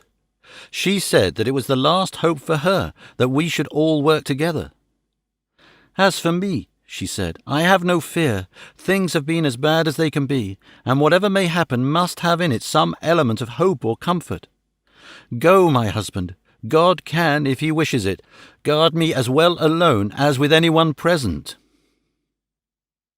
So I started up, crying out, Then, in God's name, let us come at once, for we are losing time. The Count may come to Piccadilly earlier than we think. Not so, said Van Helsing, holding up his hand. But why? I asked. Do you forget, he said with actually a smile, that last night he banqueted heavily and will sleep late? Did I forget? Shall I ever? Can I ever? Can any of us ever forget that terrible scene? Mina struggled hard to keep a brave countenance, but the pain overmastered her, and she put her hands before her face, and shuddered while she moaned. Van Helsing had not intended to recall her frightful experience. He had simply lost sight of her and her part in the affair in his intellectual effort. When it struck him what he said, he was horrified at his thoughtlessness and tried to comfort her. "Oh, Madam Mina," he said, "dear, dear Madam Mina, alas, that I of all who so reverence you should have said anything so forgetful. These stupid old lips of mine and this stupid old head do not deserve so. But you will forget it, will you not?" He bent low beside her as he spoke. She took his hand and, looking at him through her tears, said hoarsely, "No, I shall not forget, for it is well that I remember, and with it I have so much in memory. Of you that is sweet, that I take it all together. Now you must all be going.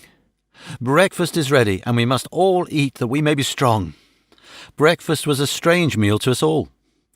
We tried to be cheerful and encourage each other, and Mina was the brightest and most cheerful of us. When it was over, Van Helsing stood up and said, "Now, my dear friends, we go forth to our terrible enterprise. Are we all armed, as we were on that night when we first visited our enemy's lair, armed against ghostly as well as carnal attack?" We all assured him. "Then it is well. Now, Madam Mina, you are, in any case, quite safe here until the sunset, and before then we shall return, if we shall return. But before we go, let me see you armed against personal attack. I have myself, since you came down, prepared your chamber by the placing of things of which we know, so that he may not enter. Now let me guard yourself. On your forehead I touch this piece of sacred wafer in the name of the Father, the Son, and—" There was a fearful scream, which almost froze our hearts to hear.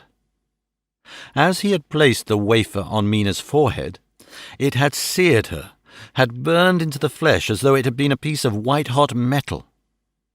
My poor darling's brain had told her the significance of the fact as quickly as her nerves received the pain of it, and the two so overwhelmed her that her overwrought nature had its voice in that dreadful scream. But the words to her thought came quickly. The echo of the scream had not ceased to ring on in the air when there came the reaction, and she sank on her knees on the floor in an agony of abasement. Pulling her beautiful hair over her face, as the leper of old his mantle, she wailed out, "Unclean, unclean! Even the Almighty shuns my polluted flesh. I must bear this mark of shame upon my forehead until the judgment day." They all paused. I had thrown myself beside her in an agony of helpless grief, and putting my arms around her, held her tight. For a few minutes our sorrowful hearts beat together, whilst the friends around us turned away their eyes that ran tears silently. Then Van Helsing turned and said gravely, so gravely that I could not help feeling that he was in some way inspired and was stating things outside himself, "It may be that you may have to bear that mark till God himself see fit, as he most surely shall, on the judgment day, to redress all wrongs of the earth, and of his children that he has placed thereon. And oh, Madam Mina, my dear, may we who love you be there to see, when that red scar, the sign of God's knowledge of what has been, shall pass away, and leave your forehead as pure as the heart we know. For so surely as we live, that scar shall pass away when God sees right to lift the burden that is hard upon us.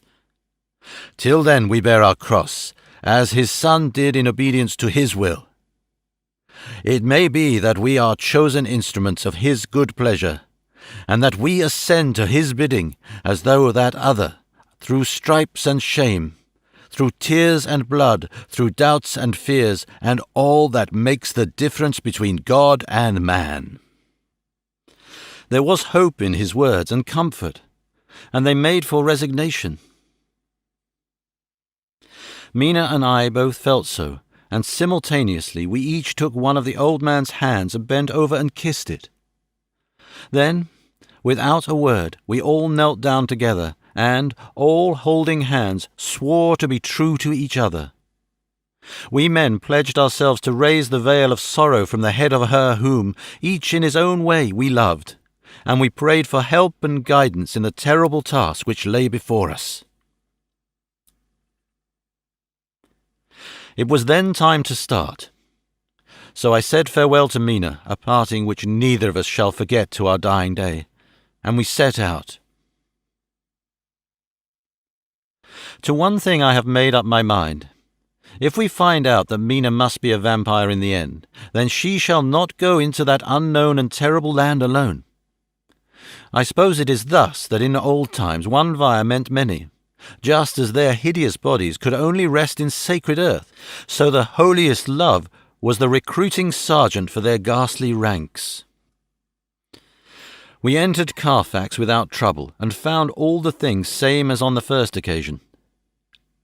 It was hard to believe that amongst so prosaic surroundings of neglect and dust and decay there was any ground for such fear as already we knew. Had not our minds been made up, and had there not been terrible memories to spur us on, we could hardly have proceeded with our task. We found no papers or any sign of use in the house, and in the old chapel the great boxes looked just as we had seen them last. Dr. Van Helsing said to us solemnly, as we stood before them, "Ah, now, my friends, we have a duty here to do. We must sterilize this earth, so sacred of holy memories, that he has brought from a far distant land for such fell use. He has chosen this earth because it has been holy. Thus we defeat him with his own weapon, for we make it more holy still. It was sanctified to such use of man, now we sanctify it to God." As he spoke, he took from his bag a screwdriver and a wrench, and very soon the top of one of the cases was thrown open. The earth smelled musty and close, but we did not somehow seem to mind, for our attention was concentrated on the professor.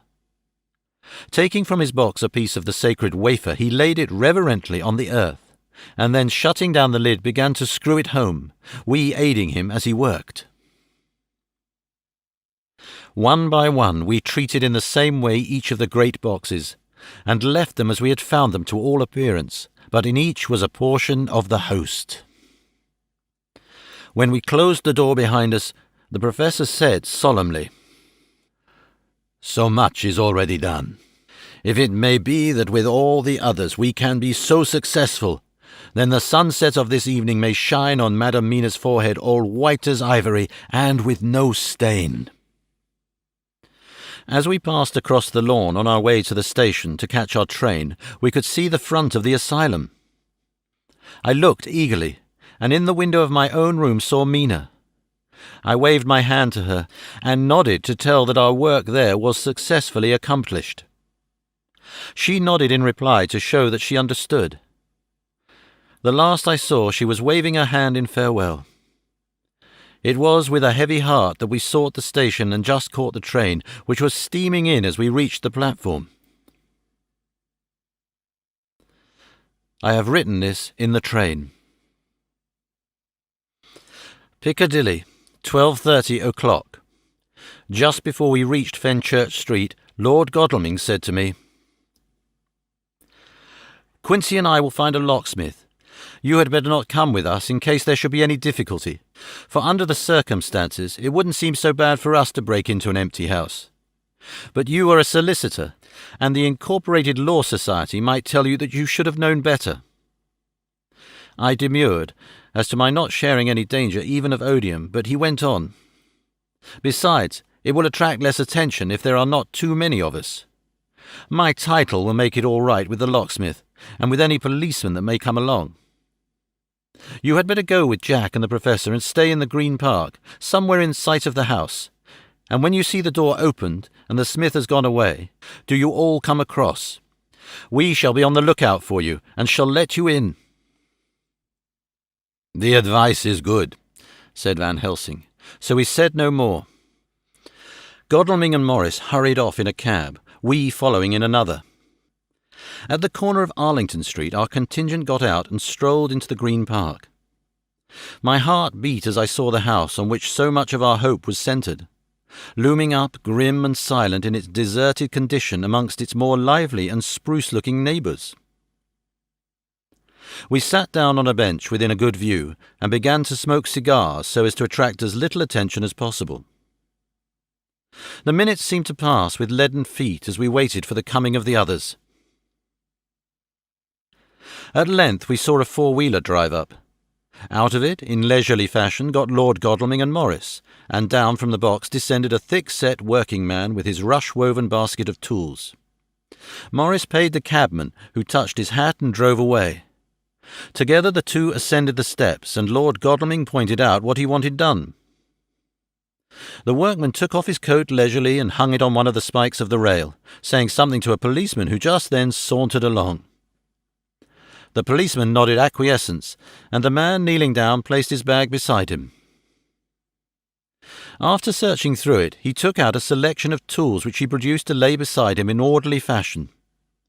Then he stood up, looked into the keyhole, blew into it, and turning to his employers made some remark. Lord Godalming smiled, and the man lifted a good-sized bunch of keys. Selecting one of them, he began to probe the lock, as if feeling his way with it. After fumbling about for a bit, he tried a second, and then a third. All at once the door opened under a slight push from him, and he and the two others entered the hall. We sat still, My own cigar burnt furiously, but Van Helsing's went cold altogether. We waited patiently as we saw the workman come out and bring in his bag. Then he held the door partly open, steadying it with his knees, whilst he fitted a key to the lock. This he finally handed to Lord Godalming, who took out his purse and gave him something. The man touched his hat, took his bag, put on his coat, and departed.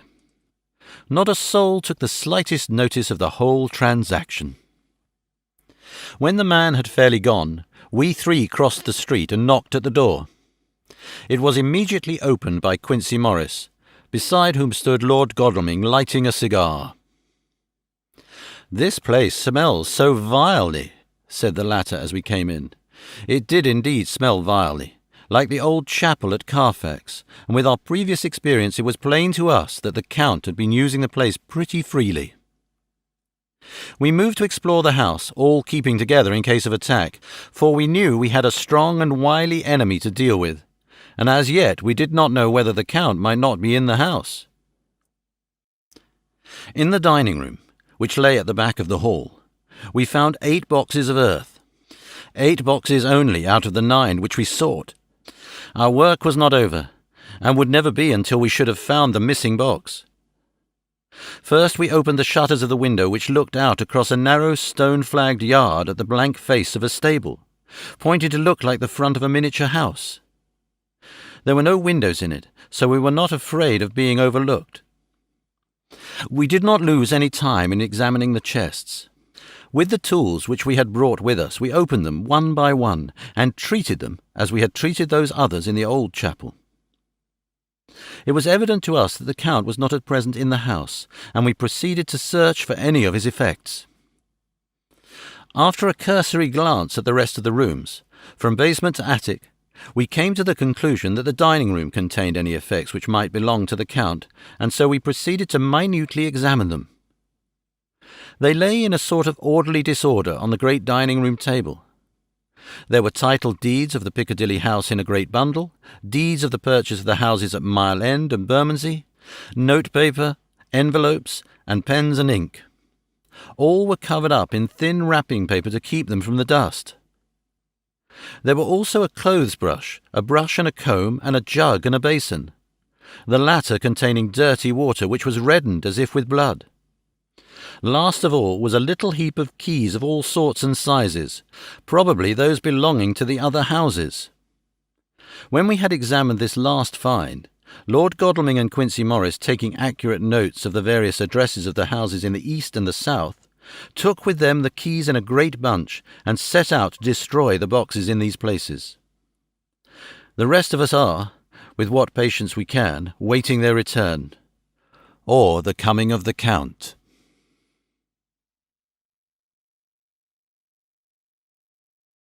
Chapter 23. Dr. Seward's Diary. 3 October. The time seemed terrible long whilst we were waiting for the coming of Godalming and Quincey Morris. The Professor tried to keep our minds active by using them all the time. I could see his beneficent purpose by the side glances which he threw from time to time at Harker. The poor fellow is overwhelmed in a misery that is appalling to see. Last night he was a frank, happy-looking man, with strong, youthful face, full of energy, and with dark brown hair. Today he is a drawn, haggard old man, whose white hair matches well with the hollow, burning eyes and grief-written lines of his face. His energy is still intact. In fact, he is like a living flame. This may yet be his salvation, for, if all go well, it will tide him over the despairing period. He will then, in a kind of way, wake again to the realities of life. Poor fellow! I thought my own trouble was bad enough, but his... The Professor knows this well, and is doing his best to keep his mind active. What he has been saying was, under the circumstances, of absorbing interest. So well as I can remember, here it is. I have studied over and over again since they came into my hands. all the papers relating to this monster. And the more I have studied, the greater seems the necessity to utterly stamp him out. All through there are signs of his advance, not only of his power, but of his knowledge of it. As I learned from the researches of my friend Arminius of Budapest, he was in life a most wonderful man, soldier, statesman, and alchemist, which latter was the highest development of the science knowledge of his time. He had a mighty brain, a learning beyond compare, and a heart that knew no fear and no remorse. He dared even to attend the Scholomance, and there was no branch of knowledge of his time that he did not essay. Well, in him the brain powers survived the physical death, though it would seem that memory was not all complete. In some faculties of mind he has been and is only a child, but he is growing, and some things that were childish at the first are now of man's stature. He is experimenting, and doing it well, and if it had not been that we have crossed his path, he may be yet, if we fail, the father or furtherer of a new order of beings, whose road must lead through death, not life. Harker groaned and said, "And this is all arrayed against my darling? But how is he experimenting? The knowledge may help us to defeat him." "He has all along, since his coming, been trying his power, slowly but surely. That big child brain of his is working. Well, for us it is, as yet, a child brain, for had he dared, at the first, to attempt certain things, he would long ago have been beyond our power. However, he means to succeed, and a man who has centuries before him can afford to wait and to go slow. Festina lente may well be his motto." "I fail to understand," said Harker wearily. "Oh, do be more plain to me. Perhaps grief and trouble are dulling my brain." The professor laid his hand tenderly on his shoulder as he spoke. "Ah, my child, I will be plain. Do you not see how, of late, this monster has been creeping into knowledge experimentally? How he has been making use of the Zuvajus patient to effect his entry into friend John's home? For your vampire, though in all afterwards he can come when and how he will, must at the first make entry only when asked thereto by an inmate. But these are not his most important experiments. Do we not see how at the first all these so great boxes were moved by others? He knew not then, but that must be so. But all the time that so great child brain of his was growing, and he began to consider whether he might not himself move the box. So he began to help, and then, when he found that this be all right, he tried to move them all alone. And so he progress, and he scatter these graves of him, and none but he know where they are hidden. He may have intended to bury them deep in the ground, so that he only use them in the night, or at such time as he can change his form. They do him equal well, and none may know these are his hiding place. But, my child, do not despair. This knowledge come to him just too late. Already all of his lairs but one be sterilizers for him, and before the sunset this shall be so. Then he have no place where he can move and hide. I delayed this morning that so we might be sure. Is there not more at stake for us than for him? Then why we not be even more careful than him? By my clock it is 1 hour and already. If all be well, friend Arthur and Quincy are on their way to us. Today is our day, and we must go sure if slow and lose no chance. See, there are 5 of us when those absent ones return." Whilst he was speaking, we were startled by a knock at the hall door, the double postman's knock of the telegraph boy. We all moved out to the hall with one impulse, and Van Helsing, holding up his hand to us to keep silence, stepped to the door and opened it. The boy handed in a dispatch. The professor closed the door again, and, after looking at the direction, opened it and read aloud. "Look out for D. He has just now, 12:45, come from Carfax, hurriedly, and hastened towards the south. He seems to be going the round, and may want to see you, Mina." There was a pause, broken by Jonathan Harker's voice. "Now, God be thanked, we shall soon meet." Van Helsing turned to him quickly and said, "God will act in his own way and time.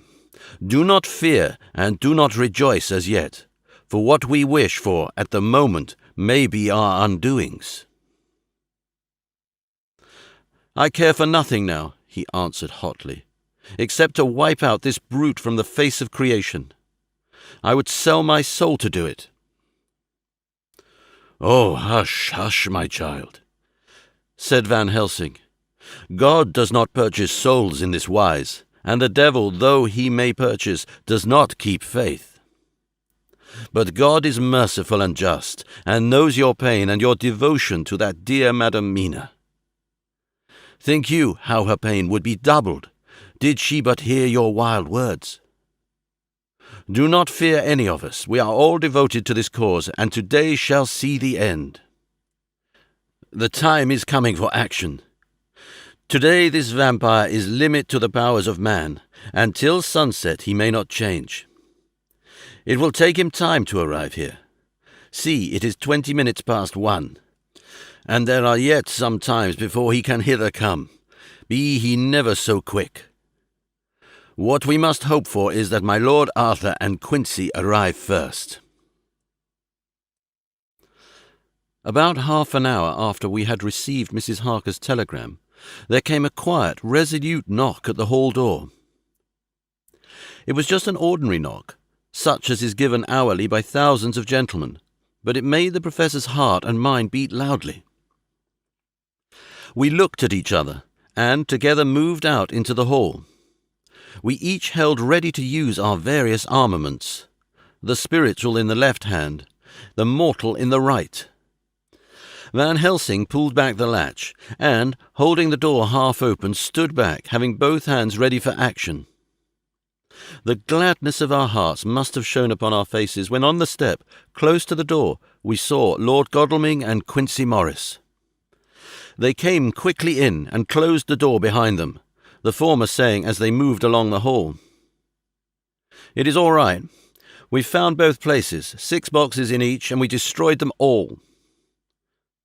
"Destroyed?" asked the professor. "For him." We were silent for a minute, and then Quincy said, "There's nothing to do but to wait here. If, however, he doesn't turn up by 5 o'clock, we must start off, for it won't do to leave Mrs. Harker alone after sunset." "He will be here before long now," said Van Helsing, who had been consulting his pocket-book. "Nota bene. In Madam's telegram he went south from Carfax. That means he went to cross the river, and he could only do so at slack of tide, which should be something before 1 o'clock. Then he went south has a meaning for us. He is as yet only suspicious, and he went from Carfax first to the place where he would suspect interference least. You must have been at Bermondsey only a short time before him. That he is not here already shows that he went to Mile End next. This took him some time, for he would then have to be carried over the river in some way. Believe me, my friends, we shall not have long to wait now. We should have ready some plan of attack, so that we may throw away no chance. Hush, there is no time now. Have all your arms, be ready." He held up a warning hand as he spoke, for we all could hear a key softly inserted in the lock of the hall. I could not but admire, even at such a moment, the way in which a dominant spirit asserted itself. In all our hunting parties and adventures in different parts of the world, Quincy Morris had always been the one to arrange the plan of action, and Arthur and I had been accustomed to obey him implicitly. Now the old habits seemed to be renewed instinctively. With a swift glance around the room, he at once laid out our plan of attack, and, without speaking a word, with a gesture placed us each in position.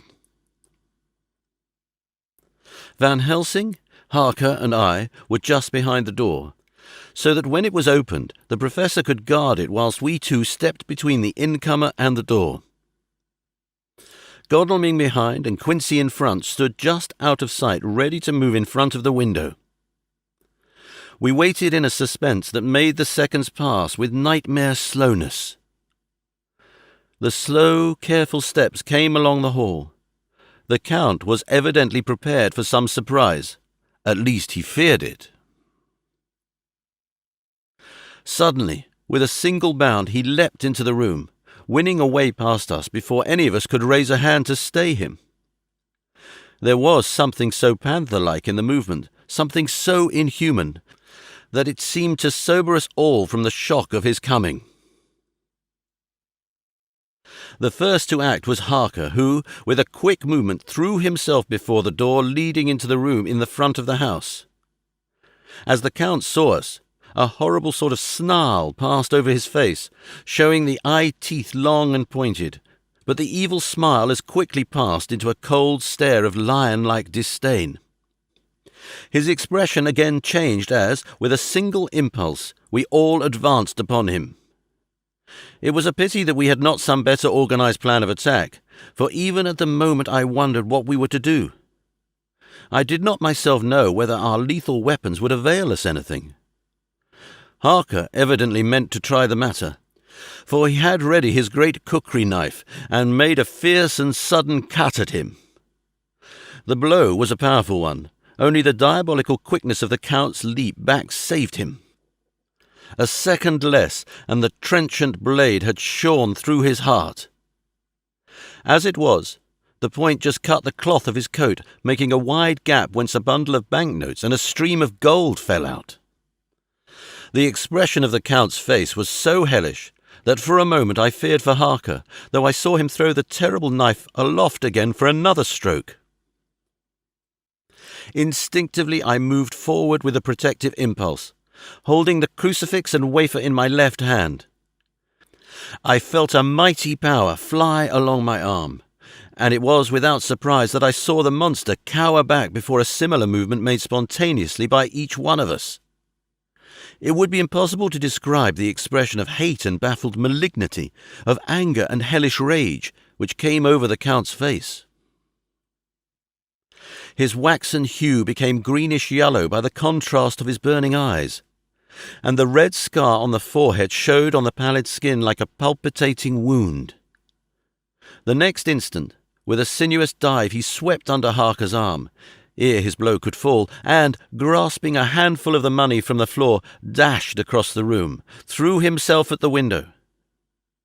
Amid the crash and glitter of the falling glass, he tumbled into the flagged area below.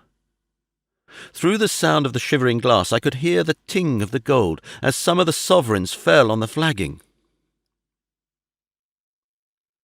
We ran over and saw him spring unhurt from the ground. He, rushing up the steps, crossed the flagged yard and pushed open the stable door. There he turned and spoke to us. "You think you baffle me, you? With your pale faces all in a row, like sheep in a butcher's. You shall be sorry yet, each one of you. You think you have left me without a place to rest, but I have more. My revenge is just begun. I spread it over centuries, and time is on my side. Your girls that you all love are mine already, and through them you and others shall yet be mine. My creatures, to do my bidding, to be my jackals when I want to feed. Bah!" With a contemptuous sneer, he passed quickly through the door, and we heard the rusty bolt creak as he fastened it behind him. A door beyond opened and shut. The first of us to speak was the Professor, as, realizing the difficulty of following him through the stable, we moved toward the hall. We have learned something. Much.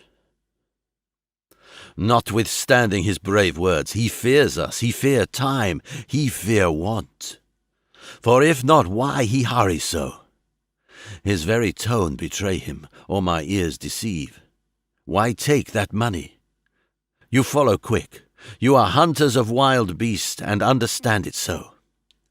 For me, I make sure that nothing here may be of use to him, if so that he return. As he spoke, he put the money remaining into his pocket, took the title deeds in the bundle as Harker had left them, and swept the remaining things into the fireplace, where he set fire to them with a match. Godalming and Morris had rushed out into the yard, and Harker had lowered himself from the window to follow the Count. He had, however, bolted the stable door, and by the time they had forced it open there was no sign of him. Van Helsing and I tried to make inquiry at the back of the house, but the mews was deserted, and no one had seen him depart. It was now late in the afternoon, and sunset was not far off. We had to recognize that our game was up. With heavy hearts we agreed with the Professor when he said, "Let us all go back to Madam Mina. Poor, dear Madam Mina. All we can do just now is done, and we can there at least protect her. But we need not despair. There is but one more earth box, and we must try to find it. When that is done, all may yet be well." I could see that he spoke as bravely as he could to comfort Harker. The poor fellow was quite broken down. Now and again he gave a low groan which he could not suppress. He was thinking of his wife. With sad hearts we came back to the house, where we found Mrs. Harker waiting for us, with an appearance of cheerfulness which did honour to her bravery and unselfishness. When she saw our faces, her own became as pale as death. For a second or two her eyes were closed as if she were in secret prayer, and then she said cheerfully, "I can never thank you all enough. Oh, my poor darling." As she spoke, she took her husband's grey head in her hands and kissed it. "Lay your poor head here and rest it. All will yet be well, dear. God will protect us if he so will it in his good intent." The poor fellow groaned.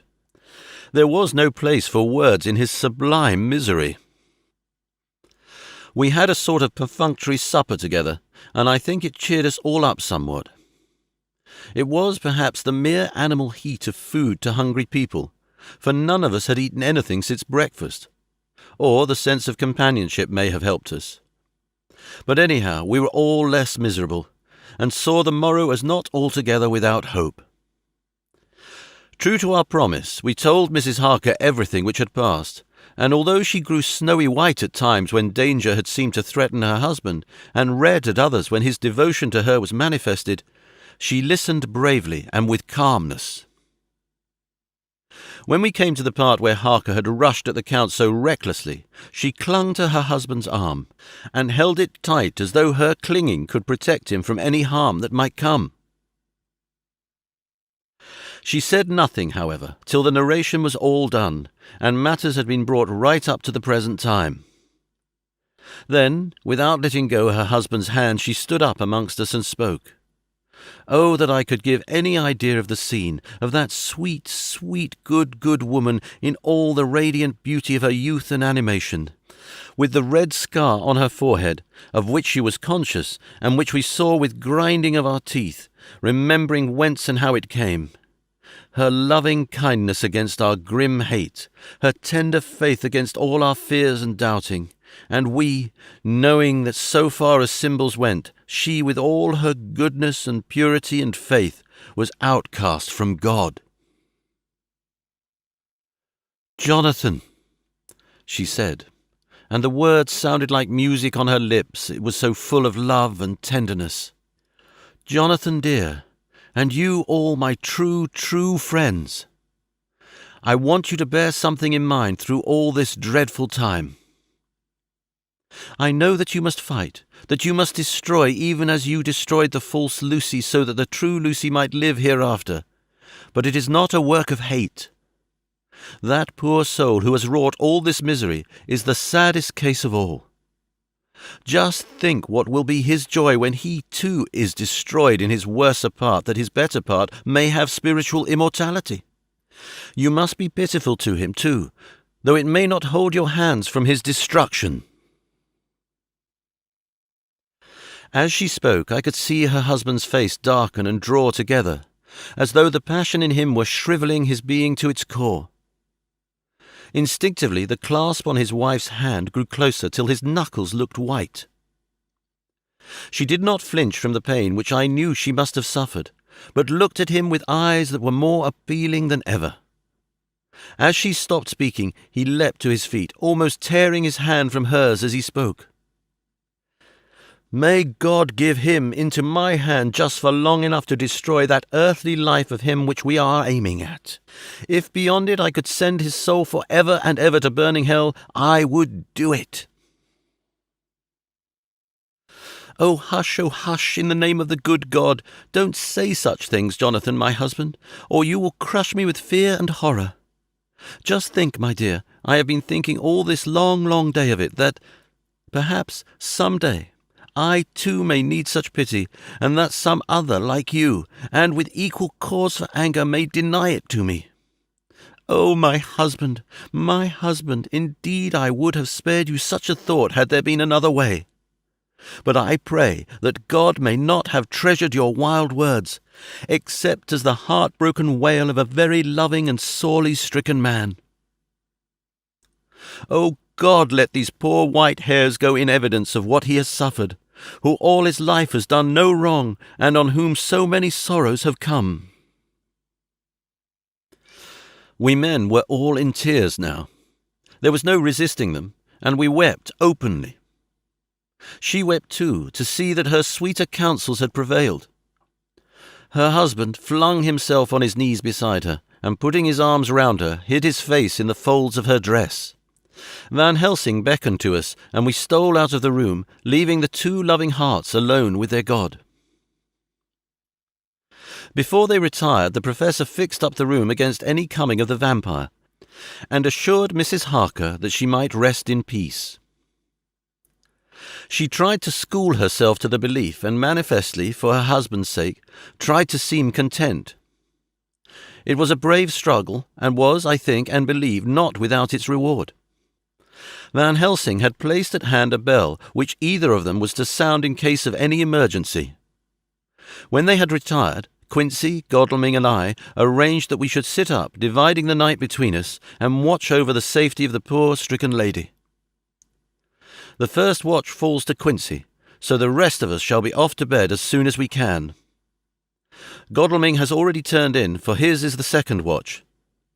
Now that my work is done, I too shall go to bed.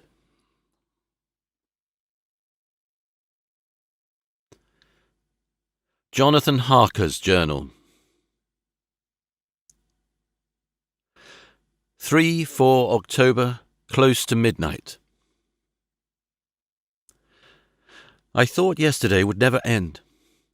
There was over me a yearning for sleep, in some sort of blind belief that to wake would be to find things changed, and that any change must now be for the better.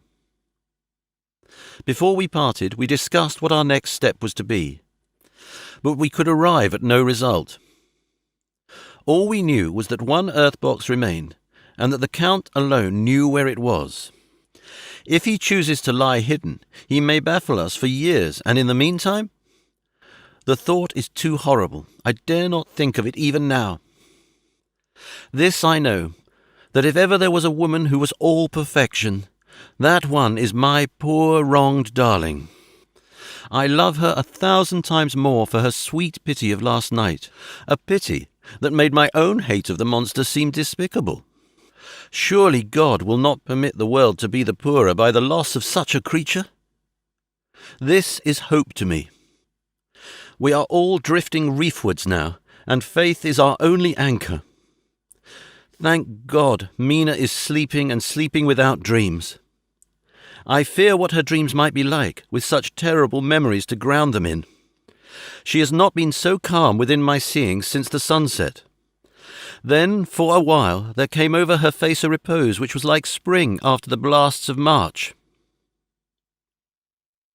I thought at the time that it was the softness of the red sunset on her face, but somehow now I think it has a deeper meaning. I am not sleepy myself, though I am weary to death. However, I must try to sleep, for there is tomorrow to think of, and there is no rest for me until... Later. I must have fallen asleep, for I was awaked by Mina, who was sitting up in bed, with a startled look on her face. I could see easily, for we did not leave the room in darkness. She had placed a warming hand over my mouth, and now she whispered in my ear. "Hush! There is someone in the corridor." I got up softly and, crossing the room, gently opened the door. Just outside, stretched on a mattress, lay Mr. Morris, wide awake. He raised a warning hand for silence as he whispered to me, "Hush, go back to bed. It is all right. One of us will be here all night. We don't mean to take any chances." His look and gesture forbade discussion, so I came back and told Mina. She sighed, and positively a shadow of a smile stole over her poor, pale face as she put her arms round me and said softly, "Oh, thank God for good, brave men." With a sigh, she sank back again to sleep. I write this now as I am not sleepy, though I must try again.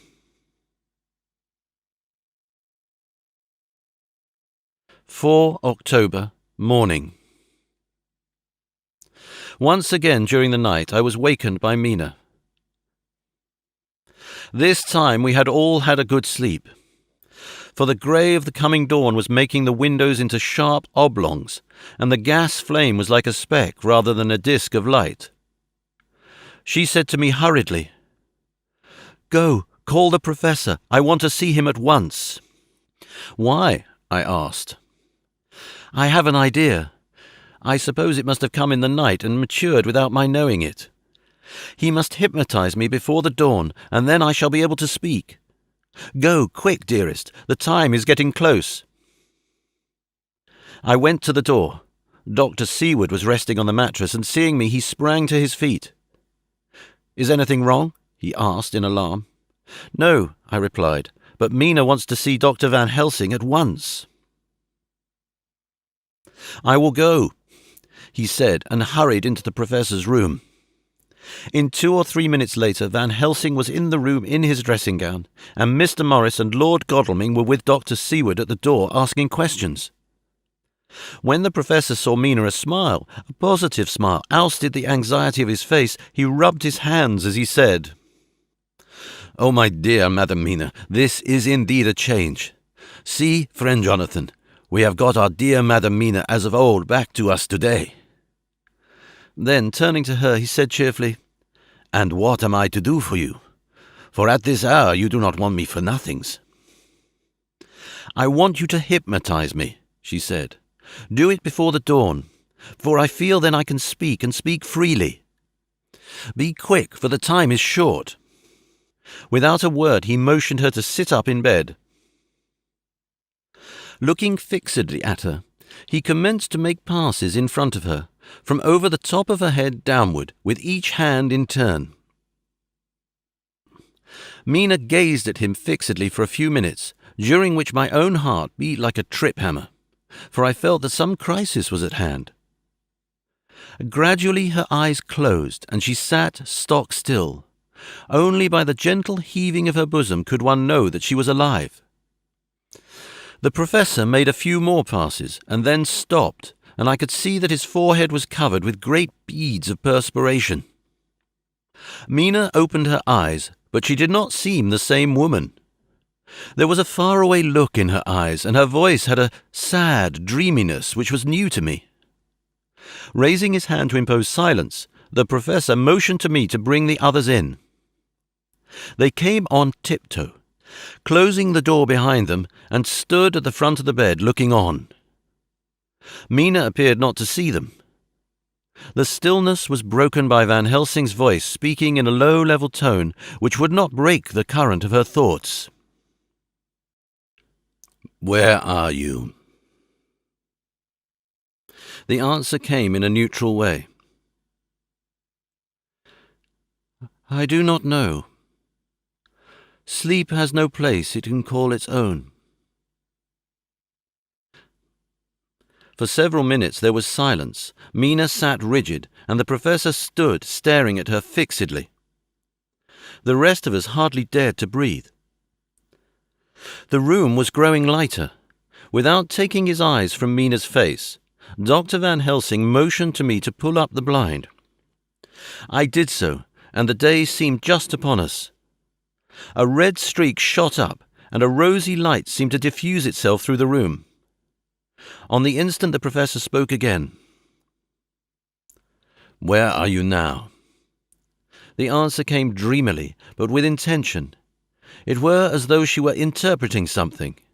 I have heard her use the same tone when reading her shorthand notes. "I do not know. It is all strange to me." "What do you see?" "I can see nothing. It is all dark." "What do you hear?" I could detect the strain in the professor's patient voice. "The lapping of water. It is gurgling by, and little waves leap. I can hear them on the outside." "Then you are on a ship." We all looked at each other, trying to glean something each from the other. We were afraid to think. The answer came quick.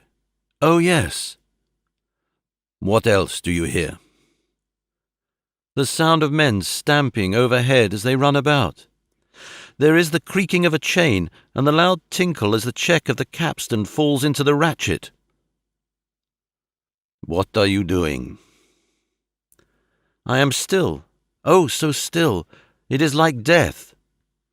The voice faded away into a deep breath, as of one sleeping, and the open eyes closed again.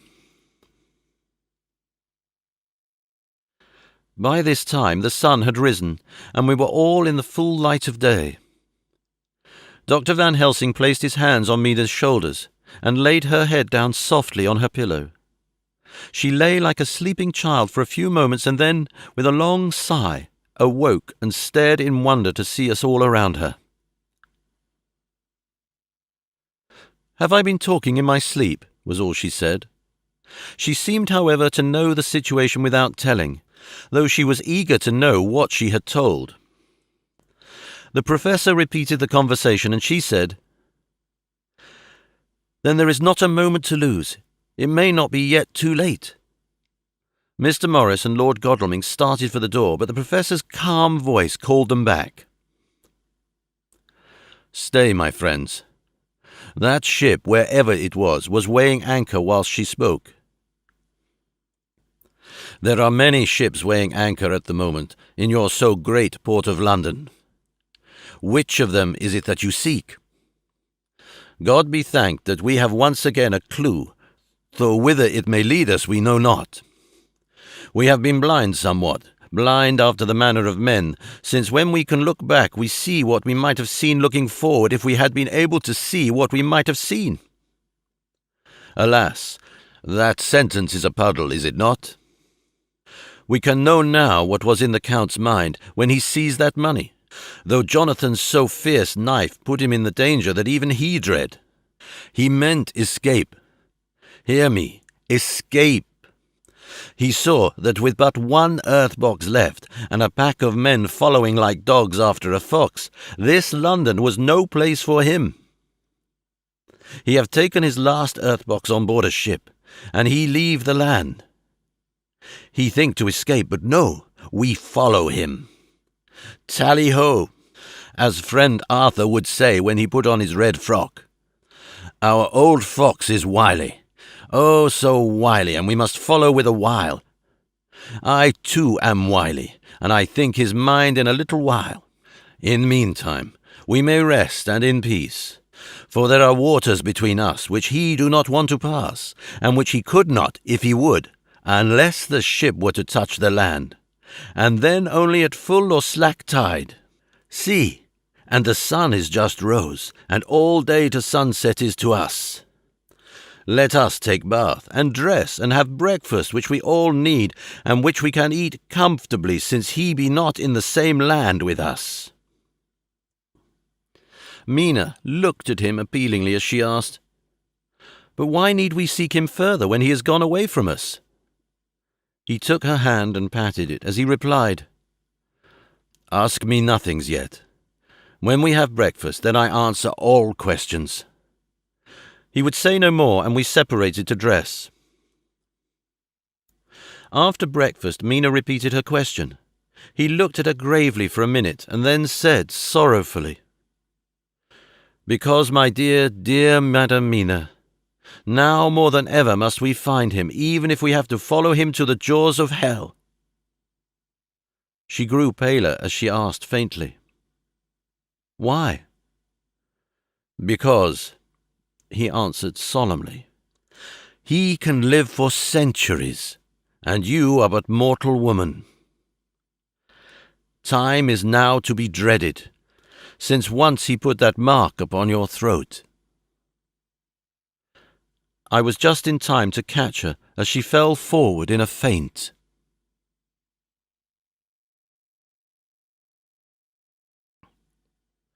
Chapter 24. Dr. Seward's phonograph diary, spoken by Van Helsing. This to Jonathan Harker. "You are to stay with your dear Madam Mina. We shall go to make our search, if I can call it so, for it is not a search but knowing, and we seek confirmation only. But do you stay and take care of her today. This is your best and most holiest office. This day nothing can find him here. Let me tell you that, so that you will know what we foreknow already, for I have tell them. He, our enemy, have gone away. He have gone back to his castle in Transylvania. I know it so well, as if a great hand of fire wrote it on the wall. He have prepared for this in some way, and that last earth-box was ready to ship somewheres. For this he took the money. For this he hurry at the last, lest we catch him before the sun go down. It was his last hope, save that he might hide in the tomb that he think poor Miss Lucy, being as he thought like him, keep open to him. But there was not of time. When that failed, he makes straight for his last resource. His last earth work, I might say, did I wish double entendre. He is clever, oh so clever. He know that his game here was finished, and so he decide he go back home. He find ship going by the route he came, and he go in it. We go off now to find what ship and whither bound. When we have discovered that, we come back and tell you all. Then we will comfort you and poor dear Madam Mina with new hope. For it will be hope when you think it over, that all is not lost. This very creature that we pursue, he take hundreds of years to get so far as London, and yet in one day, when we know of the disposal of him, we drive him out. He is finite, though he is powerful to do much harm, and suffers not as we do. But we are strong, each in our purpose, and we are all more strong together. Take heart afresh, dear husband of Madam Mina. This battle is but begun, and in the end we shall win, so sure as that God sits on high to watch over his children. Therefore, be of much comfort till we return. Van Helsing. Jonathan Harker's Journal. 4 October. When I read to Mina Van Helsing's message in the phonograph, the poor girl brightened up considerably. Already the certainty that the Count is out of the country has given her comfort, and comfort is strength to her. For my own part, now that his horrible danger is not face to face with us, it seems almost impossible to believe in it. Even my own terrible experiences in Castle Dracula seem like a long-forgotten dream. Here in the crisp autumn air, in the bright sunlight, Alas, how can I disbelieve? In the midst of my thought, my eye fell on the red scar on my poor darling's white forehead. Whilst that lasts, there can be no disbelief. And afterwards, the very memory of it will keep faith crystal clear. Mina and I fear to be idle, so we have been over all the diaries again and again. Somehow, although the reality seems greater each time, the pain and the fear seem less. There is something of a guiding purpose manifest throughout, which is comforting. Mina says that perhaps we are the instruments of ultimate good. It may be. I shall try to think as she does. We have never spoken to each other yet of the future. It is better to wait till we see the Professor and the others after their investigations. The day is running by more quickly than I ever thought a day could run for me. It is now 3 o'clock.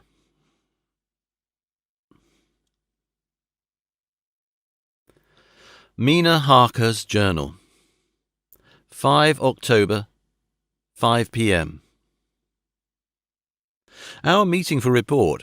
Present, Professor Van Helsing, Lord Godalming, Dr. Seward, Mr. Quincy Morris, Jonathan Harker, Mina Harker.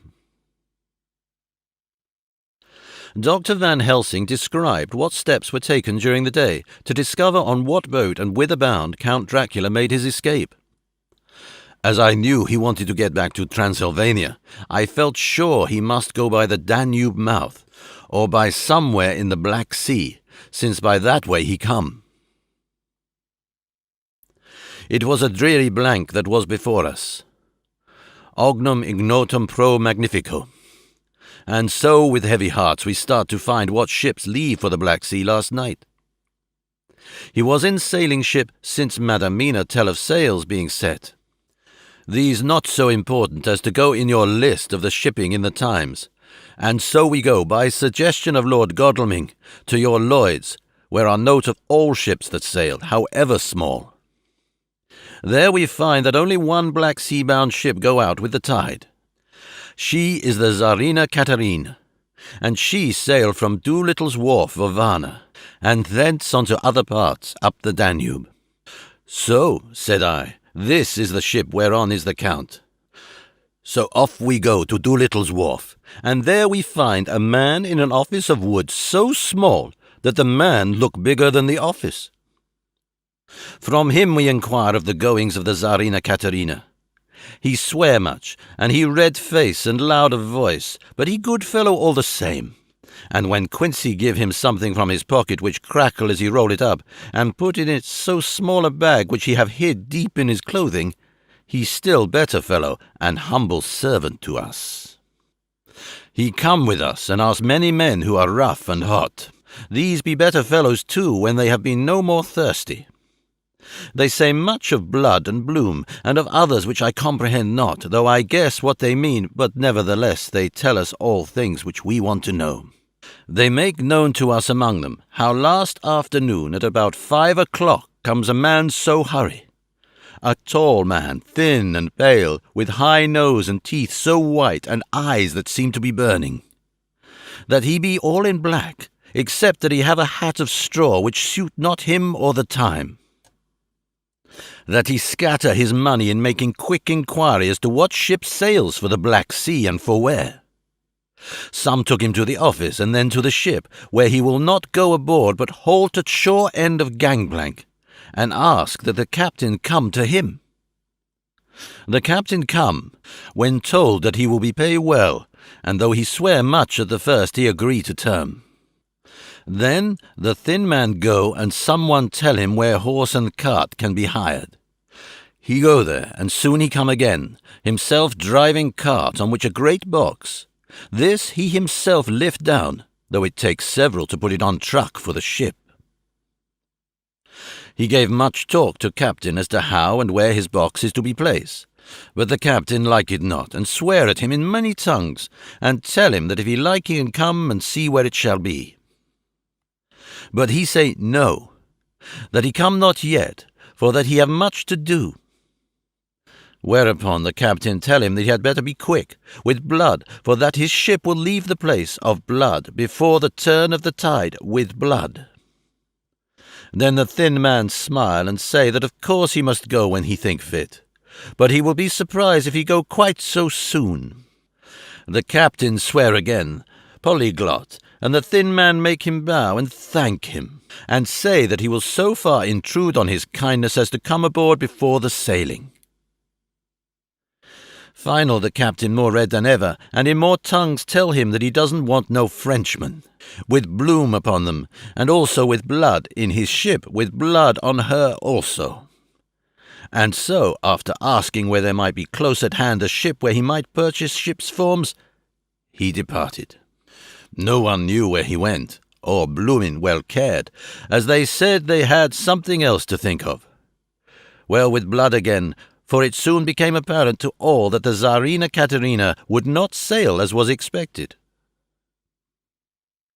A thin mist began to creep up from the river, and it grew and grew, till soon a dense fog enveloped the ship and all around her. The captain swore polyglot, very polyglot, polyglot with bloom and blood, but he could do nothing. The water rose and rose, and he began to fear that he would lose the tide altogether. He was in no friendly mood, when just at full tide, the thin man came up the gangplank again and asked to see where his box had been stowed. Then the captain replied that he wished that he and his box, old and with much bloom and blood, were in hell. But then the thin man did not be offend, and went down with the mate and saw where it was placed, and came up and stood a while on deck in fog. He must have come off by himself, for none noticed him. Indeed, they thought not of him, for soon the fog began to melt away, and all was clear again. My friends of the thirst and the language that was of bloom and blood laughed, as they told how the captain's swears exceeded even his usual polyglot, and was more than ever full of picturesque, when, on questioning other mariners who were on movement up and down on the river that hour, he found that few of them had seen any of fog at all, except where it lay round the wharf. However, the ship went out on the ebb tide, and was doubtless by morning far down the river mouth. She was by then, when they told us, well out to sea. And so, my dear Madam Mina, it is that we have to rest for a time, for our enemy is on the sea, with the fog at his command, on his way to the Danube mouth. To sail a ship takes time, go she never so quick, and when we start we go on land more quick, and we meet him there. Our best hope is to come on him when in the box, between sunrise and sunset, for then he can make no struggle, and we may deal with him as we should. There are days for us in which we can make ready for our plan. We know all about where he go, for we have seen the owner of the ship, who have shown us invoices and all papers that can be. The box we seek is to be landed in Varna, and to be given to an agent, one Ristix, who will there present his credentials, and so our merchant friend will have done his part. When he asks if there be any wrong, for that so he can telegraph and have inquiry made at Varna, we say no, for what is to be done is not for police or of the customs. It must be done by us alone, and in our own way. When Dr. Van Helsing had done speaking, I asked him if he was certain that the Count had remained on board the ship. He replied, "We have the best proof of that, your own evidence, when in the hypnotic trance this morning." I asked him again if it were really necessary that they should pursue the Count, for I dread Jonathan leaving me, and I know that he would surely go if the others went. He answered in growing passion, at first quietly. As he went on, however, he grew more angry and more forceful, till, in the end, we could not but see wherein was at least some of that personal dominance which made him so long a master amongst men. Yes, it is necessary. For your sake in the first, and then for the sake of humanity. This monster has done much harm already, in the narrow scope where he finds himself, and in the short time when as yet he was only as a body groping his so small measure in the darkness and not knowing. All this have I told these others. You, my dear Madam Mina, will learn it in the phonograph of my friend John, or in that of your husband. I have told them how the measure of leaving his own barren land, barren of peoples, and coming to a new land where life of man teems till they are like the multitude of standing corn, was the work of centuries. Were another of the undead like him to try to do what he has done, perhaps not all the centuries of the world that have been, or that will be, could aid him. With this one, all the forces of nature that are occult and deep and strong must have worked together in some wondrous way. The very place where he have been alive, undead for all these centuries, is full of strangeness of the geologic and chemical world. There are deep caverns and fissures that reach none know whither. There have been volcanoes, some of whose openings still send out waters of strange properties, and gases that kill or make to vivify.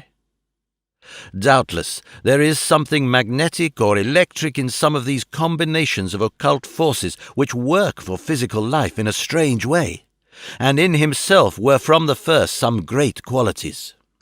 In a hard and warlike time he was celebrate that he have more iron nerve, more subtle brain, more braver heart than any man.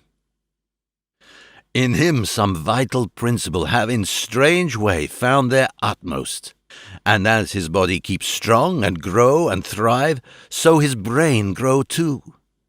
All this without that diabolic aid which is surely to him, for it have to yield to the powers that come from and are symbolic of good. And now this is what he is to us. He have infect you. Oh, forgive me, my dear, that I must say such, but it is for good of you that I speak.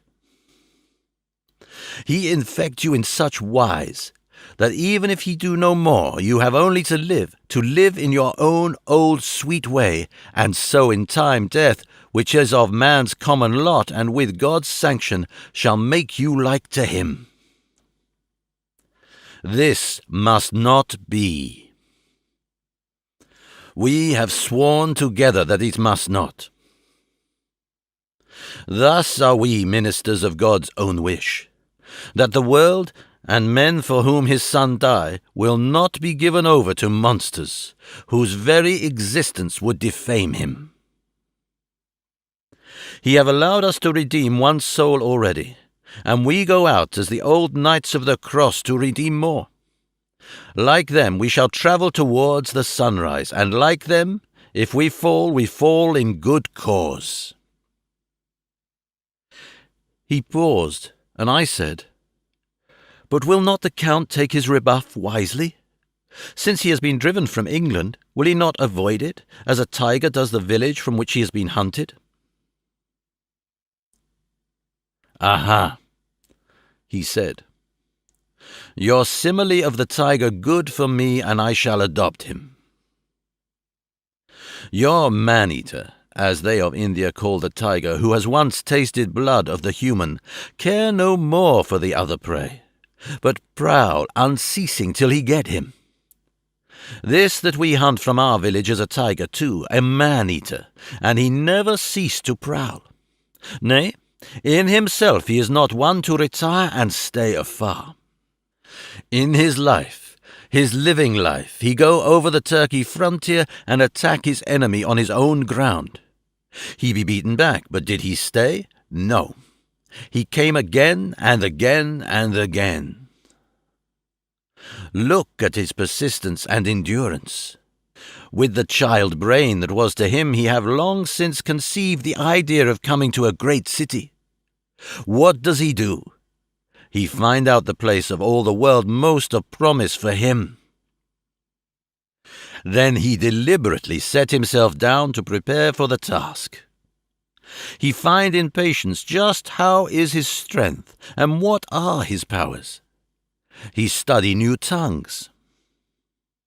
He learn new social life, new environment of old ways, the politic, the law, the finance, the science, the habit of a new land and a new people who have come to be since he was.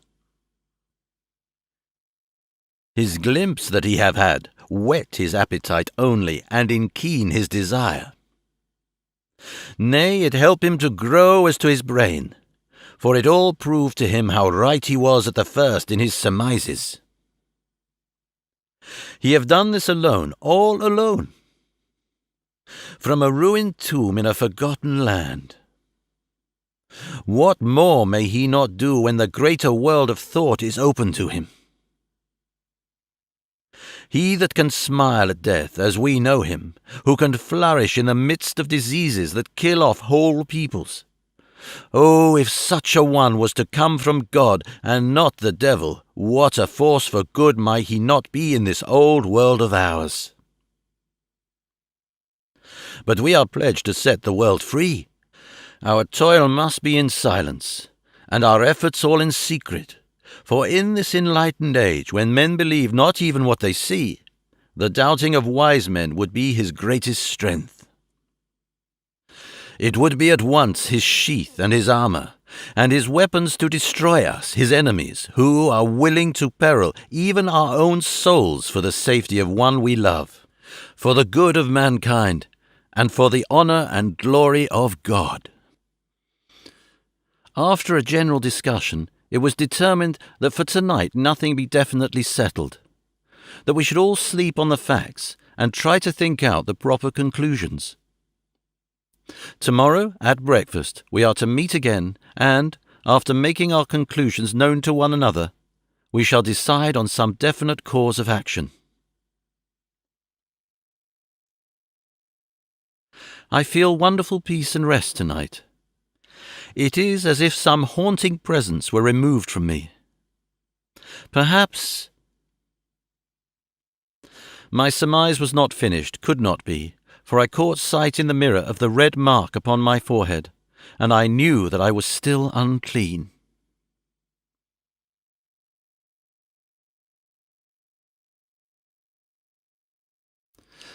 Dr. Seward's Diary. 5 October.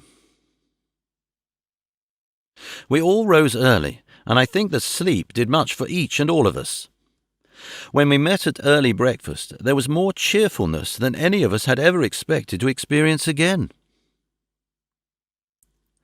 It is really wonderful how much resilience there is in human nature. Let any obstructing cause, no matter what, be removed in any way, even by death, and we fly back to first principles of hope and enjoyment. More than once as we sat around the table, my eyes opened in wonder whether the whole of the past days had been a dream. It was only when I caught sight of the red blotch on Mrs. Harker's forehead that I was brought back to reality.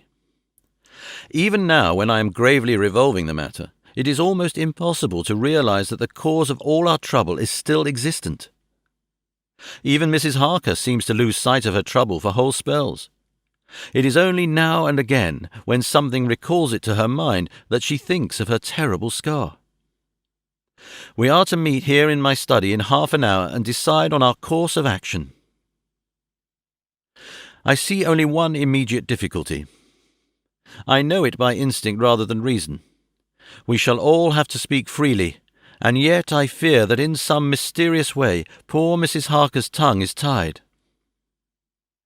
I know that she forms conclusions of her own, and from all that has been I can guess how brilliant and how true they must be, but she will not or cannot give them utterance. I have mentioned this to Van Helsing, and he and I are to talk it over when we are alone. I suppose it is some of that horrid poison which has got into her veins beginning to work. The Count had his own purposes when he gave her what Van Helsing called the vampire's baptism of blood. Well, there may be a poison that distills itself out of good things. In an age when the existence of Tremaines is a mystery, we should not wonder at anything. One thing I know, that if my instinct be true regarding poor Mrs. Harker's silences, then there is a terrible difficulty, an unknown danger in the work before us. The same power that compels her silence may compel her speech. I dare not think further, for so I should in my thoughts dishonour a noble woman.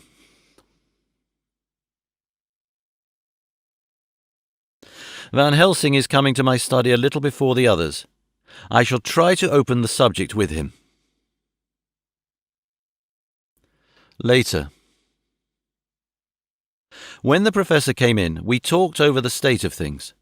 I could see that he had something on his mind which he wanted to say, but felt some hesitancy about broaching the subject. After beating about the bush a little, he said suddenly, "Friend John, there is something that you and I must talk of alone, just at the first at any rate. Later we may have to take the others into our confidence."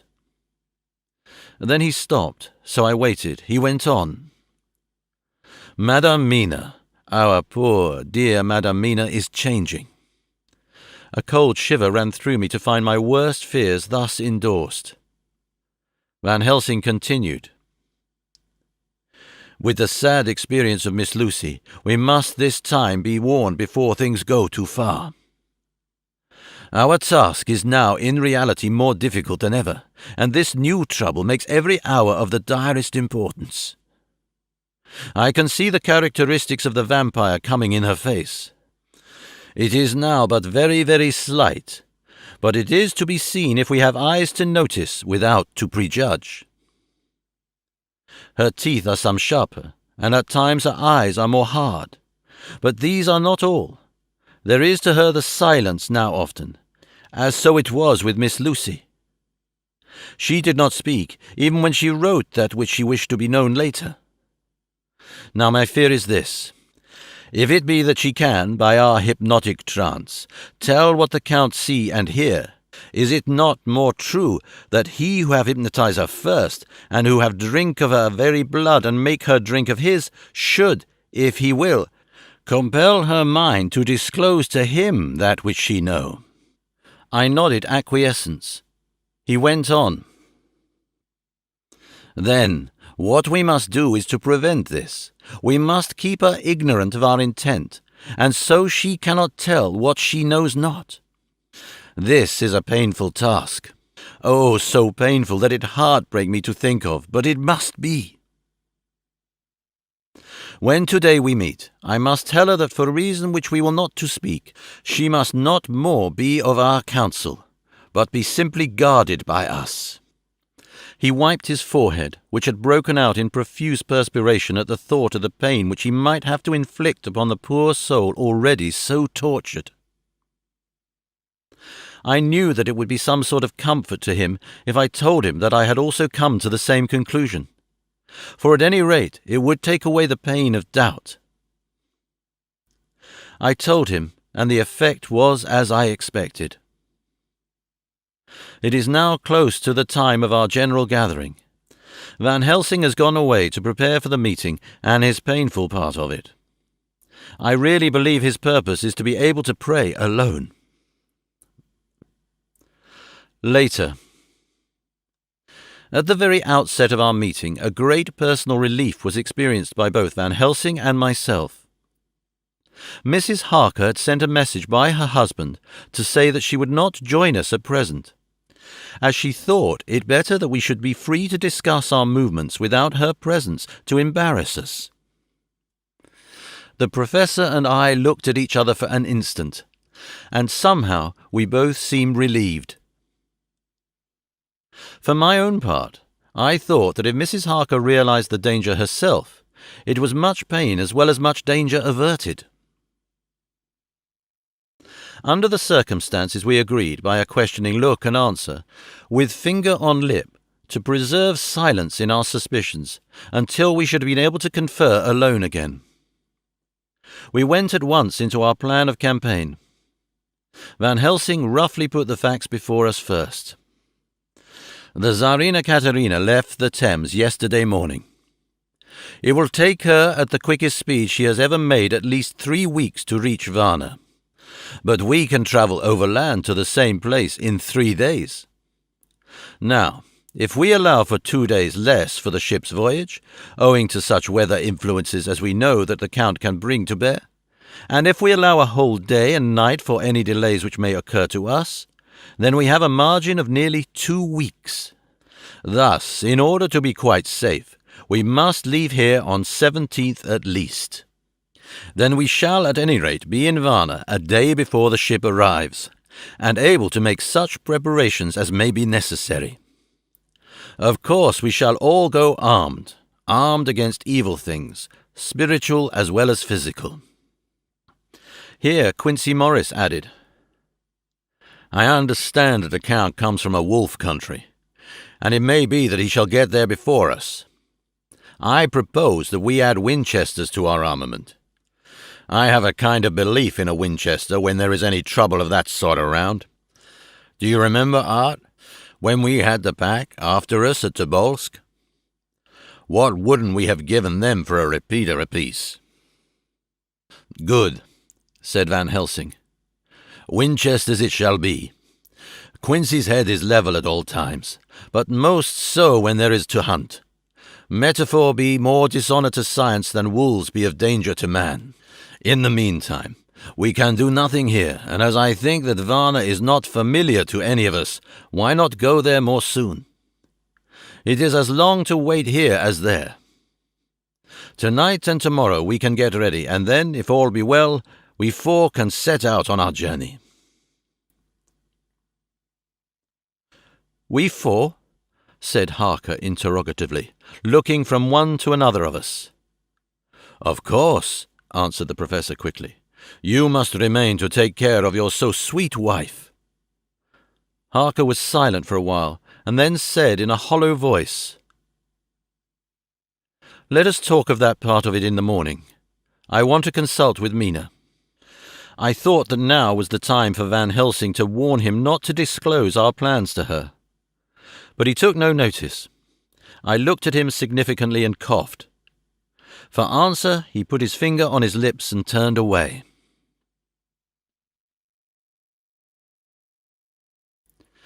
Jonathan Harker's Journal. 5 October, afternoon. For some time after our meeting this morning I could not think. The new phases of things leave my mind in a state of wonder which allows no room for active thought. Mina's determination not to take any part in the discussion set me thinking, and as I could not argue the matter with her, I could only guess. I am as far as ever from a solution now. The way the others received it, too, puzzled me. The last time we talked of the subject, we agreed that there was to be no more concealment of anything amongst us. Mina is sleeping now, calmly and sweetly like a little child. Her eyes are curved and her face beams with happiness. Thank God there are such moments still for her. Later. How strange it all is. I sat watching Mina's happy sleep, and came as near to being happy myself as I suppose I shall ever be. As the evening drew on, and the earth took its shadows from the sun sinking lower, the silence of the room grew more and more solemn to me. All at once Mina opened her eyes, and looking at me tenderly said, "Jonathan, I want you to promise me something on your word of honour. A promise made to me, but made holily in God's hearing, and not to be broken though I should go down on my knees and implore you with bitter tears. Quick, you must make it to me at once." "Mina," I said, "a promise like that I cannot make at once. I may have no right to make it." "But, dear one," she said with such spiritual intensity that her eyes were like pole stars, "it is I who wish it, and it is not for myself. You can ask Dr. Van Helsing if I am not right. If he disagrees, you may do as you will. Nay more, if you all agree later, you are absolved from the promise." "I promise," I said, and for a moment she looked supremely happy, though to me all happiness for her was denied by the red scar on her forehead. She said, "Promise me that you will not tell me anything of the plans formed for the campaign against the Count. Not by word or inference or implication, not at any time whilst this remains to me." And she solemnly pointed to the scar. I saw that she was in earnest, and said solemnly, "I promise." And as I said it, I felt that from that instant a door had been shut between us. Later, midnight. Mina has been bright and cheerful all the evening, so much so that all the rest seemed to take courage, as if infected somewhat with her gaiety. As a result, even I myself felt as if the pall of gloom which weighs us down was somewhat lifted. We all retired early.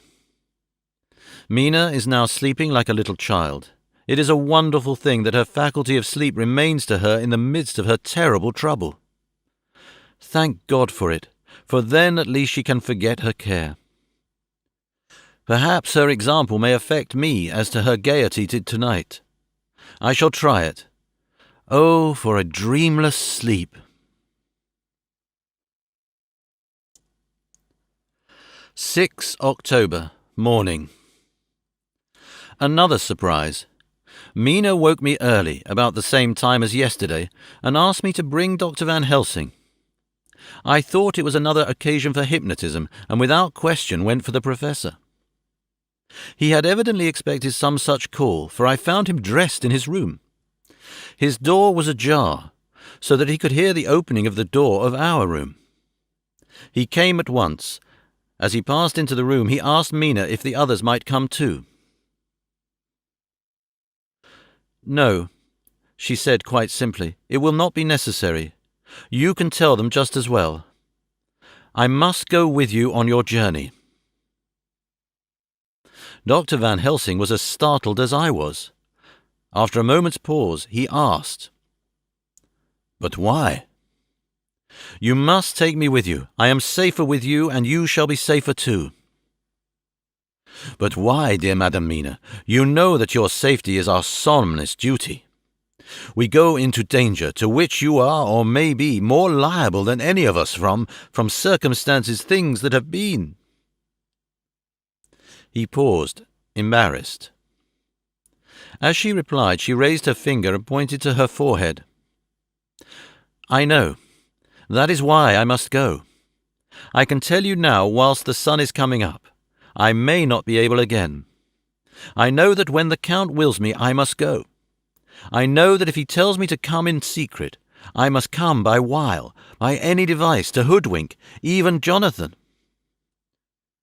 God saw the look she turned on me as she spoke, and if there be indeed a recording angel, that look is noted to her everlasting honour. I could only clasp her hand. I could not speak. My emotion was too great for even the relief of tears. She went on. "You men are brave and strong. You are strong in your numbers, for you can defy that which would break down the human endurance of one who had to guard alone.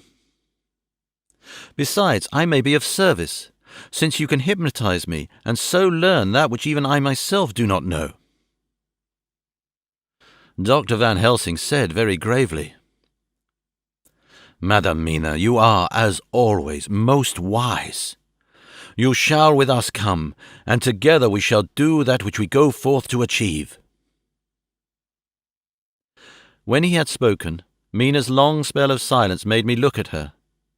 She had fallen back on her pillow asleep. She did not even wake when I had pulled up the blind and let in the sunlight which flooded the room. Van Helsing motioned to me to come with him quietly. We went to his room, and within a minute Lord Godalming, Dr. Seward, and Mr. Morris were with us also. He told them what Mina had said, and went on. "In the morning we shall leave for Varna. We have now to deal with a new factor. Madam Mina. Oh, but her soul is true. It is to her an agony to tell us so much as she has done, but it is most right, and we are warned in time. There must be no chance lost, and in Varna we must be ready to act the instant when that ship arrives." "What shall we do exactly?" asked Mr. Morris laconically.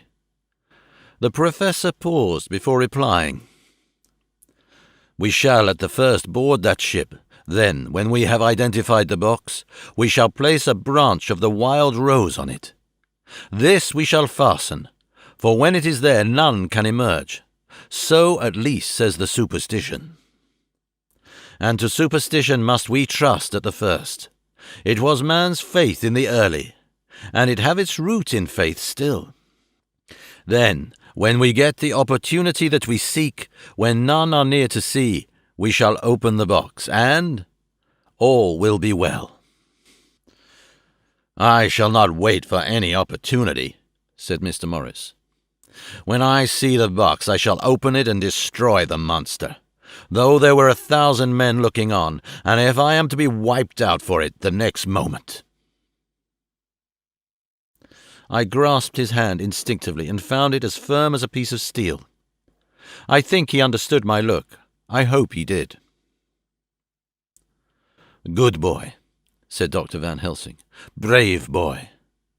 Quincy is all man. God bless him for it. My child, believe me, none of us shall lag behind or pause from any fear.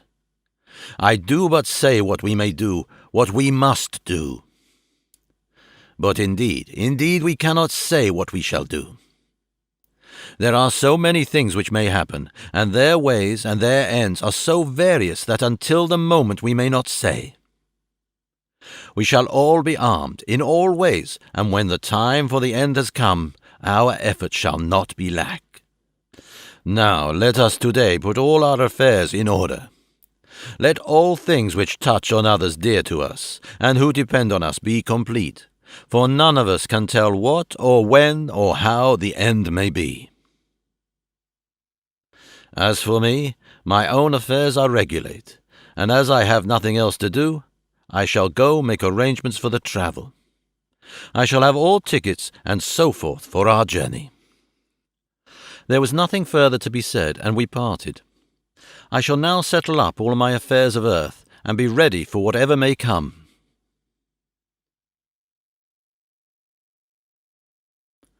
Later.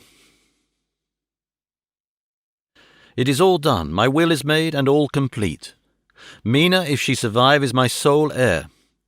If it should not be so, then the others, who have been so good to us, shall have remainder. It is now drawing towards the sunset. Mina's uneasiness calls my attention to it. I am sure that there is something on her mind which the time of exact sunset will reveal.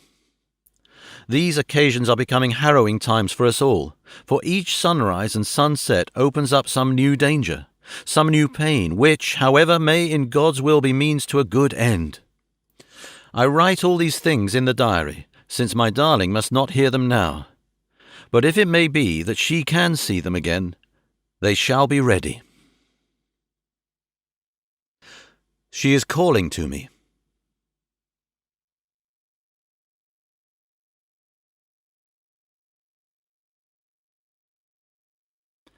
Chapter 25. Dr. Seward's Diary. 11 October, evening. Jonathan Harker has asked me to note this, as he says he is hardly equal to the task, and he wants an exact record kept. I think that none of us were surprised when we were asked to see Mrs. Harker a little before the time of sunset. We have of late come to understand that sunrise and sunset are to her times of peculiar freedom, when her old self can be manifest without any controlling force subduing or restraining her, or enticing her to action. This mood or condition begins some half hour or more before actual sunrise or sunset, and lasts till either the sun is high or whilst the clouds are still aglow with the rays streaming above the horizon. At first there is a sort of negative condition, as if some tie were loosened, and then the absolute freedom quickly follows. When, however, the freedom ceases, the change back or relapse comes quickly, preceded only by a spell of warning silence. Tonight when we met, she was somewhat constrained and bore all the signs of an internal struggle. I put it down myself to her making a violent effort at the earliest instant she could to do so. A very few minutes, however, gave her complete control of herself. Then, motioning her husband to sit beside her on the sofa, where she was half reclining, she made the rest of us bring chairs up close. Taking her husband's hand in hers, began. "We are all here together in freedom, for perhaps the last time. I know, dear, I know, that you will always be with me to the end." This was to her husband, whose hand had, as we could see, tightened upon hers. "In the morning we go out upon our task, and God alone knows what may be in store for any of us. You are going to be so good to me as to take me with you. I know that all that brave, earnest men can do for a poor, weak woman, whose soul perhaps is lost, no, not yet, but it is at any rate at stake, you will do. But you must remember that I am not as you are. There is a poison in my blood, in my soul, which may destroy me, which must destroy me, unless some relief comes to us. Oh, my friends, you know as well as I do that my soul is at stake, and though I know there is one way out for me, you must not, and I must not take it." She looked appealingly to us all in turn, beginning and ending with her husband. "What is that way?" asked Van Helsing in a hoarse voice. "What is that way which we must not, may not take?" "That I may die now, either by my own hand or that of another, before the greater evil is entirely wrought. I know, and you know, that were I once dead, you could and would set free my immortal spirit, even as you did my poor Lucy's. Were death, or the fear of death, the only thing that stood in the way, I would not shrink to die here now, amidst the friends who love me. But death is not all. I cannot believe that to die in such a case, when there is hope before us and a bitter task to be done, is God's will. Therefore, I, on my part, give up here the certainty of eternal rest, and go out into the dark where may be the blackest things that the world or the nether-world holds." We were all silent, for we knew instinctively that this was only a prelude. The faces of the others were set, and Harker's grew ashen grey. Perhaps he guessed better than any of us what was coming. She continued, "This is what I can give into the hotchpot." I could not but note the quaint legal phrase which she used in such a place and with all seriousness. "What will each of you give? Your lives, I know." She went on quickly. "That is easy for brave men. Your lives are God's, and you can give them back to Him, but what will you give to me?" She looked again questioningly, but this time avoided her husband's face. Quincy seemed to understand. He nodded, and her face lit up. "Then I shall tell you plainly what I want, for there must be no doubtful manner in this connection between us now. You must promise me, one and all, even you, my beloved husband, that, should the time come, you will kill me."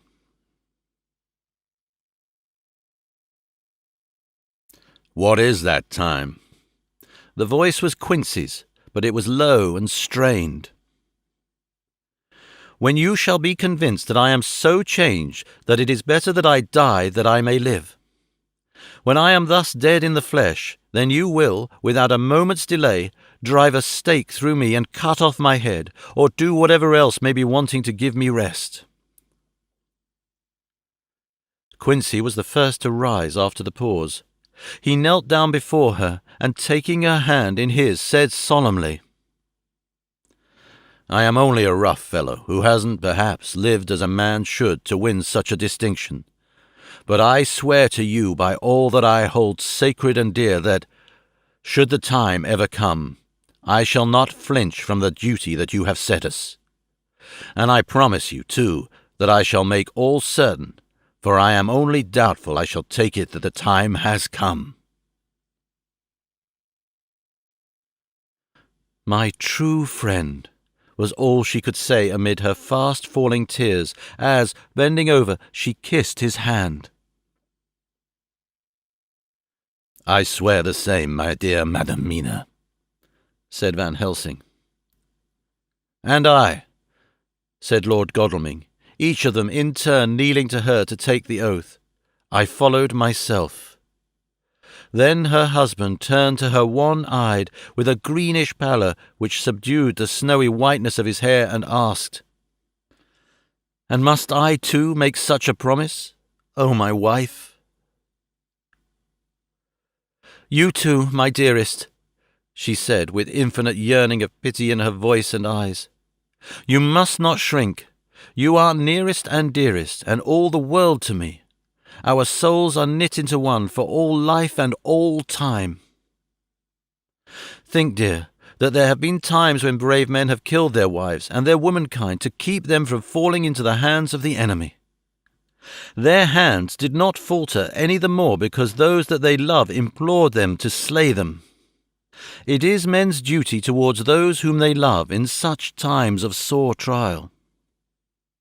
And oh, my dear, if it is to be that I must meet death at any hand, let it be at the hand of him that loves me best. Dr. Van Helsing, I have not forgotten your mercy in poor Lucy's case to him who loved." She stopped with a flying blush and changed her phrase. "To him who had best right to give her peace. If that time shall come again, I look to you to make it a happy memory of my husband's life, that it was his loving hand which set me free from the awful thrall upon it." "Again I swear," came the Professor's resonant voice. Mrs. Harker smiled, positively smiled, as with a sigh of relief she leaned back and said, "And now one word of warning, a warning which you must never forget. This time, if it ever come, may come quickly and unexpectedly, and in such case you must lose no time in using your opportunity. At such a time I myself might be, nay, if the time ever comes, shall be, leagued with your enemy against you. One more request."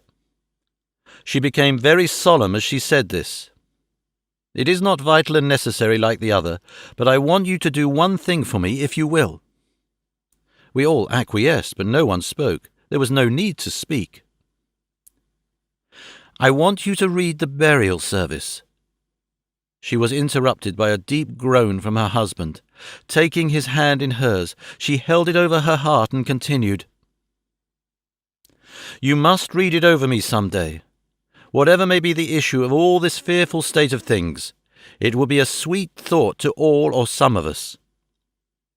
You, my dearest, will I hope read it, for then it will be in your voice in my memory forever, come what may." "But oh, my dear one," he pleaded, "death is afar off from you." "Nay," she said, holding up a warning hand, "I am deeper in death at this moment than if the weight of an earthly grave lay heavy upon me." "Oh, my wife, must I read it?" he said before he began. "It would comfort me, my husband," was all she said, and he began to read when she had got the book ready. How could anyone tell of that strange scene, its solemnity, its gloom, its sadness, its horror, and withal its sweetness? Even a skeptic, who can see nothing but a travesty of bitter truth in anything holy or emotional, would have been melted to the heart had he seen that little group of loving and devoted friends kneeling round that stricken and sorrowing lady, or heard the tender passion of her husband's voice, as in tones so broken with emotion that often he had to pause, he read the simple and beautiful service from the burial of the dead. I cannot go on. Words and voice fail me.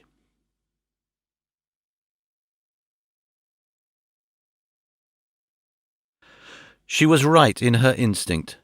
Strange as it all was, bizarre as it may hereafter seem even to us who felt its potent influence at the time, it comforted us much, and the silence which showed Mrs. Harker's coming relapse from her freedom of soul did not seem so full of despair to any of us as we had dreaded.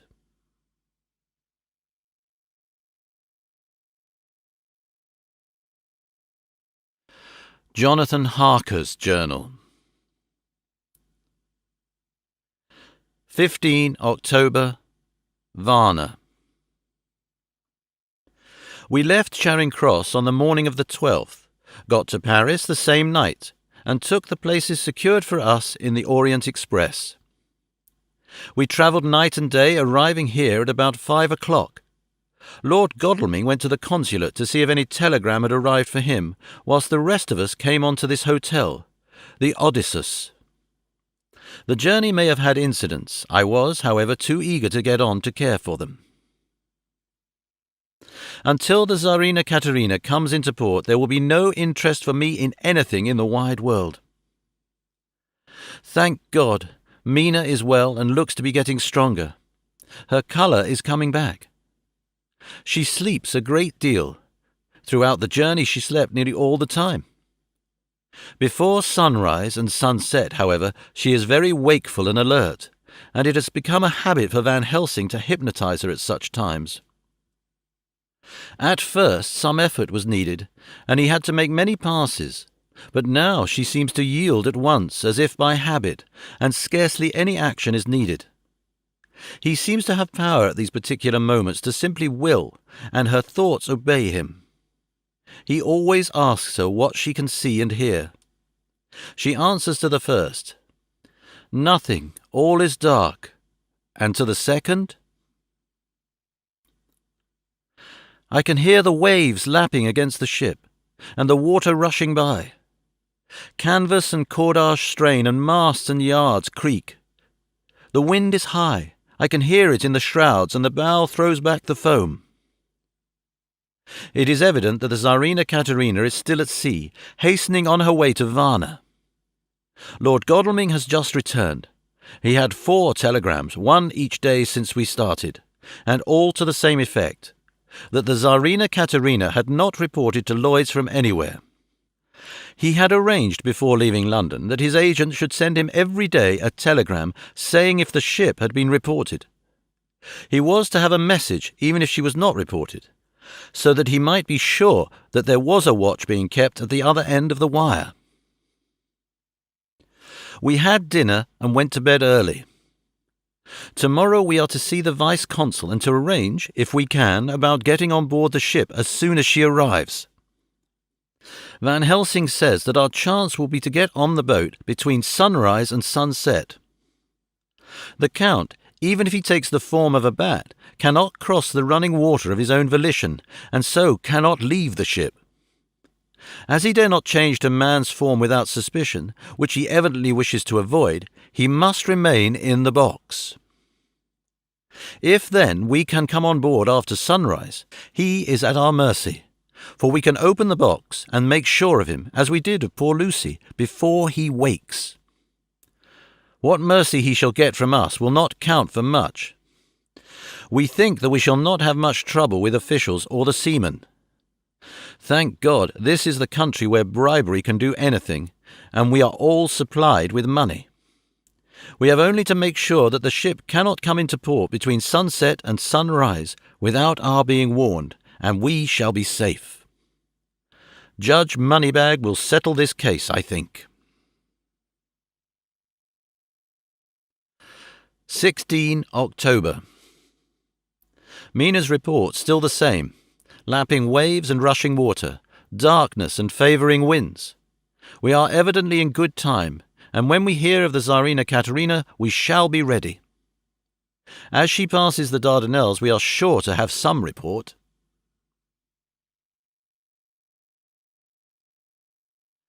17 October. Everything is pretty well fixed now. I think to welcome the Count on his return from his tour. Godalming told the shippers that he fancied that the box sent aboard might contain something stolen from a friend of his, and got a half consent that he might open it at his own risk. The owner gave him a paper telling the captain to give him every facility in doing whatever he chose on board the ship, and also a similar authorization to his agent at Varna. We have seen the agent, who was much impressed with Godalming's kindly manner to him, and we are all satisfied that whatever he can do to aid our wishes will be done. We have already arranged what to do in case we get the box open. If the Count is there, Van Helsing and Seward would cut off his head at once and drive a stake through his heart. Morris and Godalming and I shall prevent interference, even if we have to use the arms which we shall have ready. The Professor says that if we can so treat the Count's body, it will soon after fall into dust. In such case there would be no evidence against us, in case any suspicion of murder were aroused. But even if it were not, we should stand or fall by our act, and perhaps some day this very script may be evidence to come between some of us and a rope. For myself, I should take the chance only too thankfully if it were to come. We mean to leave no stone unturned to carry out our intent. We have arranged with certain officials that the instant the Tsarina Katerina is seen, we are to be informed by a special messenger. 24 October. A whole week of waiting. Daily telegrams to Godalming, but only the same story. Not yet reported. Mina's morning and evening hypnotic answer is unvaried. Lapping waves, rushing water, and creaking masts. Telegram. 24th. Rufus Smith, Lloyd's, London, to Lord Godalming, care of H.B.M., Vice-Consul, Varna. Tsarina Katerina reported this morning from Dardanelles.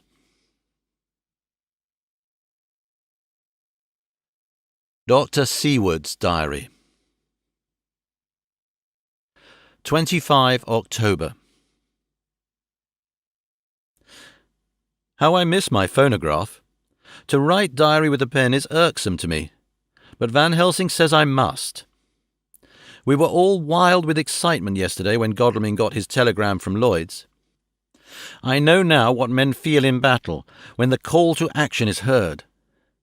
Mrs. Harker, alone of our party, did not show any signs of emotion. After all, it is not strange that she did not, for we took special care not to let her know anything about it, and we all tried not to show any excitement when we were in her presence. In old days she would, I am sure, have noticed, no matter how we might have tried to conceal it. But in this way she is greatly changed during the past 3 weeks. The lethargy grows upon her, and though she seems strong and well, and is getting back some of her colour, Van Helsing and I are not satisfied. We talk of her often. We have not, however, said a word to the others. It would break poor Harker's heart, certainly his nerve, if he knew that we had even a suspicion on the subject. Van Helsing examines, he tells me, her teeth very carefully while she is in the hypnotic condition, for he says that so long as they do not begin to sharpen, there is no active danger of a change in her. If this change should come, it would be necessary to take steps. We both know what those steps would have to be, though we do not mention our thoughts to each other. We should neither of us shrink from the task, awful though it is to be contemplate. Euthanasia is an excellent and a comforting word. I am grateful to whoever invented it.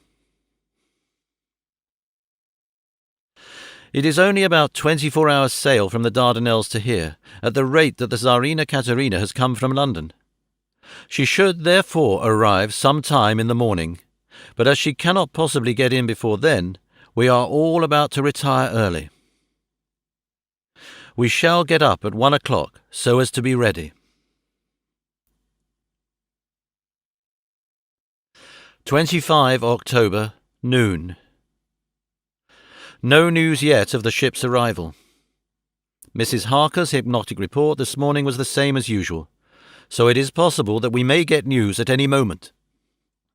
We men are all in a fever of excitement, except Harker, who is calm. His hands are cold as ice, and an hour ago I found him wetting the edge of the great Gurkha knife, which he now always carries with him.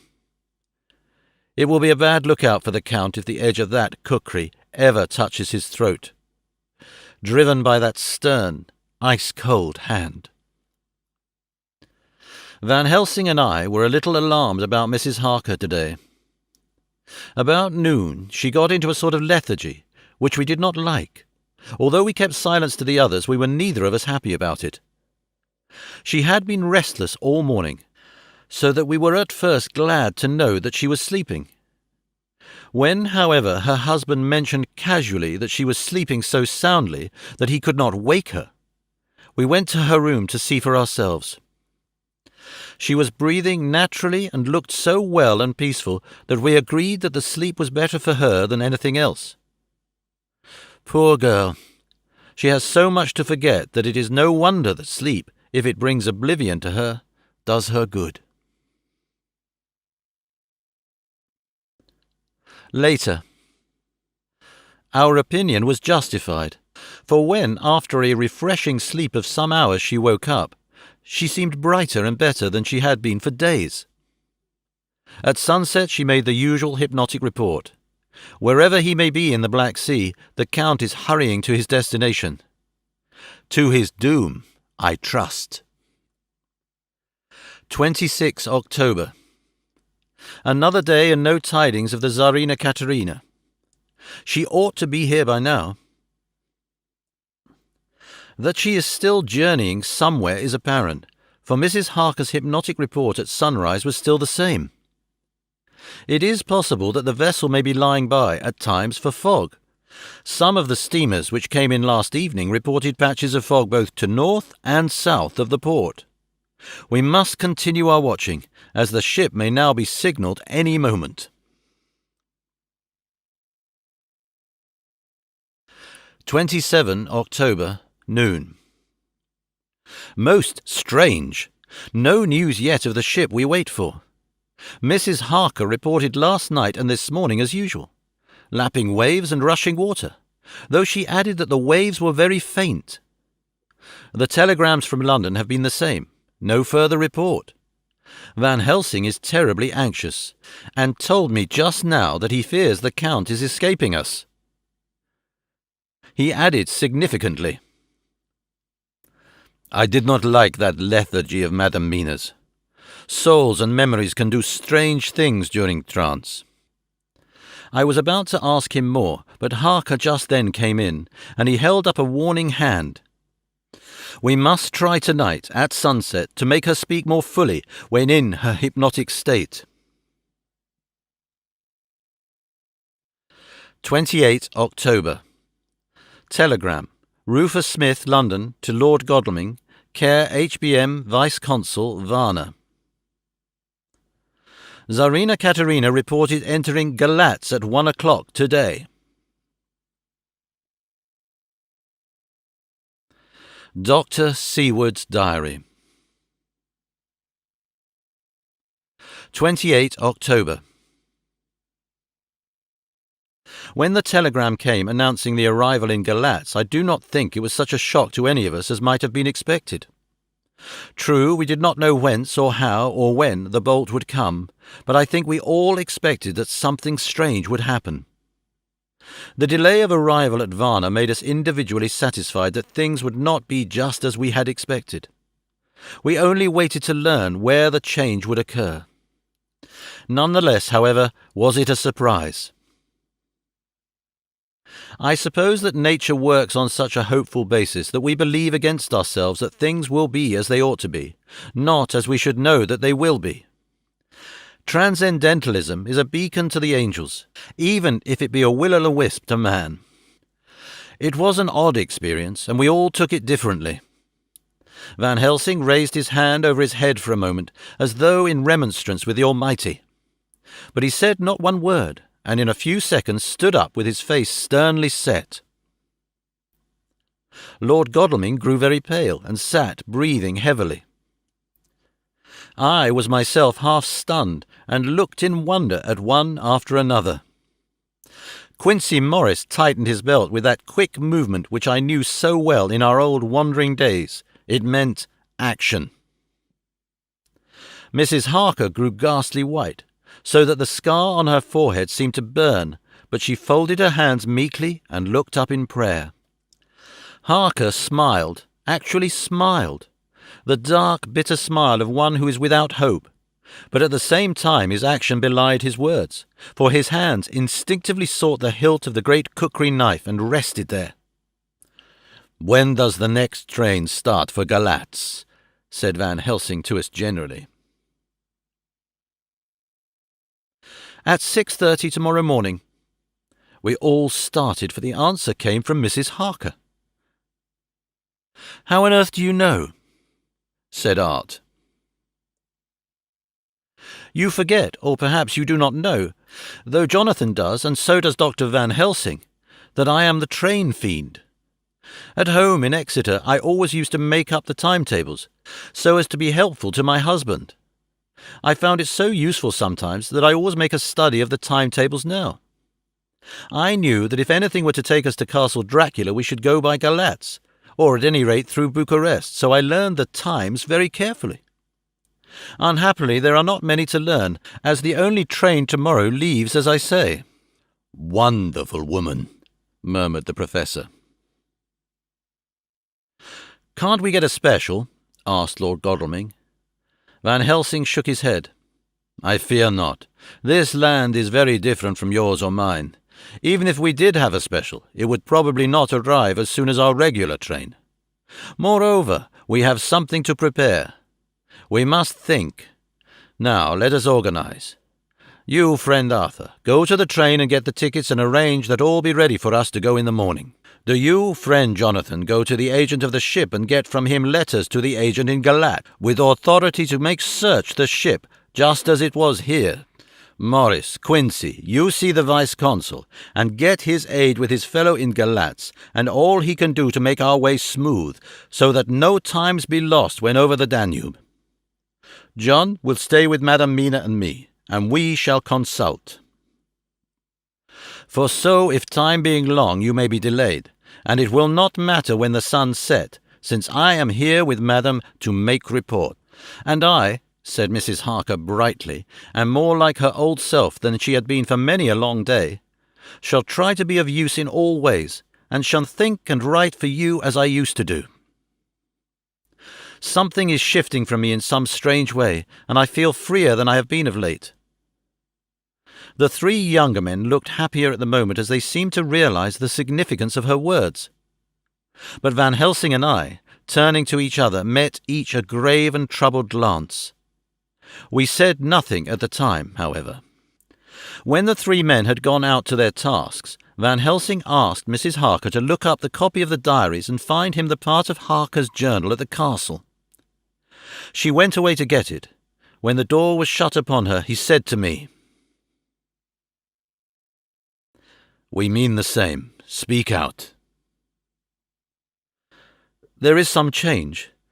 It is a hope that makes me sick, for it may deceive us." "Quite so. Do you know why I asked her to get the manuscript?" "No," said I, "unless it was to get an opportunity of seeing me alone." "You are in part right, friend John, but only in part. I want to tell you something. And oh, my friend, I am taking a great, a terrible risk, but I believe it is right." In the moment when Madam Mina said those words that arrest both our understanding, an inspiration came to me. In the trance of 3 days ago, the Count sent her his spirit to read her mind, or more like he took her to see him in his earth-box in the ship with the water rushing, just as it go free at rise and set of sun. He learned then that we are here, for she have more to tell in her open life with eyes to see and ears to hear than he, shut as he is in his coffin box. Now he makes most effort to escape us. At present he want her not. He is sure with his so great knowledge that she will come at his call, but he cut her off, take her, as he can do, out of his own power, that so she come not to him. Ah, there have I hope that our man-brains have been of man so long, and that have not lost the grace of God, will come higher than his child-brain that lie in his tomb for centuries, that grow not yet to our stature, and that do only work selfish and therefore small. Here comes Madam Mina, not a word to her of her trance. She know it not, and it would overwhelm her and make despair just when we want all her hope, all her courage, when most we want all her great brain, which is trained like man's brain, but is of sweet woman, and have a special power which the Count give her, and which he may not take away altogether, though he think not so. Hush, let me speak, and you shall learn. Oh, John, my friend, we are in awful straits. I fear as I never feared before. We can only trust the good God. Silence. Here she comes. I thought that the professor was going to break down and have hysterics, just as he had when Lucy died, but with a great effort he controlled himself, and was at perfect nervous poise when Mrs. Harker tripped into the room, bright and happy-looking, and, in the doing of work, seemingly forgetful of her misery. As she came in, she handed a number of sheets of typewriting to Van Helsing. He looked over them gravely, his face brightening up as he read. Then, holding the pages between his finger and thumb, he said, "Friend John, to you with so much of experience already, and you too, dear Madam Mina, that are young, here is a lesson do not fear ever to think. A half-thought has been buzzing often in my brain, but I fear to let him loose his wings. Here now, with more knowledge, I go back to where the half-thought come from, and I find that he be no half-thought at all, that he be a whole thought, though so young that he is not yet strong to use his little wings. Nay, like the ugly duck of my friend Hans Andersen, he be no duck thought at all, but a big swan thought that sail nobly on big wings, when the time come for him to try them. See, I read here what Jonathan have written. That other of his race who, in a later age, again and again brought his forces over the great river into Turkey land, who, when he was beaten back, came again and again and again, though he had to come alone from the bloody field where his troops were being slaughtered, since he knew that he alone could ultimately triumph. What does this tell us? Not much, no. The Count's child thoughts see nothing, therefore he speaks so free. Your man thoughts see nothing, my man thoughts see nothing, till just now. No, but there comes another word from someone who speak without thought, because she, too, know not what it mean, what it might mean. Just as there are elements which rest, yet when in nature's course they move on their way and they touch, then poof, and there comes a flash of light, heaven-wide, that blind and kill and destroy some, but that show up all earth below for leagues and leagues. Is it not so? Well, I shall explain. To begin, have you ever studied the philosophy of crime? Yes and no. You, John, yes, for it is a study of insanity. You, no, Madam Mina, for crime touch you not but once. Still your mind works true, and argues not a particulari ad universali. There is this peculiarity in criminals. It is so constant in all countries and at all times that even police, who know not much from philosophy, come to know it empirically, that it is. That is to be empiric. The criminal always work at one crime. That is the true criminal who seems predestinate to crime, and who will of none other. This criminal has not full man-brain. He is clever and cunning and resourceful, but he be not of man's stature as to brain. he be of child brain in much. Now this criminal of ours is predestinate to crime also. He too have child brain, and it is of the child to do what he have done. The little bird, the little fish, the little animal learn not by principle, but empirically. And when he learn to do, then there is to him the ground to start from to do more. Dos pu sto, said Archimedes. Give me a fulcrum, and I shall move the world. To do once is the fulcrum whereby child brain become man brain, until he have the purpose to do more.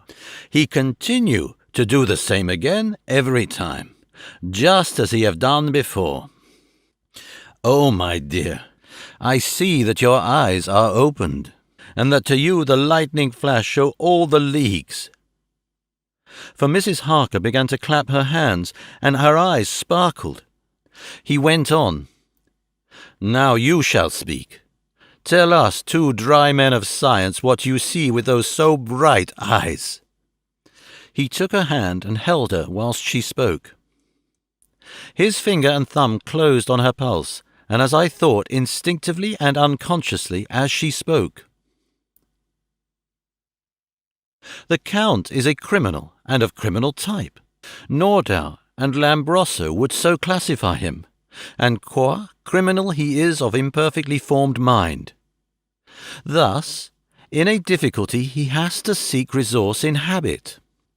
His past is a clue, and the one page of it that we know, and that from his own lips, tells that once before, when in what Mr. Morris would call a tight place, he went back to his own country from the land he had tried to invade, and thence, without losing purpose, prepared himself for a new effort.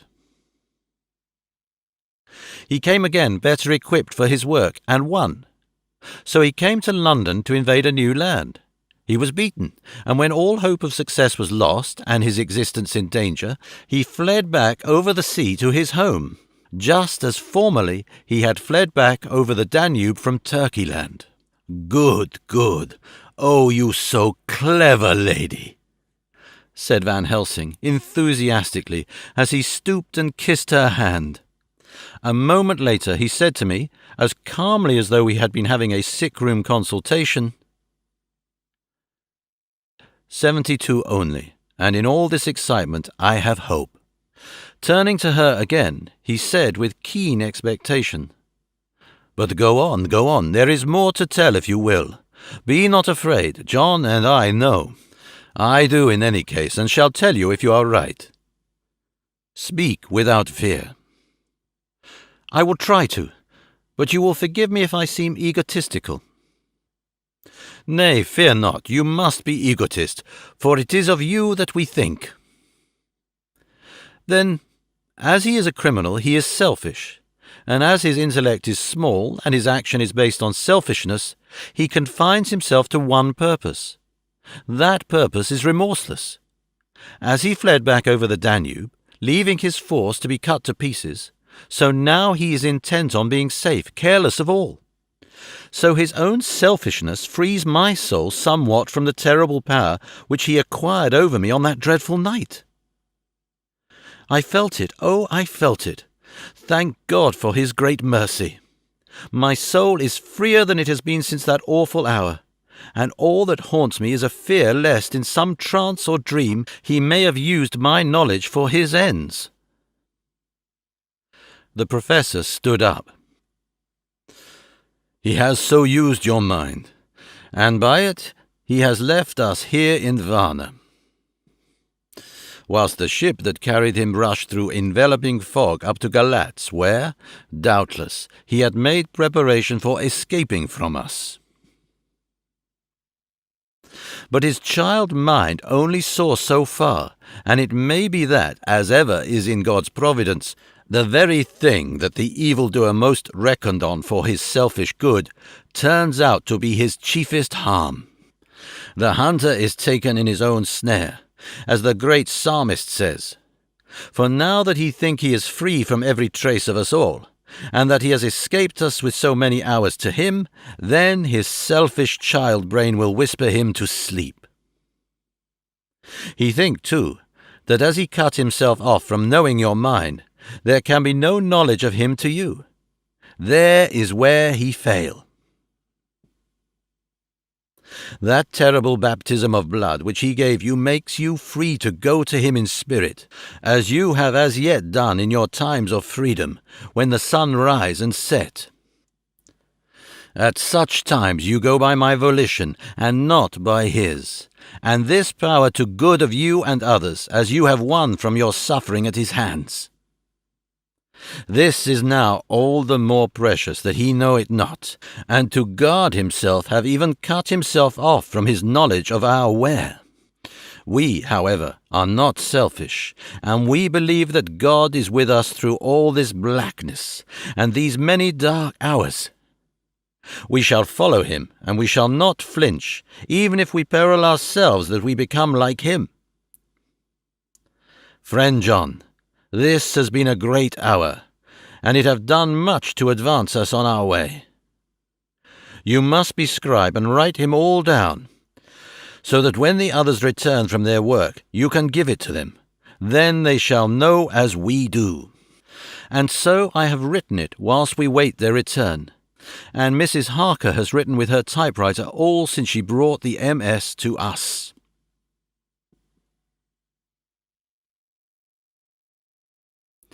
Chapter 26. Dr. Seward's Diary.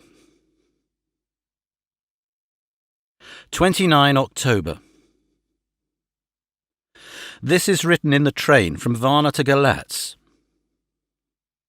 Last night we all assembled a little before the time of sunset.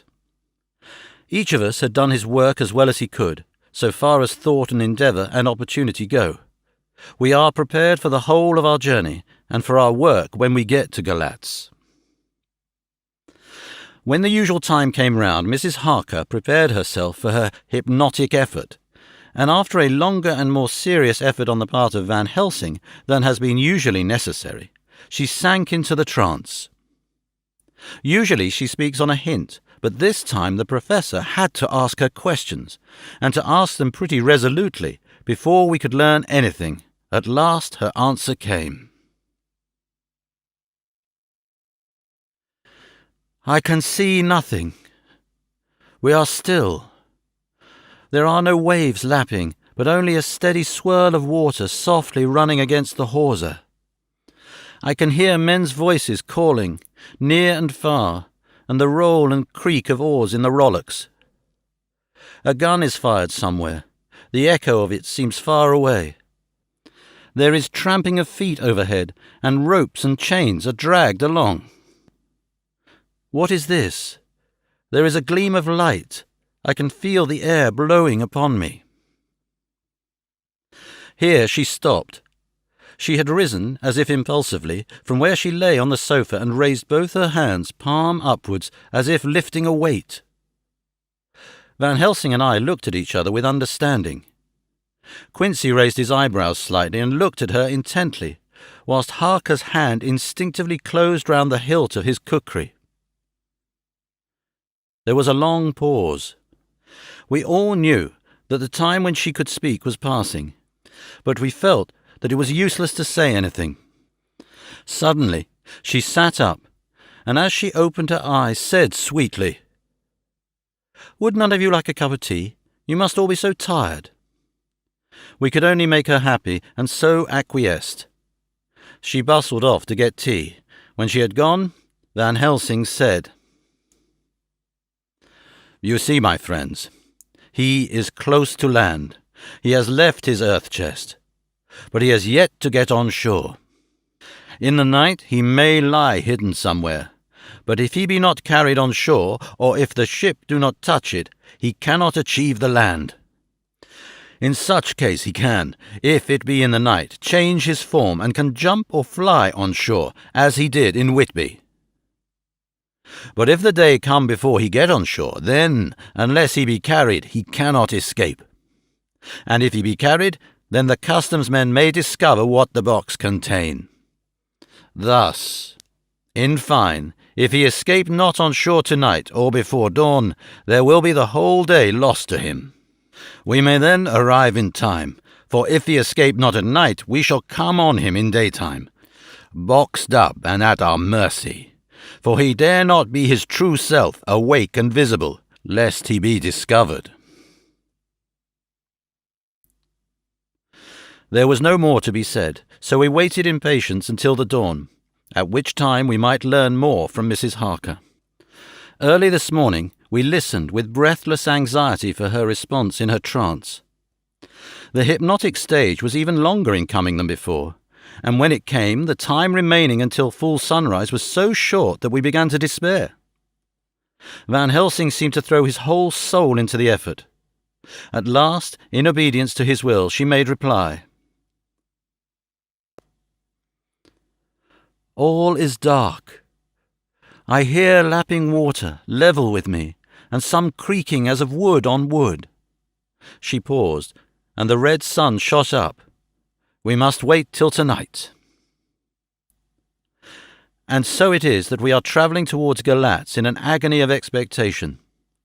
We are due to arrive between 2 and 3 in the morning, but already at Bucharest we are 3 hours late, so we cannot possibly get in till well after sun up. Thus we shall have 2 more hypnotic messages from Mrs. Harker. Either or both may possibly throw more light on what is happening. Later. Sunset has come and gone. Fortunately, it came at a time when there was no distraction, for had it occurred whilst we were at a station, we might not have secured the necessary calm and isolation. Mrs. Harker yielded to the hypnotic influence even less readily than this morning. I am in fear that her power of reading the Count's sensations may die away, just when we want it most. It seems to me that her imagination is beginning to work. While she has been in the trance hitherto, she has confined herself to the simplest of facts. If this goes on, it may ultimately mislead us. If I thought that the Count's power over her would die away equally with her power of knowledge, it would be a happy thought. But I am afraid that it may not be so. When she did speak, her words were enigmatical. Something is going out.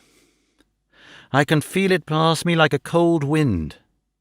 I can hear far off confused sounds, as of men talking in strange tongues, fierce falling water, and the howling of wolves. She stopped, and a shudder ran through her, increasing in intensity for a few seconds, till, at the end, she shook as though in a palsy. She said no more, even in answer to the professor's imperative questioning. When she woke from the trance, she was cold and exhausted and languid, but her mind was all alert. She could not remember anything, but asked what she had said. When she was told, she pondered over it deeply for a long time and in silence. 30 October, 7 a.m. We are near Galatz now, and I may not have time to write later. Sunrise this morning was anxiously looked for by us all. Knowing of the increasing difficulty of procuring the hypnotic trance, Van Helsing began his passes earlier than usual. They produced no effect, however, until the regular time, when she yielded with a still greater difficulty only a minute before the sun rose. The professor lost no time in his questioning. Her answer came with equal quickness. All is dark. I hear water swirling by, level with my ears, and the creaking of wood on wood, cattle low far off. There is another sound, a queer one like... She stopped and grew white and whiter still. Go on, speak, I command you," said Van Helsing in an agonized voice. At the same time there was despair in his eyes, for the risen sun was reddening even Mrs. Harker's pale face. She opened her eyes, and we all started as she said, sweetly and seemingly with the utmost concern, "Oh, Professor, why ask me to do what you know I can't? I don't remember anything."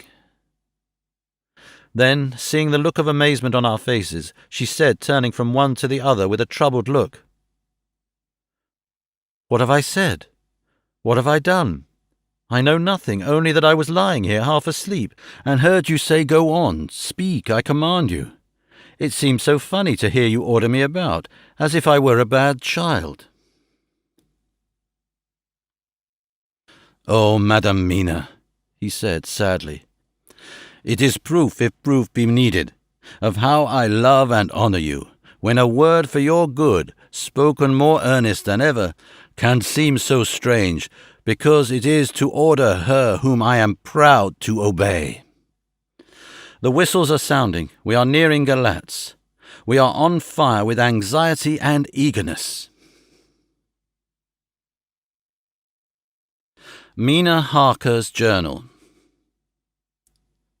30 October.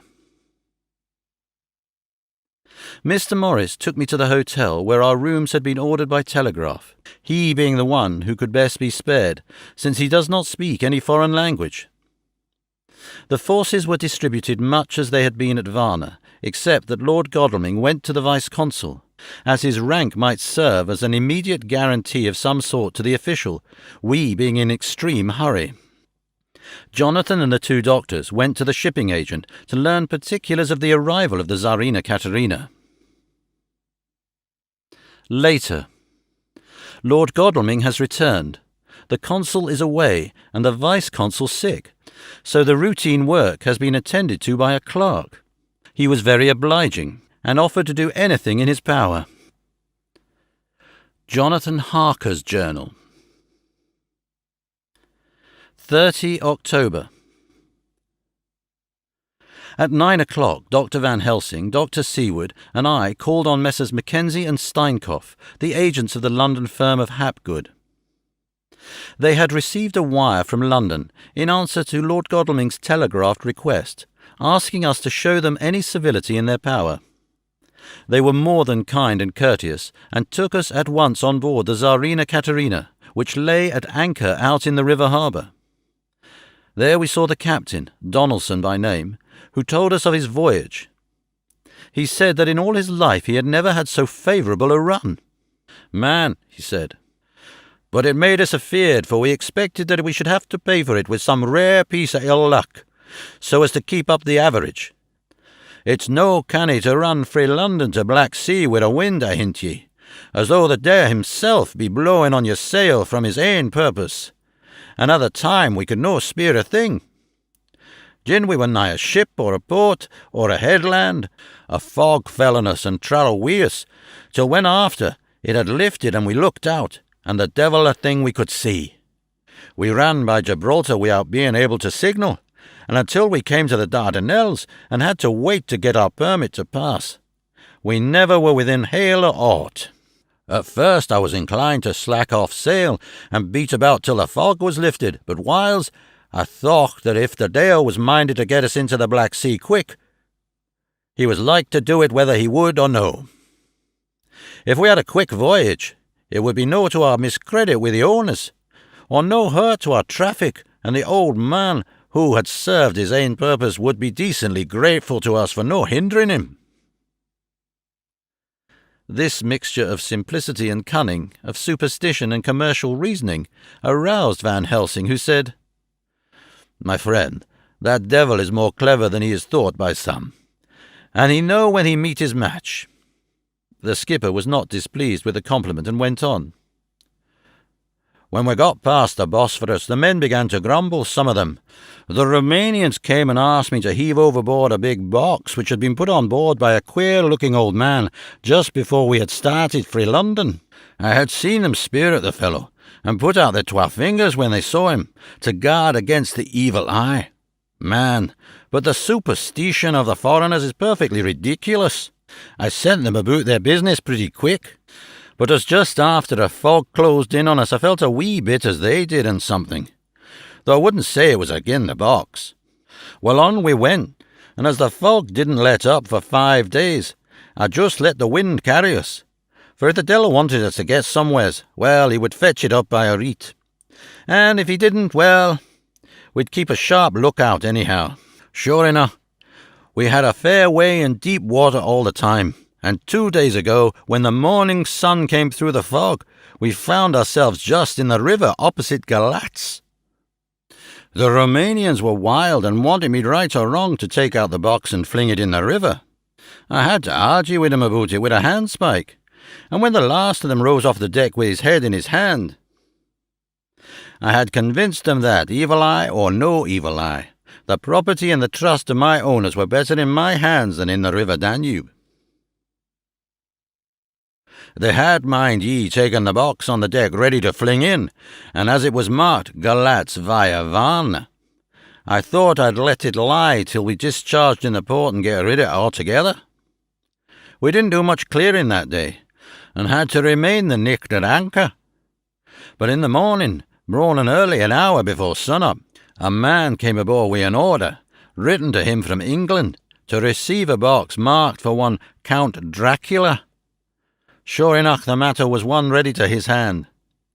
He had his papers a reetin' glad, and I was to be rid of the damn thing, for I was beginning to mazzle to feel uneasy at it. If the devil have any luggage aboard the ship, I'm thinking it was none either than that same. What was the name of the man who took it? Asked Dr. Van Helsing with restrained eagerness. I'll be telling you quick, he answered, and stepping down to his cabin produced a receipt signed Emanuel Hildesheim. Bergenstrasse 16 was the address. We found out that this was all the captain knew. So with thanks we came away. We found Hildesheim in his office, a Hebrew of rather the Adelphi theatre type, with a nose like a sheep and a fez.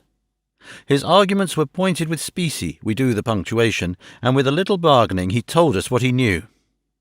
This turned out to be simple but important. He had received a letter from Mr. Deville in London, telling him to receive, if possible, before sunrise so as to avoid customs, a box which would arrive at Galatz in the Tsarina Katerina. This he was to give in charge to a certain Petrov Skinsky, who dealt with the Slovaks who traded down the river to the port. He had been paid for his work by an English banknote, which had been duly cashed for gold at the Danube International Bank. When Skinsky had come to him, he had taken him to the ship and handed over the box, so as to save porterage. That was all he knew. We then sought for Skinsky, but were unable to find him. One of his neighbours, who did not seem to bear him any affection, said that he had gone away 2 days before, no one knew whither. This was corroborated by his landlord, who had received by messenger the key of the house together with the rent due in English money. This had been between 10 and 11 o'clock last night. We were at a standstill again. Whilst we were talking, one came running and breathlessly gasped out that the body of Skinsky had been found inside the wall of the churchyard of St. Peter, and that the throat had been torn open as if by some wild animal. Those we had been speaking with ran off to see the horror, the women crying out, "This is the work of a Slovak!" We hurried away lest we should have been in some way drawn into the affair, and so detained. As we came home, we could arrive at no definite conclusion. We were all convinced that the box was on its way by water to somewhere, but where that might be, we would have to discover. With heavy hearts we came home to the hotel to Mina. When we met together, the first thing was to consult as to taking Mina again into our confidence.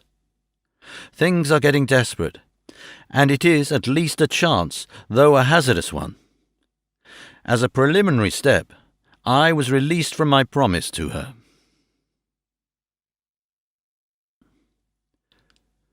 Mina Harker's Journal. 30 October evening. They were so tired and worn out and dispirited that there was nothing to be done till they had some rest. So I asked them all to lie down for half an hour whilst I should enter everything up to the moment. I felt so grateful to the man who invented the traveller's typewriter, and to Mr. Morris for getting this one for me. I should have felt quite astray doing the work if I had to write with a pen. It is all done. Poor dear Jonathan, what he must have suffered, what must he be suffering now? He lies on the sofa, hardly seeming to breathe, and his whole body appears in collapse. His brows are knit, his face is drawn with pain. Poor fellow. Maybe he is thinking, and I can see his face all wrinkled up with the concentration of his thoughts. Oh, if I could only help at all. I shall do what I can. I have asked Dr. Van Helsing, and he has got me all the papers that I have not yet seen. Whilst they are resting, I shall go over all carefully, and perhaps I may arrive at some conclusion. I shall try to follow the Professor's example, and think without prejudice on the facts before me. I do believe that under God's providence I have made a discovery. I shall get the maps and look over them. I am more than ever sure that I am right. My new conclusion is ready, so I shall get our party together and read it. They can judge it. It is as well to be accurate, and every minute is precious. Mina Harker's memorandum, entered in her journal. Ground of inquiry. Count Dracula's problem is to get back to his own place. A. He must be brought back by someone. This is evident, for had he power to move himself as he wished, he could go either as man or wolf or bat, or in some other way. He evidently fears discovery or interference, in the state of helplessness in which he must be, confined as he is between dawn and sunset in his wooden box. B. How is he to be taken? Here a process of exclusions may help us. By road, by rail, by water. 1. By road. There are endless difficulties, especially in leaving the city. X. There are people, and people are curious and investigate. A hint, a surmise, a doubt as to what might be in the box would destroy him. Y. There are, or there may be, customs and octroi officers to pass. Z. His pursuers might follow. This is his highest fear, and in order to prevent his being betrayed, he has repelled, so far as he can, even his victim, me. 2. By rail. There is no one in charge of the box. It would have to take its chance of being delayed, and delay would be fatal with enemies on the track. True, he might escape at night, but what would he be if left in a strange place with no refuge that he could fly to? This is not what he intends, and he does not mean to risk it. 3. By water. Here is the safest way, in one respect, but with most danger in another. On the water he is powerless except at night. Even then he can only summon fog and storm and snow and his wolves. But were he wrecked, the living water would engulf him, helpless, and he would indeed be lost. He could have the vessel drive to land, but if it were unfriendly land, wherein he was not free to move, his position would still be desperate. We know from the record that he was on the water, so what we have to do is to ascertain what water. The first thing is to realize exactly what he has done as yet. We may then get a light on what his later task is to be. Firstly, we must differentiate between what he did in London as part of his general plan of action, when he was pressed for moments and had to arrange as best he could. Secondly, we must see, as well as we can surmise it from the facts we know of, what he has done here. As to the first, he evidently intended to arrive at Galatz and sent invoice to Varna to deceive us lest we should ascertain his means of exit from England. His immediate and sole purpose then was to escape. The proof of this is the letter of instructions sent to Emanuel Heidelsheim to clear and take away the box before sunrise. There is also the instruction to Petrov Skinsky. These we must only guess at, but there must have been some letter or message since Skinsky came to Heidelsheim. That, so far, his plans were successful we know. The Tsarina Katerina made a phenomenally quick journey, so much so that Captain Donaldson's suspicions were aroused. But his superstition united with his canniness played the Count's game for him, and he ran with his favouring wind through fogs and all till he brought up blindfold at Galatz. That the Count's arrangements were well made has been proved. Heidelsheim cleared the box, took it off and gave it to Skinsky. Skinsky took it, and here we lose the trail. We only know that the box is somewhere on the water, moving along. The customs and the octroi, if there be any, have been avoided. Now we come to what the Count must have done after his arrival, on land at Galatz. The box was given to Skinsky before sunrise. At sunrise the Count could appear in his own form. Here we ask why Skinsky was chosen at all to aid in the work. In my husband's diary, Skinsky is mentioned as dealing with the Slovaks who trade down the river to the port, and the man's remark that the murder was the work of a Slovak showed the general feeling against his class. The Count wanted isolation. My surmise is this, that in London the Count decided to get back to his castle by water as the most safe and secret way. He was brought from the castle by Zigani, and probably they delivered their cargo to Slovaks, who took the boxes to Varna, for there they were shipped for London. Thus the Count had knowledge of the persons who could arrange this service. When the box was on land, before sunrise or after sunset, he came out from his box, met Skinsky and instructed him what to do as to arranging the carriage of the box up some river. When this was done, and he knew that all was in train, he blotted out his traces, as he thought, by murdering his agent. I have examined the map and find that the river most suitable for the Slovaks to have ascended is either the Pruth or the Sereth. I read in the transcript that in my trance I heard cows low and water swirling level with my ears and the creaking of wood. The Count in his box, then, was on a river in an open boat, propelled probably either by oars or poles, for the banks are near and it is working against stream. There would be no such sound if floating downstream. Of course, it may not be either the Sereth or the Pruth, but we may possibly investigate further.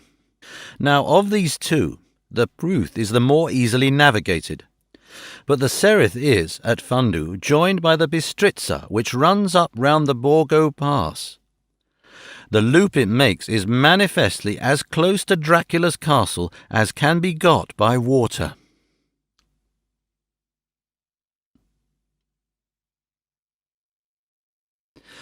Mina Harker's Journal, continued. When I had done reading, Jonathan took me in his arms and kissed me. The others kept shaking me by both hands, and Dr. Van Helsing said, "Our dear Madam Mida is once more our teacher. Her eyes have been where we were blinded. Now we are on the track once again, and this time we may succeed. Our enemy is at his most helpless, and if we can come on him by day, on the water, our task will be over. He has a start, but he is powerless to hasten, as he may not leave his box lest those who carry him may suspect. For them to suspect would be to prompt them to throw him in the stream where he perish. This he knows and will not. Now, men, to our council of war, for here and now we must plan what each and all shall do." "I shall get a steam launch and follow him," said Lord Godalming. "And I horses to follow on the bank, lest by chance he land," said Mr. Morris. "Good," said the Professor, "both good, but neither must go alone. There must be force to overcome force if need be. The Slovak is strong and rough, and he carries rude arms." All the men smiled, for amongst them they carried a small arsenal. Said Mr. Morris, "I have bought some Winchesters. They are pretty handy in a crowd, and there may be wolves. The Count, if you remember, took some other precautions. He made some requisition on others that Mrs. Harker could not quite hear or understand. We must be ready at all points." Dr. Seward said, "I think I had better go with Quincy. We have been accustomed to hunt together, and we two, well armed, will be a match for whatever may come along. You must not be alone, Art.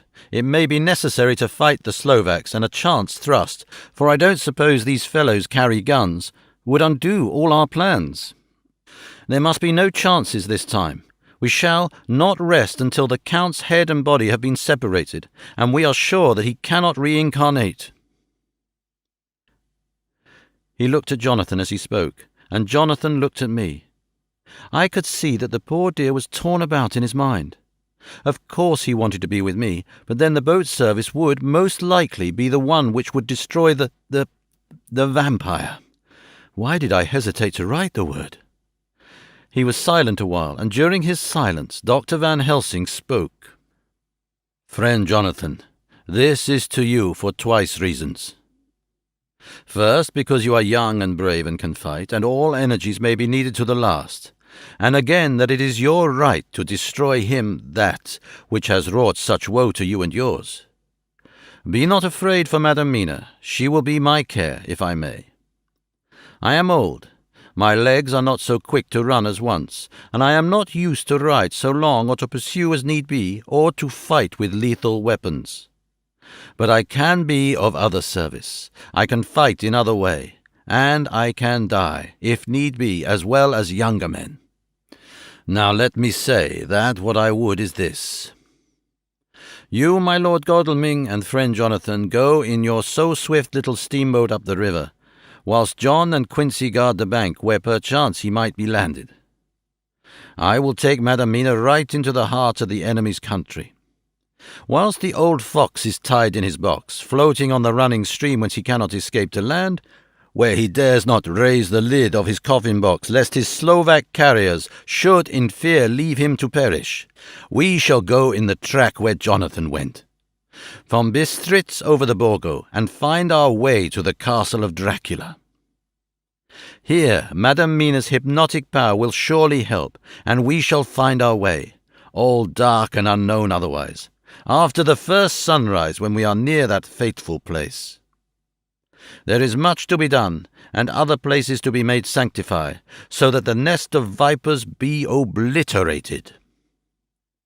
Here Jonathan interrupted him hotly. "Do you mean to say, Professor Van Helsing, that you would bring Mina, in her sad case and tainted as she is with that devil's illness, right into the jaws of his death-trap? Not for the world, not for heaven or hell." He became almost speechless for a minute, and then went on. "Do you know what the place is? Have you seen that awful den of hellish infamy? With the very moonlight alive with grisly shapes, and every speck of dust that whirls in the wind a devouring monster in embryo? Have you felt the vampire's lips upon your throat?" Here he turned to me, and as his eyes lit on my forehead, he threw up his arms with a cry. "Oh, my God! What have we done to have this terror upon us?" And he sank down on the sofa in a collapse of misery. The professor's voice, as he spoke in clear, sweet tones, which seemed to vibrate in the air, calmed us all. "Oh, my friend, it is because I would save Madam Mina from that awful place that I would go. God forbid that I should take her into that place. There is work, wild work, to be done there, that her eyes may not see. We men here, all save Jonathan, have seen with our own eyes what is to be done before that place can be purified. Remember that we are in terrible straits. And if the Count escape us this time, and he is strong and subtle and cunning, he may choose to sleep him for a century, and then in time our dear one," he took my hand, "would come to him to keep him company, and would be as those others that you, Jonathan, saw. You have told us of their gloating lips. You heard their ribald laugh as they clutched the moving bag that the Count threw to them. You shudder, and well may it be. Forgive me that I make you so much pain, but it is necessary.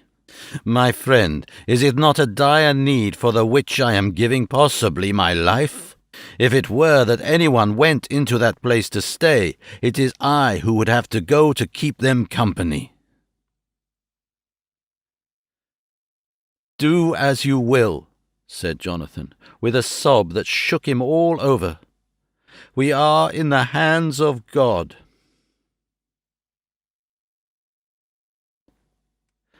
Later. Oh, it did me good to see the way that these brave men worked. How can women help loving men when they are so earnest and so true and so brave? And too, it made me think of the wonderful power of money.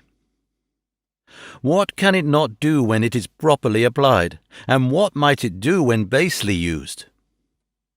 I felt so thankful that Lord Godalming is rich, and that both he and Mr. Morris, who also has plenty of money, are willing to spend it so freely. For if they did not, our little expedition could not start either so promptly or so well equipped as it will within another hour. It is not 3 hours since it was arranged what part each of us was to do, and now Lord Godalming and Jonathan have a lovely steam launch, with steam up ready to start at a moment's notice. Dr. Seward and Mr. Morris have 6 good horses well appointed. We have all the maps and appliances of various kinds that can be had. Professor Van Helsing and I are to leave by the 11:40 train tonight for Veresti, where we are to get a carriage to drive to the Borgo Pass.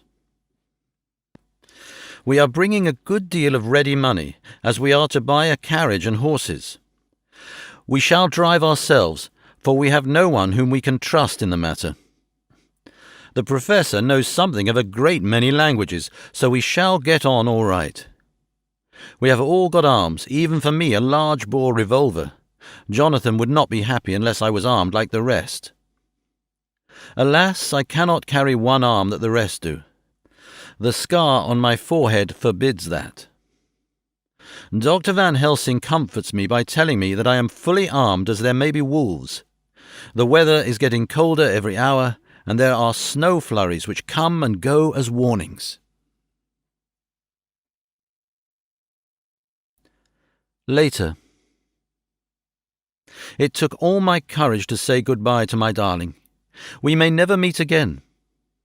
Courage, Mina. The Professor is looking at you keenly. His looking is a warning. There must be no tears now, unless it may be that God will let them fall in gladness.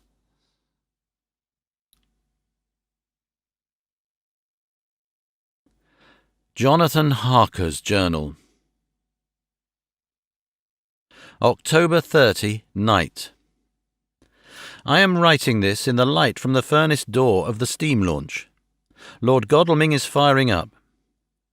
He is an experienced hand at the work, as he had for years a launch of his own on the Thames and another on the Norfolk Broads. Regarding our plans, we finally decided that Mina's guess was correct, and that if any waterway was chosen for the Count's escape back to his castle, the Sereth and then the Bistritza at its junction would be the one. We took it that somewhere about the 47th degree north latitude would be the place chosen for the crossing the country between the river and the Carpathians. We have no fear of running at good speed up the river at night. There is plenty of water, and the banks are wide enough apart to make steaming, even in the dark, easy enough. Lord Godalming tells me to sleep for a while, as it is enough for the present for one to be on watch.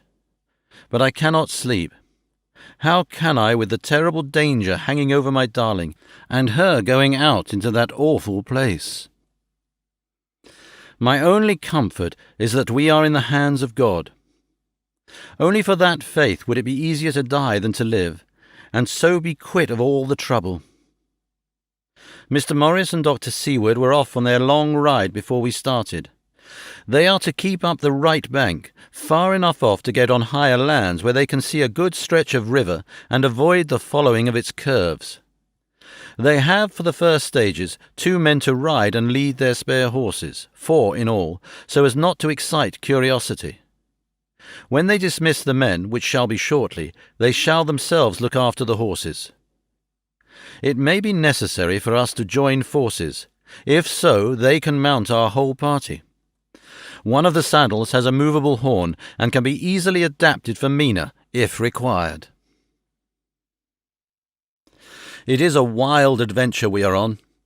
Here, as we are rushing along through the darkness, with the cold from the river seeming to rise up and strike us, with all the mysterious voices of the night around us, it all comes home. We seem to be drifting into unknown places and unknown ways, into a whole world of dark and dreadful things. Godalming is shutting the furnace door. 31 October.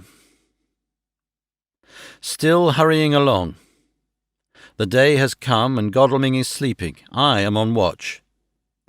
The morning is bitterly cold. The furnace heat is grateful, though we have heavy fur coats. As yet we have passed only a few open boats, but none of them had on board any box or package of anything like the size of the one we seek. The men were scared every time we turned our electric lamp on them, and fell on their knees and prayed. 1 November, evening. No news all day. We have found nothing of the kind we seek. We have now passed into the Bistritza, and if we are wrong in our surmise, our chance is gone. We have overhauled every boat, big and little. Early this morning one crew took us for a government boat and treated us accordingly. We saw in this a way of smoothing matters, so at Fundu, where the Bistritza runs into the Sereth, we got a Romanian flag which we now fly conspicuously. With every boat which we have overhauled since then, this trick has succeeded. We have had every deference shown to us, and not once any objection to whatever we choose to ask or do. Some of the Slovaks tell us that a big boat passed them, going at more than usual speed as she had a double crew on board.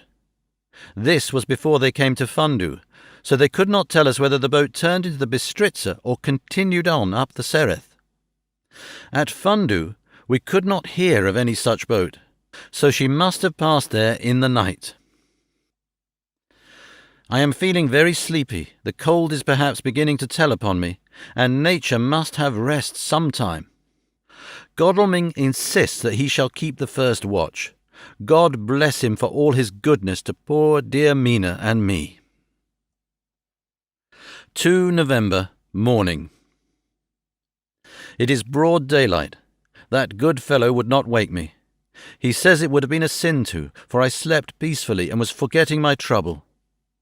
It seems brutally selfish to me to have slept so long and let him watch all night. But he was quite right. I am a new man this morning, and as I sit here and watch him sleeping, I can do all that is necessary both as to minding the engine, steering, and keeping watch. I can feel that my strength and energy are coming back to me. I wonder where Mina is now, and Van Helsing. They should have got to Veresti about noon on Wednesday. It would take them some time to get the carriage and horses, so if they had started and travelled hard, they would be about now at the Borgo Pass. God guide and help them. I am afraid to think what may happen. If we could only go faster, but we cannot. The engines are throbbing and doing their utmost. I wonder how Dr. Seward and Mr. Morris are getting on. There seem to be endless streams running down the mountains into this river, but as none of them are very large, at present at all events, though they are terrible doubtless in winter and when the snow melts, the horsemen may not have met much obstruction.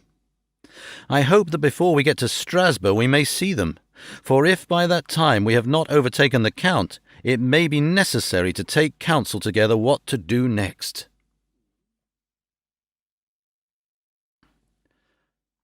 Dr. Seward's Diary. 2 November. 3 days on the road. No news and no time to write it if there had been, for every moment is precious. We have had only the rest needful for the horses, but we are both bearing it wonderfully. Those adventurous days of ours are turning up useful. We must push on. We shall never feel happy till we get the launch in sight again. 3 November. We heard at Fundu that the launch had gone up the Bistritza. I wish it wasn't so cold. There are signs of snow coming, and if it falls heavy it will stop us. In such case we must get a sledge and go on, Russian fashion. 4 November. Today we heard of the launch having been detained by an accident when trying to force a way up the rapids. The Slovak boats get up all right, by aid of a rope and steering with knowledge. Some went up only a few hours before. Godalming is an amateur fitter himself, and evidently was he who put the launch in trim again. Finally they got up the rapids all right, with local help, and are off on the chase afresh. I fear that the boat is not any better for the accident. The peasantry tell us that after she got up upon smooth water again, she kept stopping every now and again so long as she was in sight. We must push on harder than ever. Our help may be wanted soon.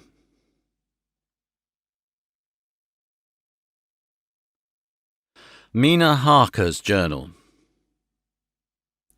31 October. Arrived at Veresti at noon. The professor tells me that this morning at dawn he could hardly hypnotize me at all, and that all I could say was, "Dark and quiet." He is off now buying a carriage and horses. He says that he will later on try to buy additional horses, so that we may be able to change them on the way. We have something more than 70 miles before us. The country is lovely and most interesting, if only we were under different conditions. How delightful it would be to see it all. If Jonathan and I were driving through it alone, what a pleasure it would be! To stop and see people and learn something of their life, and to fill our minds and memories with all the colour and picturesqueness of the whole wild, beautiful country and the quaint people. But alas! Later. Dr. Van Helsing has returned. He has got the carriage and horses. We are to have some dinner and to start in an hour. The landlady is putting us up a huge basket of provisions. It seems enough for a company of soldiers. The professor encourages her and whispers to me that it may be a week before we can get any good food again. He has been shopping too, and has sent home such a wonderful lot of fur coats and wraps, and all sorts of warm things. There will not be any chance of our being cold. We shall soon be off. I am afraid to think what may happen to us. We are truly in the hands of God. He alone knows what may be, and I pray him, with all the strength of my sad and humble soul, that he will watch over my beloved husband, that whatever may happen, Jonathan may know that I loved him and honoured him more than I can say, and that my latest and truest thought will be always for him.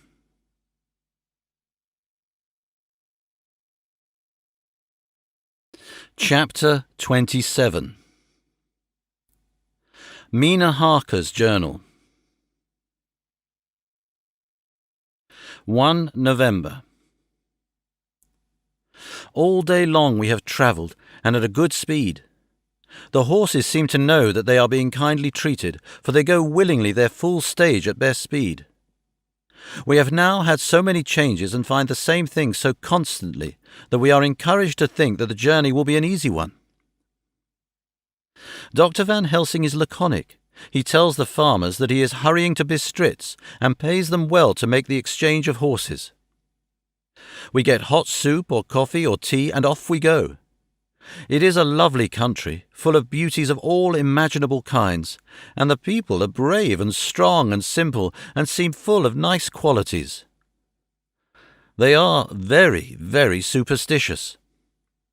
In the first house where we stopped, when the woman who served us saw the scar on my forehead, she crossed herself and put out 2 fingers towards me to keep off the evil eye. I believe they went to the trouble of putting an extra amount of garlic into our food, and I can't abide garlic. Ever since then I have taken care not to take off my hat or veil, and so have escaped their suspicions. We are travelling fast, and as we have no driver with us to carry tales, we go ahead of scandal, but I dare say that fear of the evil eye will follow hard behind us all the way. The professor seems tireless. All day he would not take any rest, though he made me sleep for a long spell. At sunset time he hypnotized me, and he says that I answered as usual. Darkness, lapping water, and creaking wood. So our enemy is still on the river. I am afraid to think of Jonathan, but somehow I have now no fear for him or myself. I write this whilst we wait in a farmhouse for the horses to be got ready. Dr. Van Helsing is sleeping. Poor dear. He looks very tired and old and grey, but his mouth is set as firmly as a conqueror's. Even in his sleep he is instinct with resolution. When we have well started, I must make him rest whilst I drive. I shall tell him that we have days before us, and we must not break down when most of all his strength will be needed. All is ready. We are off shortly. 2 November, morning. I was successful, and we took turns driving all night. Now the day is on us, bright though cold. There is a strange heaviness in the air. I say heaviness for want of a better word. I mean that it oppresses us both. It is very cold, and only our warm furs keep us comfortable. At dawn Van Helsing hypnotized me. He says I answered, darkness, creaking wood, and roaring water. So the river is changing as they ascend. I do hope that my darling will not run any chance of danger, more than need be, but we are in God's hands. 2 November, night. All day long driving. The country gets wilder as we go, and the great spurs of the Carpathians, which at Veresti seemed so far from us and so low on the horizon, now seem to gather round us and tower in front. We both seem in good spirits. I think we make an effort to cheer the other. In the doing so we cheer ourselves. Dr. Van Helsing says that by morning we shall reach the Borgo Pass. The houses are very few here now, and the professor says that the last horse we got will have to go on with us, as we may not be able to change. He got 2 in addition to the 2 we changed, so that now we have a rood 4 in hand. The dear horses are patient and good, and they give us no trouble. We are not worried with other travellers, and so even I can drive. We shall get to the pass in daylight. We do not want to arrive before. So we take it easy, and have each a long rest in turn.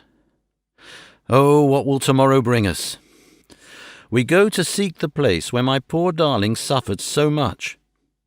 God grant that we may be guided aright, and that He will deign to watch over my husband and those dear to us both, and who are in such deadly peril. As for me, I am not worthy in His sight. Alas, I am unclean to His eyes, and I shall be until He may deign to let me stand forth in His sight as one of those who have not incurred His wrath. Memorandum by Abraham Van Helsing. 4 November. This is to my old and true friend John Seward, M.D., of Purfleet, London, in case I may not see him. It may explain. It is morning, and I write by a fire which all the night I have kept alive, Madam Mina aiding me. It is cold, cold, so cold that the grey heavy sky is full of snow, which when it falls will settle for all winter as the ground is hardening to receive it. It seems to have affected Madam Mina. She has been so heavy of head all day that she was not like herself. She sleeps and sleeps and sleeps. She who is usual so alert have done literally nothing all the day. She even have lost her appetite. She make no entry into her little diary, she who writes so faithful at every pause. Something whisper to me that all is not well. However, tonight she is more vif. Her long sleep all day have refresh and restore her, for now she is all sweet and bright as ever. At sunset I try to hypnotize her, but alas, with no effect. The power has grown less and less with each day, and tonight it failed me altogether. Well, God's will be done, whatever it may be, and whithersoever it may lead. Now, to the historical, for as Madam Mina write not in her stenography, I must, in my cumbrous old fashion, that so each day of us may not go unrecorded. We got to the Borgo Pass just after sunrise yesterday morning. When I saw the signs of the dawn, I got ready for the hypnotism. We stopped our carriage and got down so there might be no disturbance. I made a couch with furs, and Madam Mina, lying down, yielded herself as usual, but more slow and more short time than ever, to the hypnotic sleep. As before came the answer, darkness and the swirling of water. Then she woke, bright and radiant, and we go on our way and soon reach the pass.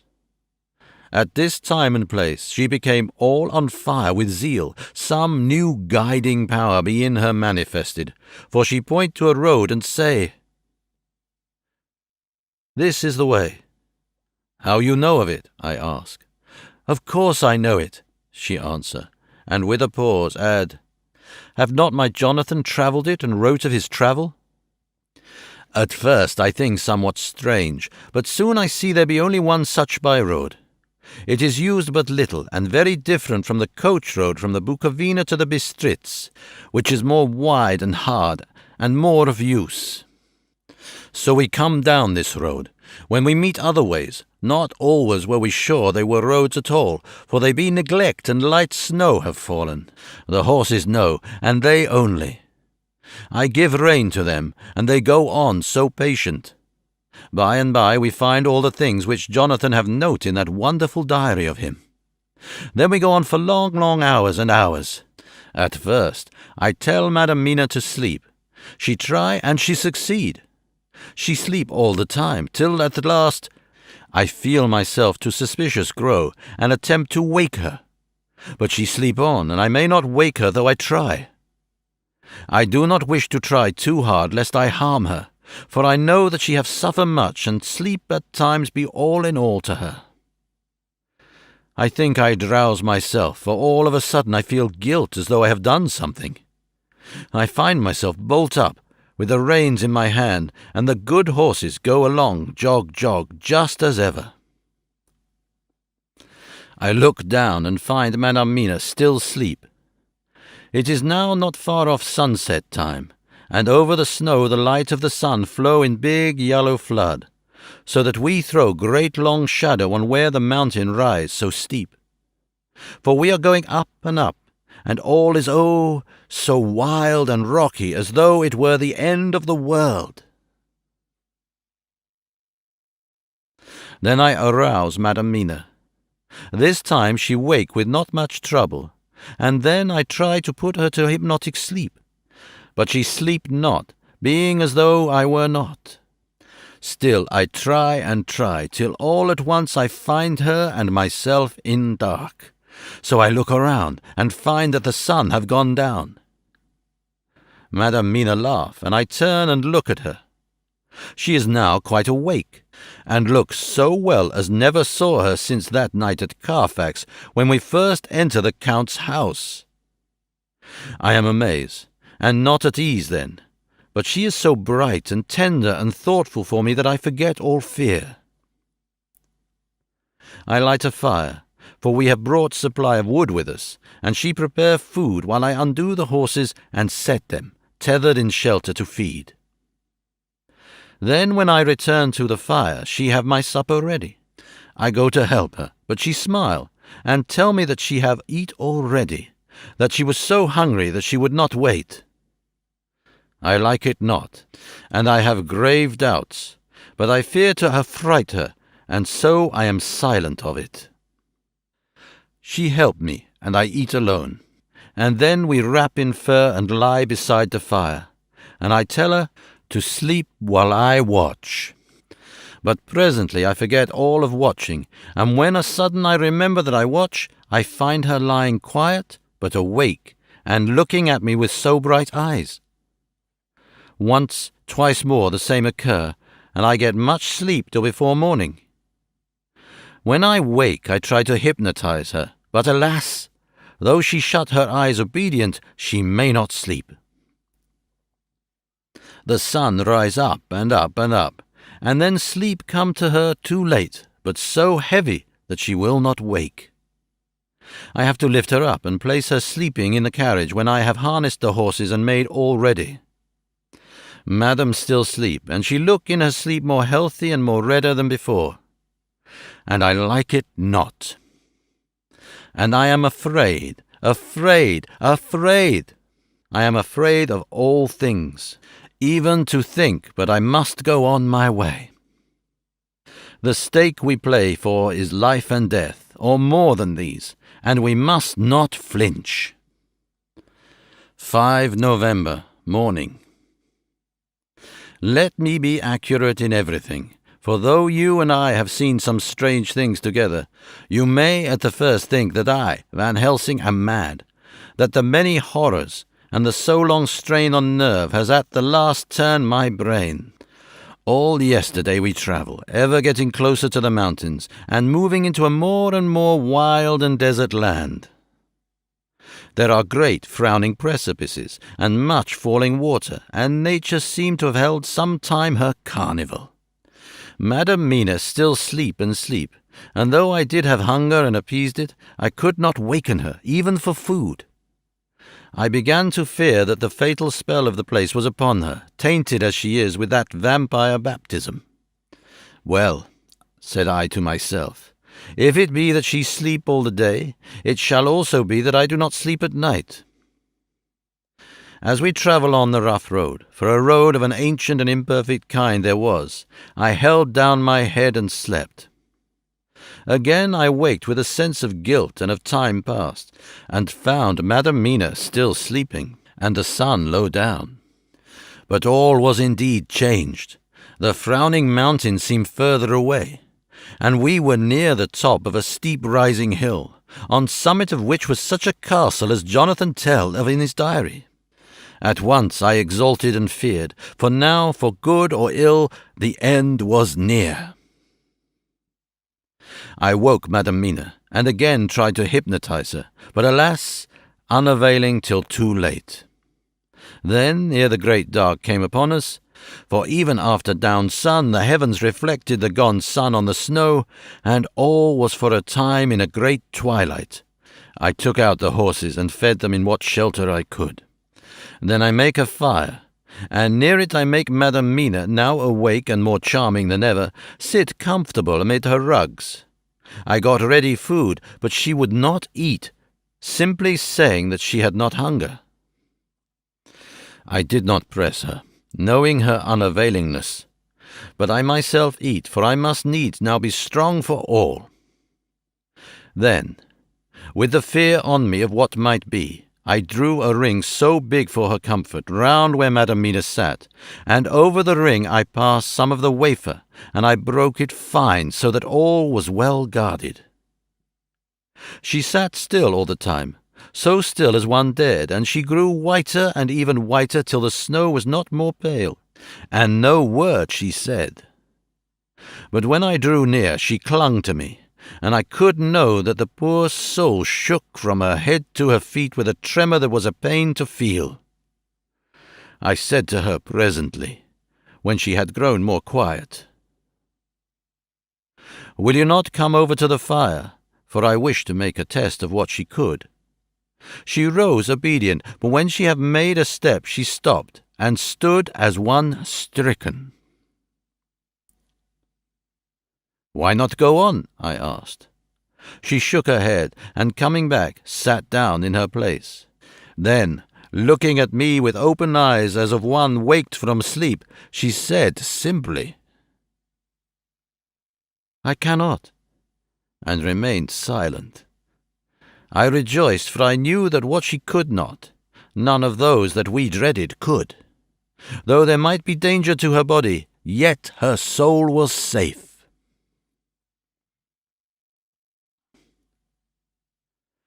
Presently the horses began to scream, and tore at their tethers till I came to them and quieted them. When they did feel my hands on them, they whinnied low as in joy, and licked at my hands and were quiet for a time. Many times through the night did I come to them, till it arrived to the cold hour when all nature is at lowest, and every time my coming was with quiet of them. In the cold hour the fire began to die, and I was about stepping forth to replenish it, for now the snow came in flying sweeps, and with it a chill mist. Even in the dark there was a light of some kind, as there ever is over snow, and it seemed as though the snow flurries and the wreaths of mist took shape as of women with trailing garments. All was in dead, grim silence, only that the horses whinnied and cowered, as if in terror of the worst. I began to fear, horrible fears, but then came to me the sense of safety in the ring wherein I stood. I began, too, to think that my imaginings were of the night, and the gloom, and the unrest that I have gone through, and all the terrible anxiety.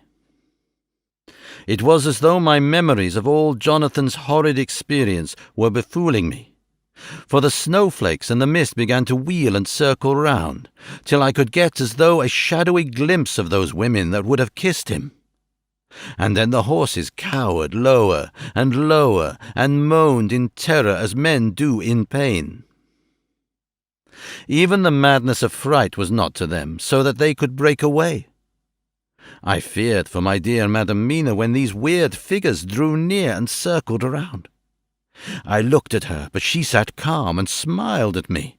When I would have stepped to the fire to replenish it, she caught me and held me back, and whispered like a voice that one hears in a dream, so low it was. "No, no, do not go without. Here you are safe." I turned to her, and looking in her eyes said, "But you, it is for you that I fear." Whereat she laughed, a laugh low and unreal, and said, "Fear for me? Why fear for me? None safer in all the world from them than I am." And as I wondered at the meaning of her words, a puff of wind made the flame leap up, and I see the red scar on her face. Then, alas, I knew. Did I not, I would soon have learned, for the wheeling figures of mist and snow came closer, but keeping ever without the holy circle. Then they began to materialize, till, if God have not taken away my reason, for I saw it through my eyes, there were before me in actual flesh the same 3 women that Jonathan saw in the room, when they would have kissed his throat. I knew the swaying round forms, the bright hard eyes, the white teeth, the ruddy colour, the voluptuous lips. They smiled ever at poor dear Madam Mina, and as their laugh came through the silence of the night, they twined their arms and pointed to her, and said in those so sweet tingling tones that Jonathan said they were of the intolerable sweetness of the water-glasses, "Come, sister, come to us. Come, come." In fear I turned to my poor Madam Mina, and my heart with gladness leapt like flame, for oh, the terror in her sweet eyes! The repulsion, the horror, told a story to my heart that was all of hope. God be thanked she was not yet of them. I seized some of the firewood which was by me, and holding out some of the wafer, advanced on them towards the fire. They drew back before me, and laughed their low, horrid laugh. I fed the fire, and feared them not, for I knew that we were safe within our protections. They could not approach me while so armed, nor Madam Mina while she remained within the ring, which she could not leave no more than they could enter. The horses had ceased to moan, and lay still on the ground. The snow fell on them softly, and they grew whiter. I knew that there was for the poor beasts no more of terror.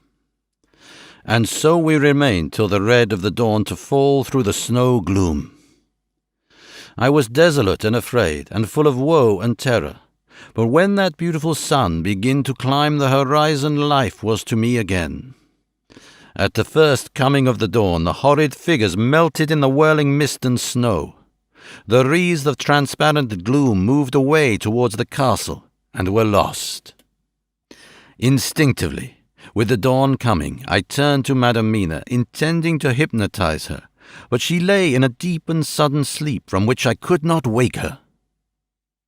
I tried to hypnotize through her sleep, but she made no response, none at all, and the day broke. I fear yet to stir. I have made my fire and have seen the horses. They are all dead.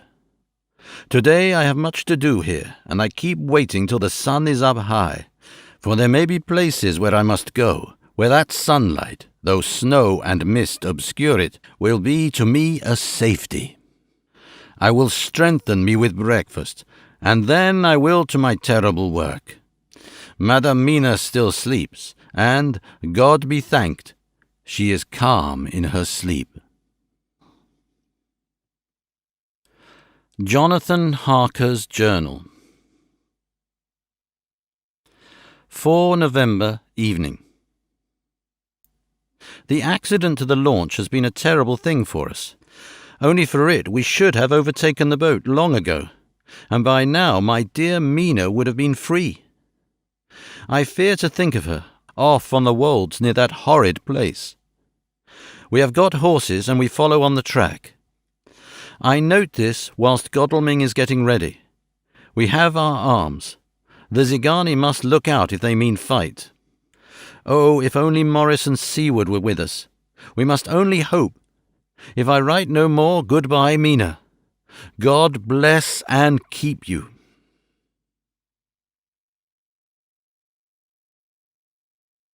Dr. Seward's Diary. 5 November. With the dawn we saw the body of Zigani before us dashing away from the river with their lighter wagon. They surrounded it in a cluster and hurried along as though beset. The snow is falling lightly and there is a strange excitement in the air. It may be our own feelings, but the depression is strange. Far off I hear the howling of wolves.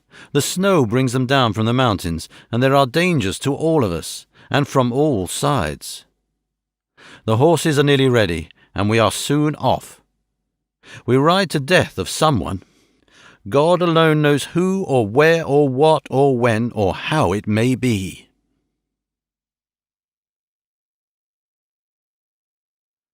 Dr. Van Helsing's Memorandum. 5 November, afternoon. I am at least sane. Thank God for that mercy at all events, though the proving it has been dreadful. When I left Madam Mina sleeping within the holy circle, I took my way to the castle. The blacksmith hammer which I took in the carriage from Veresti was useful. Though the doors were all open, I broke them off the rusty hinges, lest some ill intent or ill chance should close them, so that being entered I might not get out. Jonathan's bitter experience served me here. By memory of his diary I found my way to the old chapel, for I knew that here my work lay. The air was oppressive. It seemed as if there was some sulphurous fume, which at times made me dizzy. Either there was a roaring in my ears, or I heard afar off the howl of wolves. Then I bethought me of my dear Madam Mina, and I was in terrible plight. The dilemma had me between his horns. Her I had not dared to take into this place, but left safe from the vampire in that holy circle, and yet even there would be the wolf. I resolved me that my work lay here, and that as to the wolves we must submit, if it were God's will. At any rate, it was only death and freedom beyond. So did I choose for her. Had it but been for myself, the choice had been easy. The maw of the wolf were better to rest in than the grave of the vampire. So I make my choice to go on with my work. I knew that there were at least 3 graves to find, graves that are in habit, so I search, and I find one of them. She lay in her vampire sleep, so full of life and voluptuous beauty that I shudder as though I have come to do murder. Ah, I doubt not that in old time, when such things were, many a man who set forth to do such a task as mine found at the last his heart fail him, and then his nerve. So he delay and delay and delay till the mere beauty and the fascination of the wanton undead have hypnotized him, and he remain on and on till sunset come, and the vampire sleep be over. Then the beautiful eyes of the fair woman open and look love, and the voluptuous mouth present to a kiss, and man is weak. And there remain one more victim in the vampire fold, one more to swell the grim and grisly ranks of the undead. There is some fascination, surely, when I am moved by the mere presence of such an one, even lying as she lay in a tomb fretted with age and heavy with dust of centuries, though there be that horrid odour as the lairs of the Count have had. Yes, I was moved. I, Van Helsing, with all my purpose and with my motive for hate, I was moved to a yearning for delay which seemed to paralyze my faculties and to clog my very soul.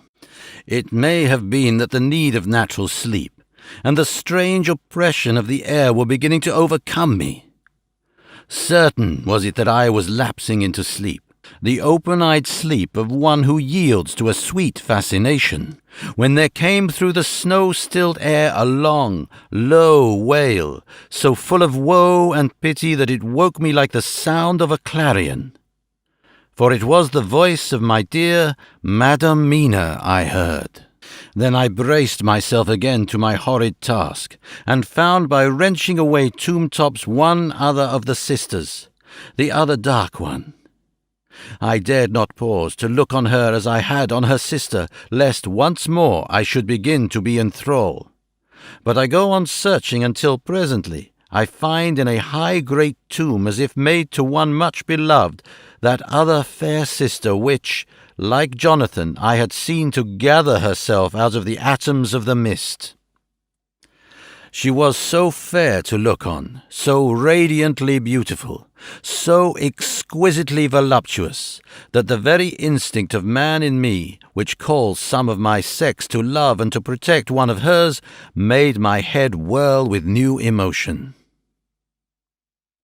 But God be thanked, that soul wail of my dear Madam Mina had not died out of my ears, and, before the spell could be wrought further upon me, I had nerved myself to my wild work.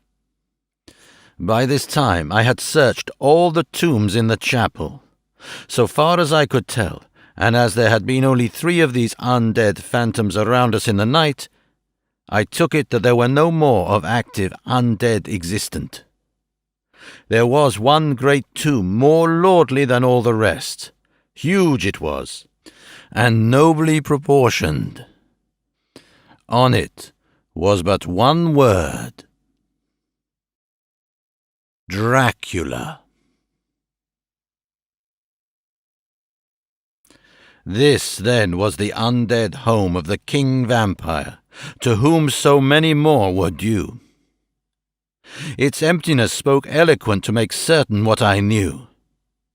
Before I began to restore these women to their dead selves through my awful work, I laid in Dracula's tomb some of the wafer, and so banished him from it, undead, forever. Then began my terrible task, and I dreaded it. Had it been but one, it had been easy, comparative. But 3, to begin twice more after I had been through a deed of horror, for if it was terrible with the sweet Miss Lucy, what would it not be with these strange ones who had survived through centuries, and who had been strengthened by the passing of the years, who would, if they could, have fought for their foul lives? Oh, my friend John, but it was butcher work.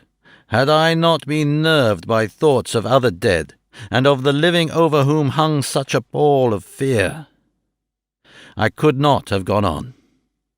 I trembled and trembled even yet, though till all was over. God be thanked, my nerve did stand. Had I not seen the repose in the first place, and the gladness that stole over it just ere the final dissolution came, as realization that the soul had been won, I could not have gone further with my butchery.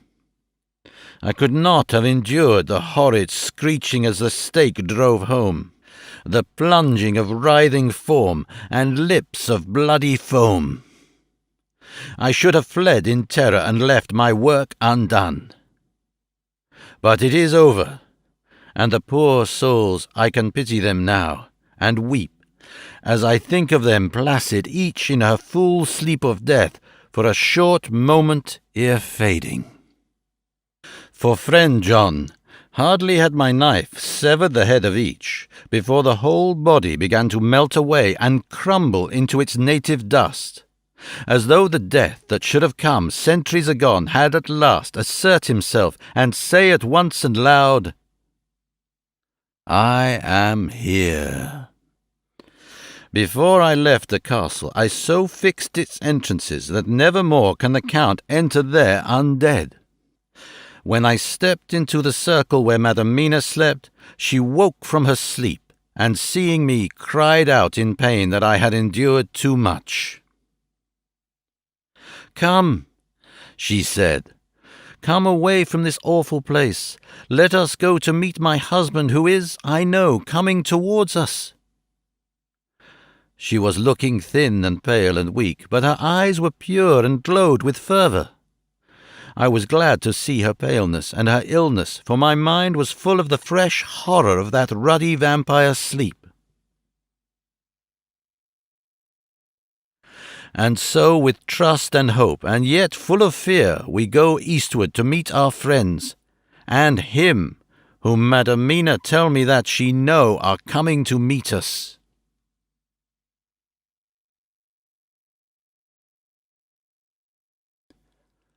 Mina Harker's Journal.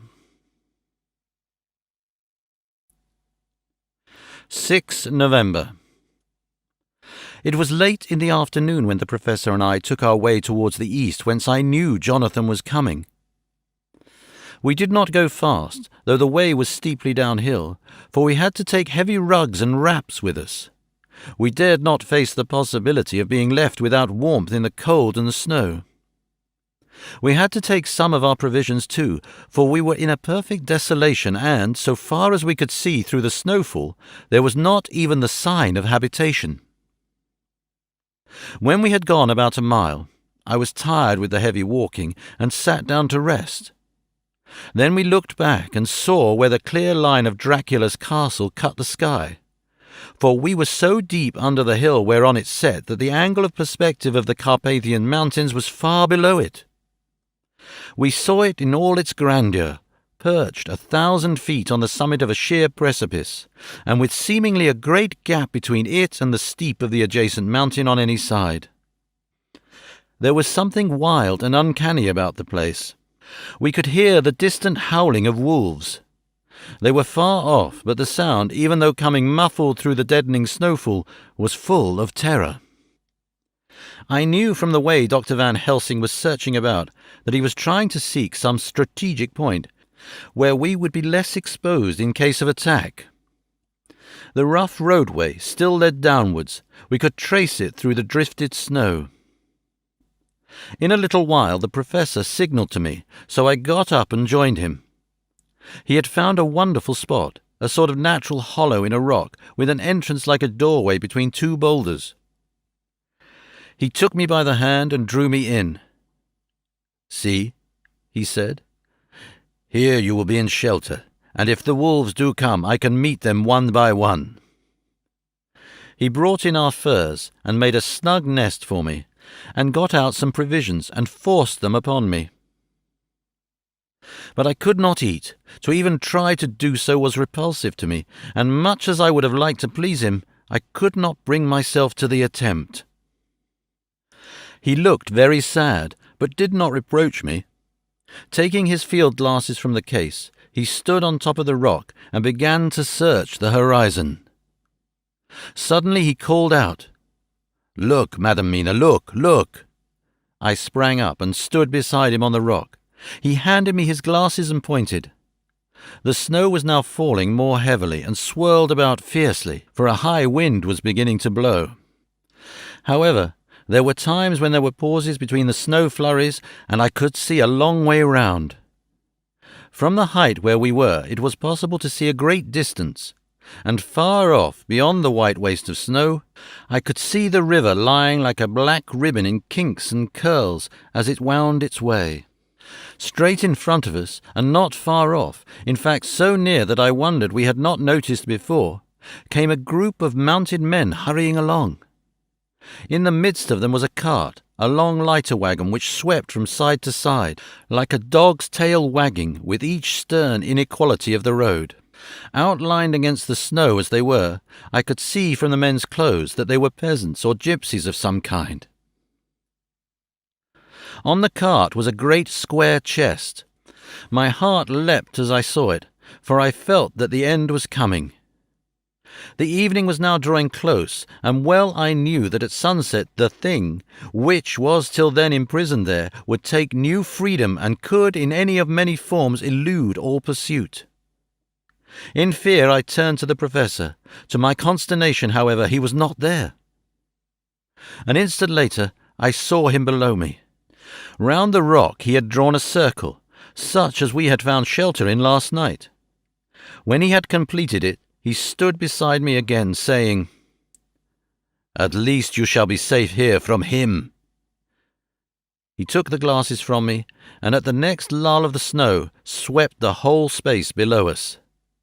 "See," he said, "they come quickly, they are flogging the horses, and galloping as hard as they can." He paused and went on in a hollow voice, "They are racing for the sunset.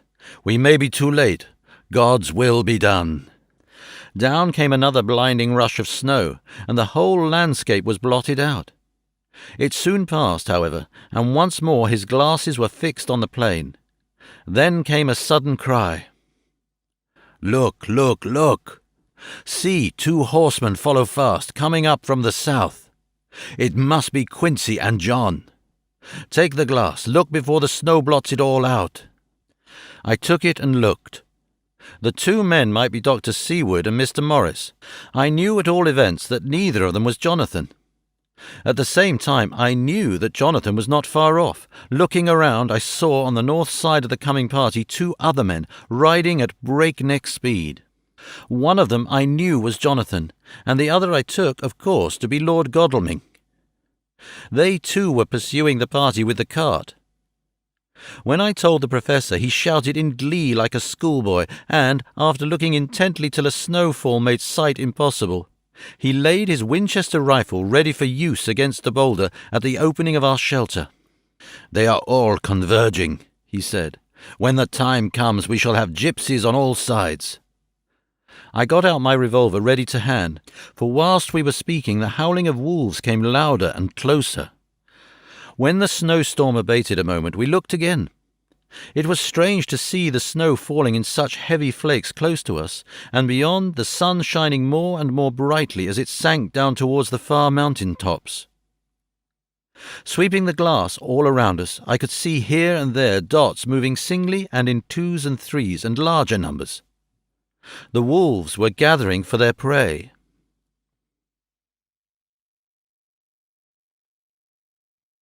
Every instant seemed an age whilst we waited. The wind came now in fierce bursts, and the snow was driven with fury as it swept upon us in circling eddies. At times we could not see an arm's length before us, but at others, as the hollow-sounding wind swept by us, it seemed to clear the airspace around us so that we could see afar off.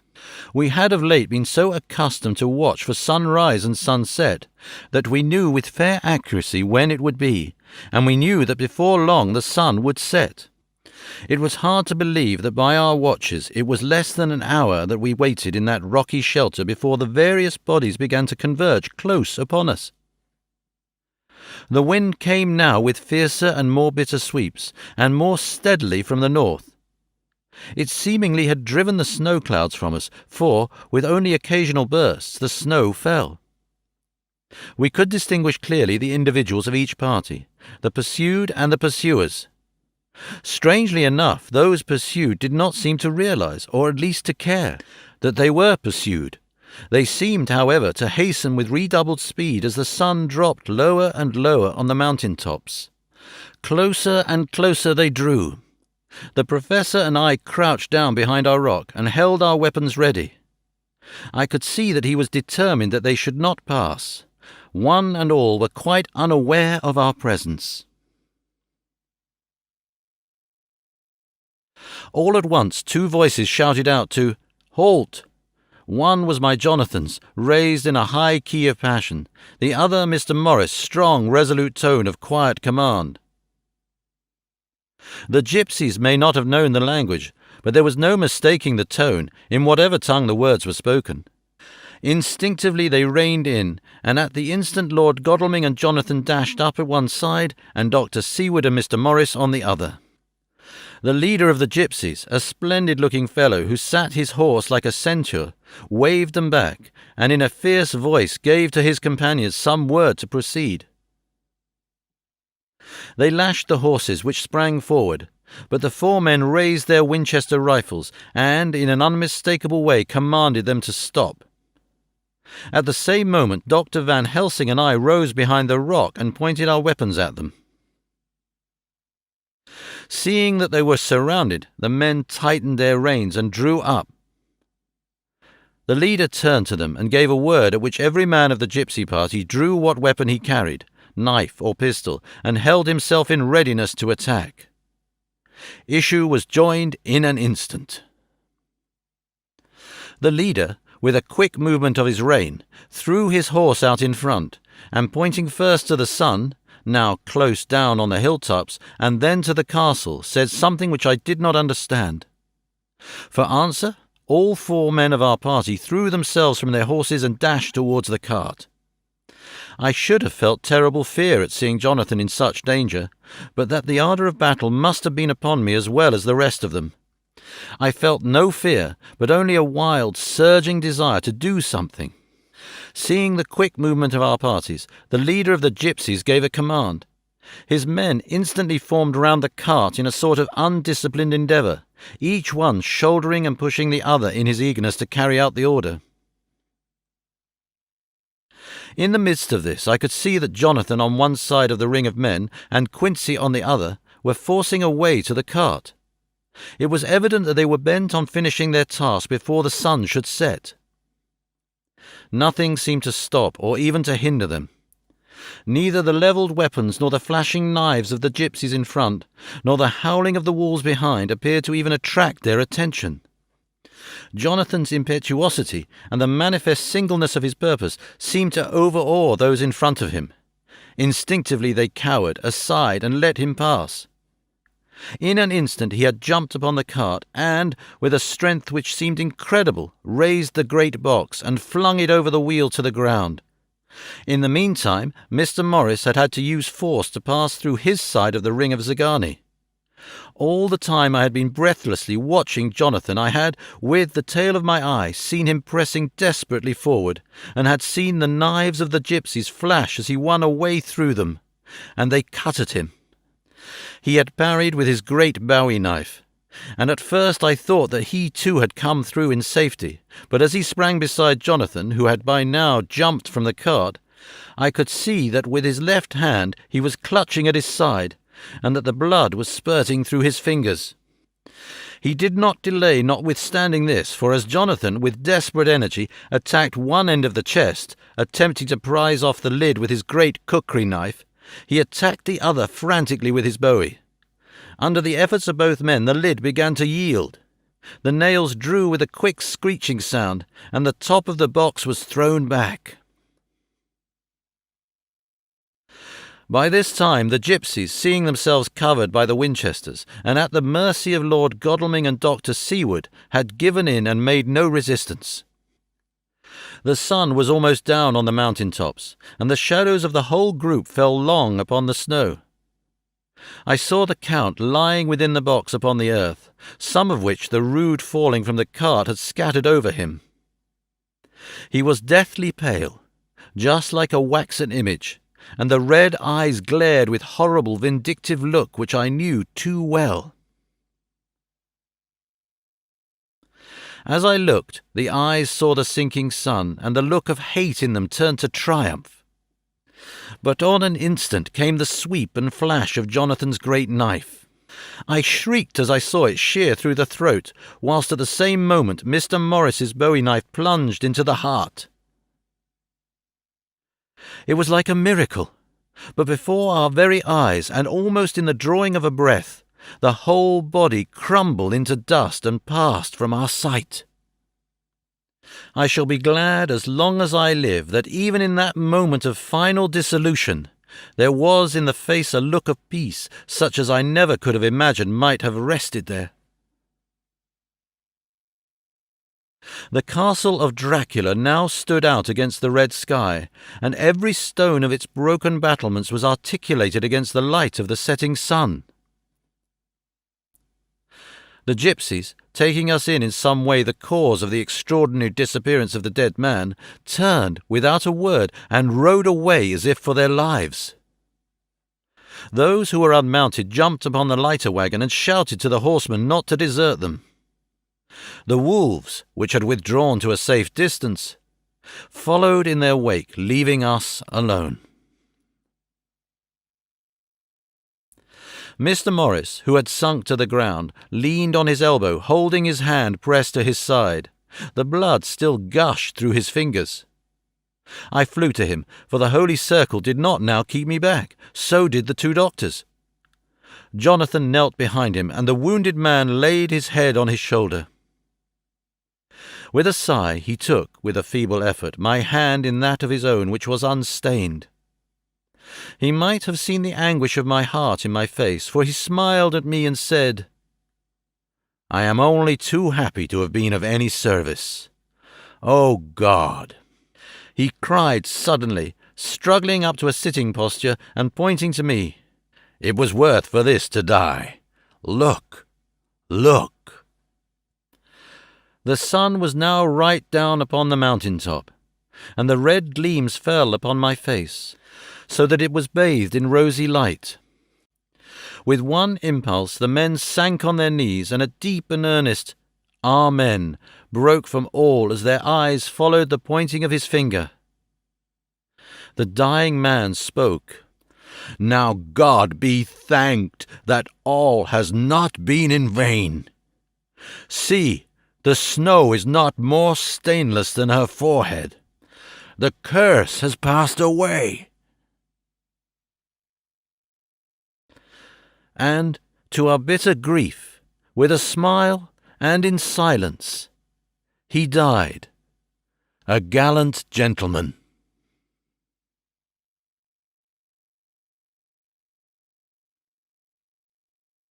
Note: 7 years ago, we all went through the flames, and the happiness of some of us since then is, we think, well worth the pain we endured. It is an added joy to Mina and to me that our boy's birthday is the same day as that on which Quincy Morris died. His mother holds, I know, the secret belief that some of our brave friend's spirit has passed into him.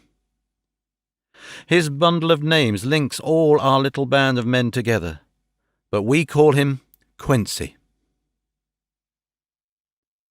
In the summer of this year we made a journey to Transylvania, and went over the old ground which was, and is, to us so full of vivid and terrible memories. It was almost impossible to believe that the things which we had seen with our own eyes and heard with our own ears were living truths. Every trace of all that had been was blotted out. The castle stood as before, reared high above a waste of desolation. When we got home, we were talking of the old time, which we could all look back on without despair, for Godalming and Seward are both happily married. I took the papers from the safe where they had been ever since our return so long ago. We were struck with the fact that in all the mass of material of which the record is composed, there is hardly one authentic document. Nothing but a mass of typewriting, except the later notebooks of Mina and Seward and myself, and Van Helsing's memorandum. We could hardly ask anyone, even did we wish to accept these as proof of so wild a story. Van Helsing summed it all up as he said with our boy sitting on his knee. "We want no proofs. We ask none to believe us. This boy will some day know what a brave and gallant woman his mother is. Already he knows her sweetness and loving care. Later on he will understand how some men so loved her that they did dare much for her sake." Jonathan Harker. The End.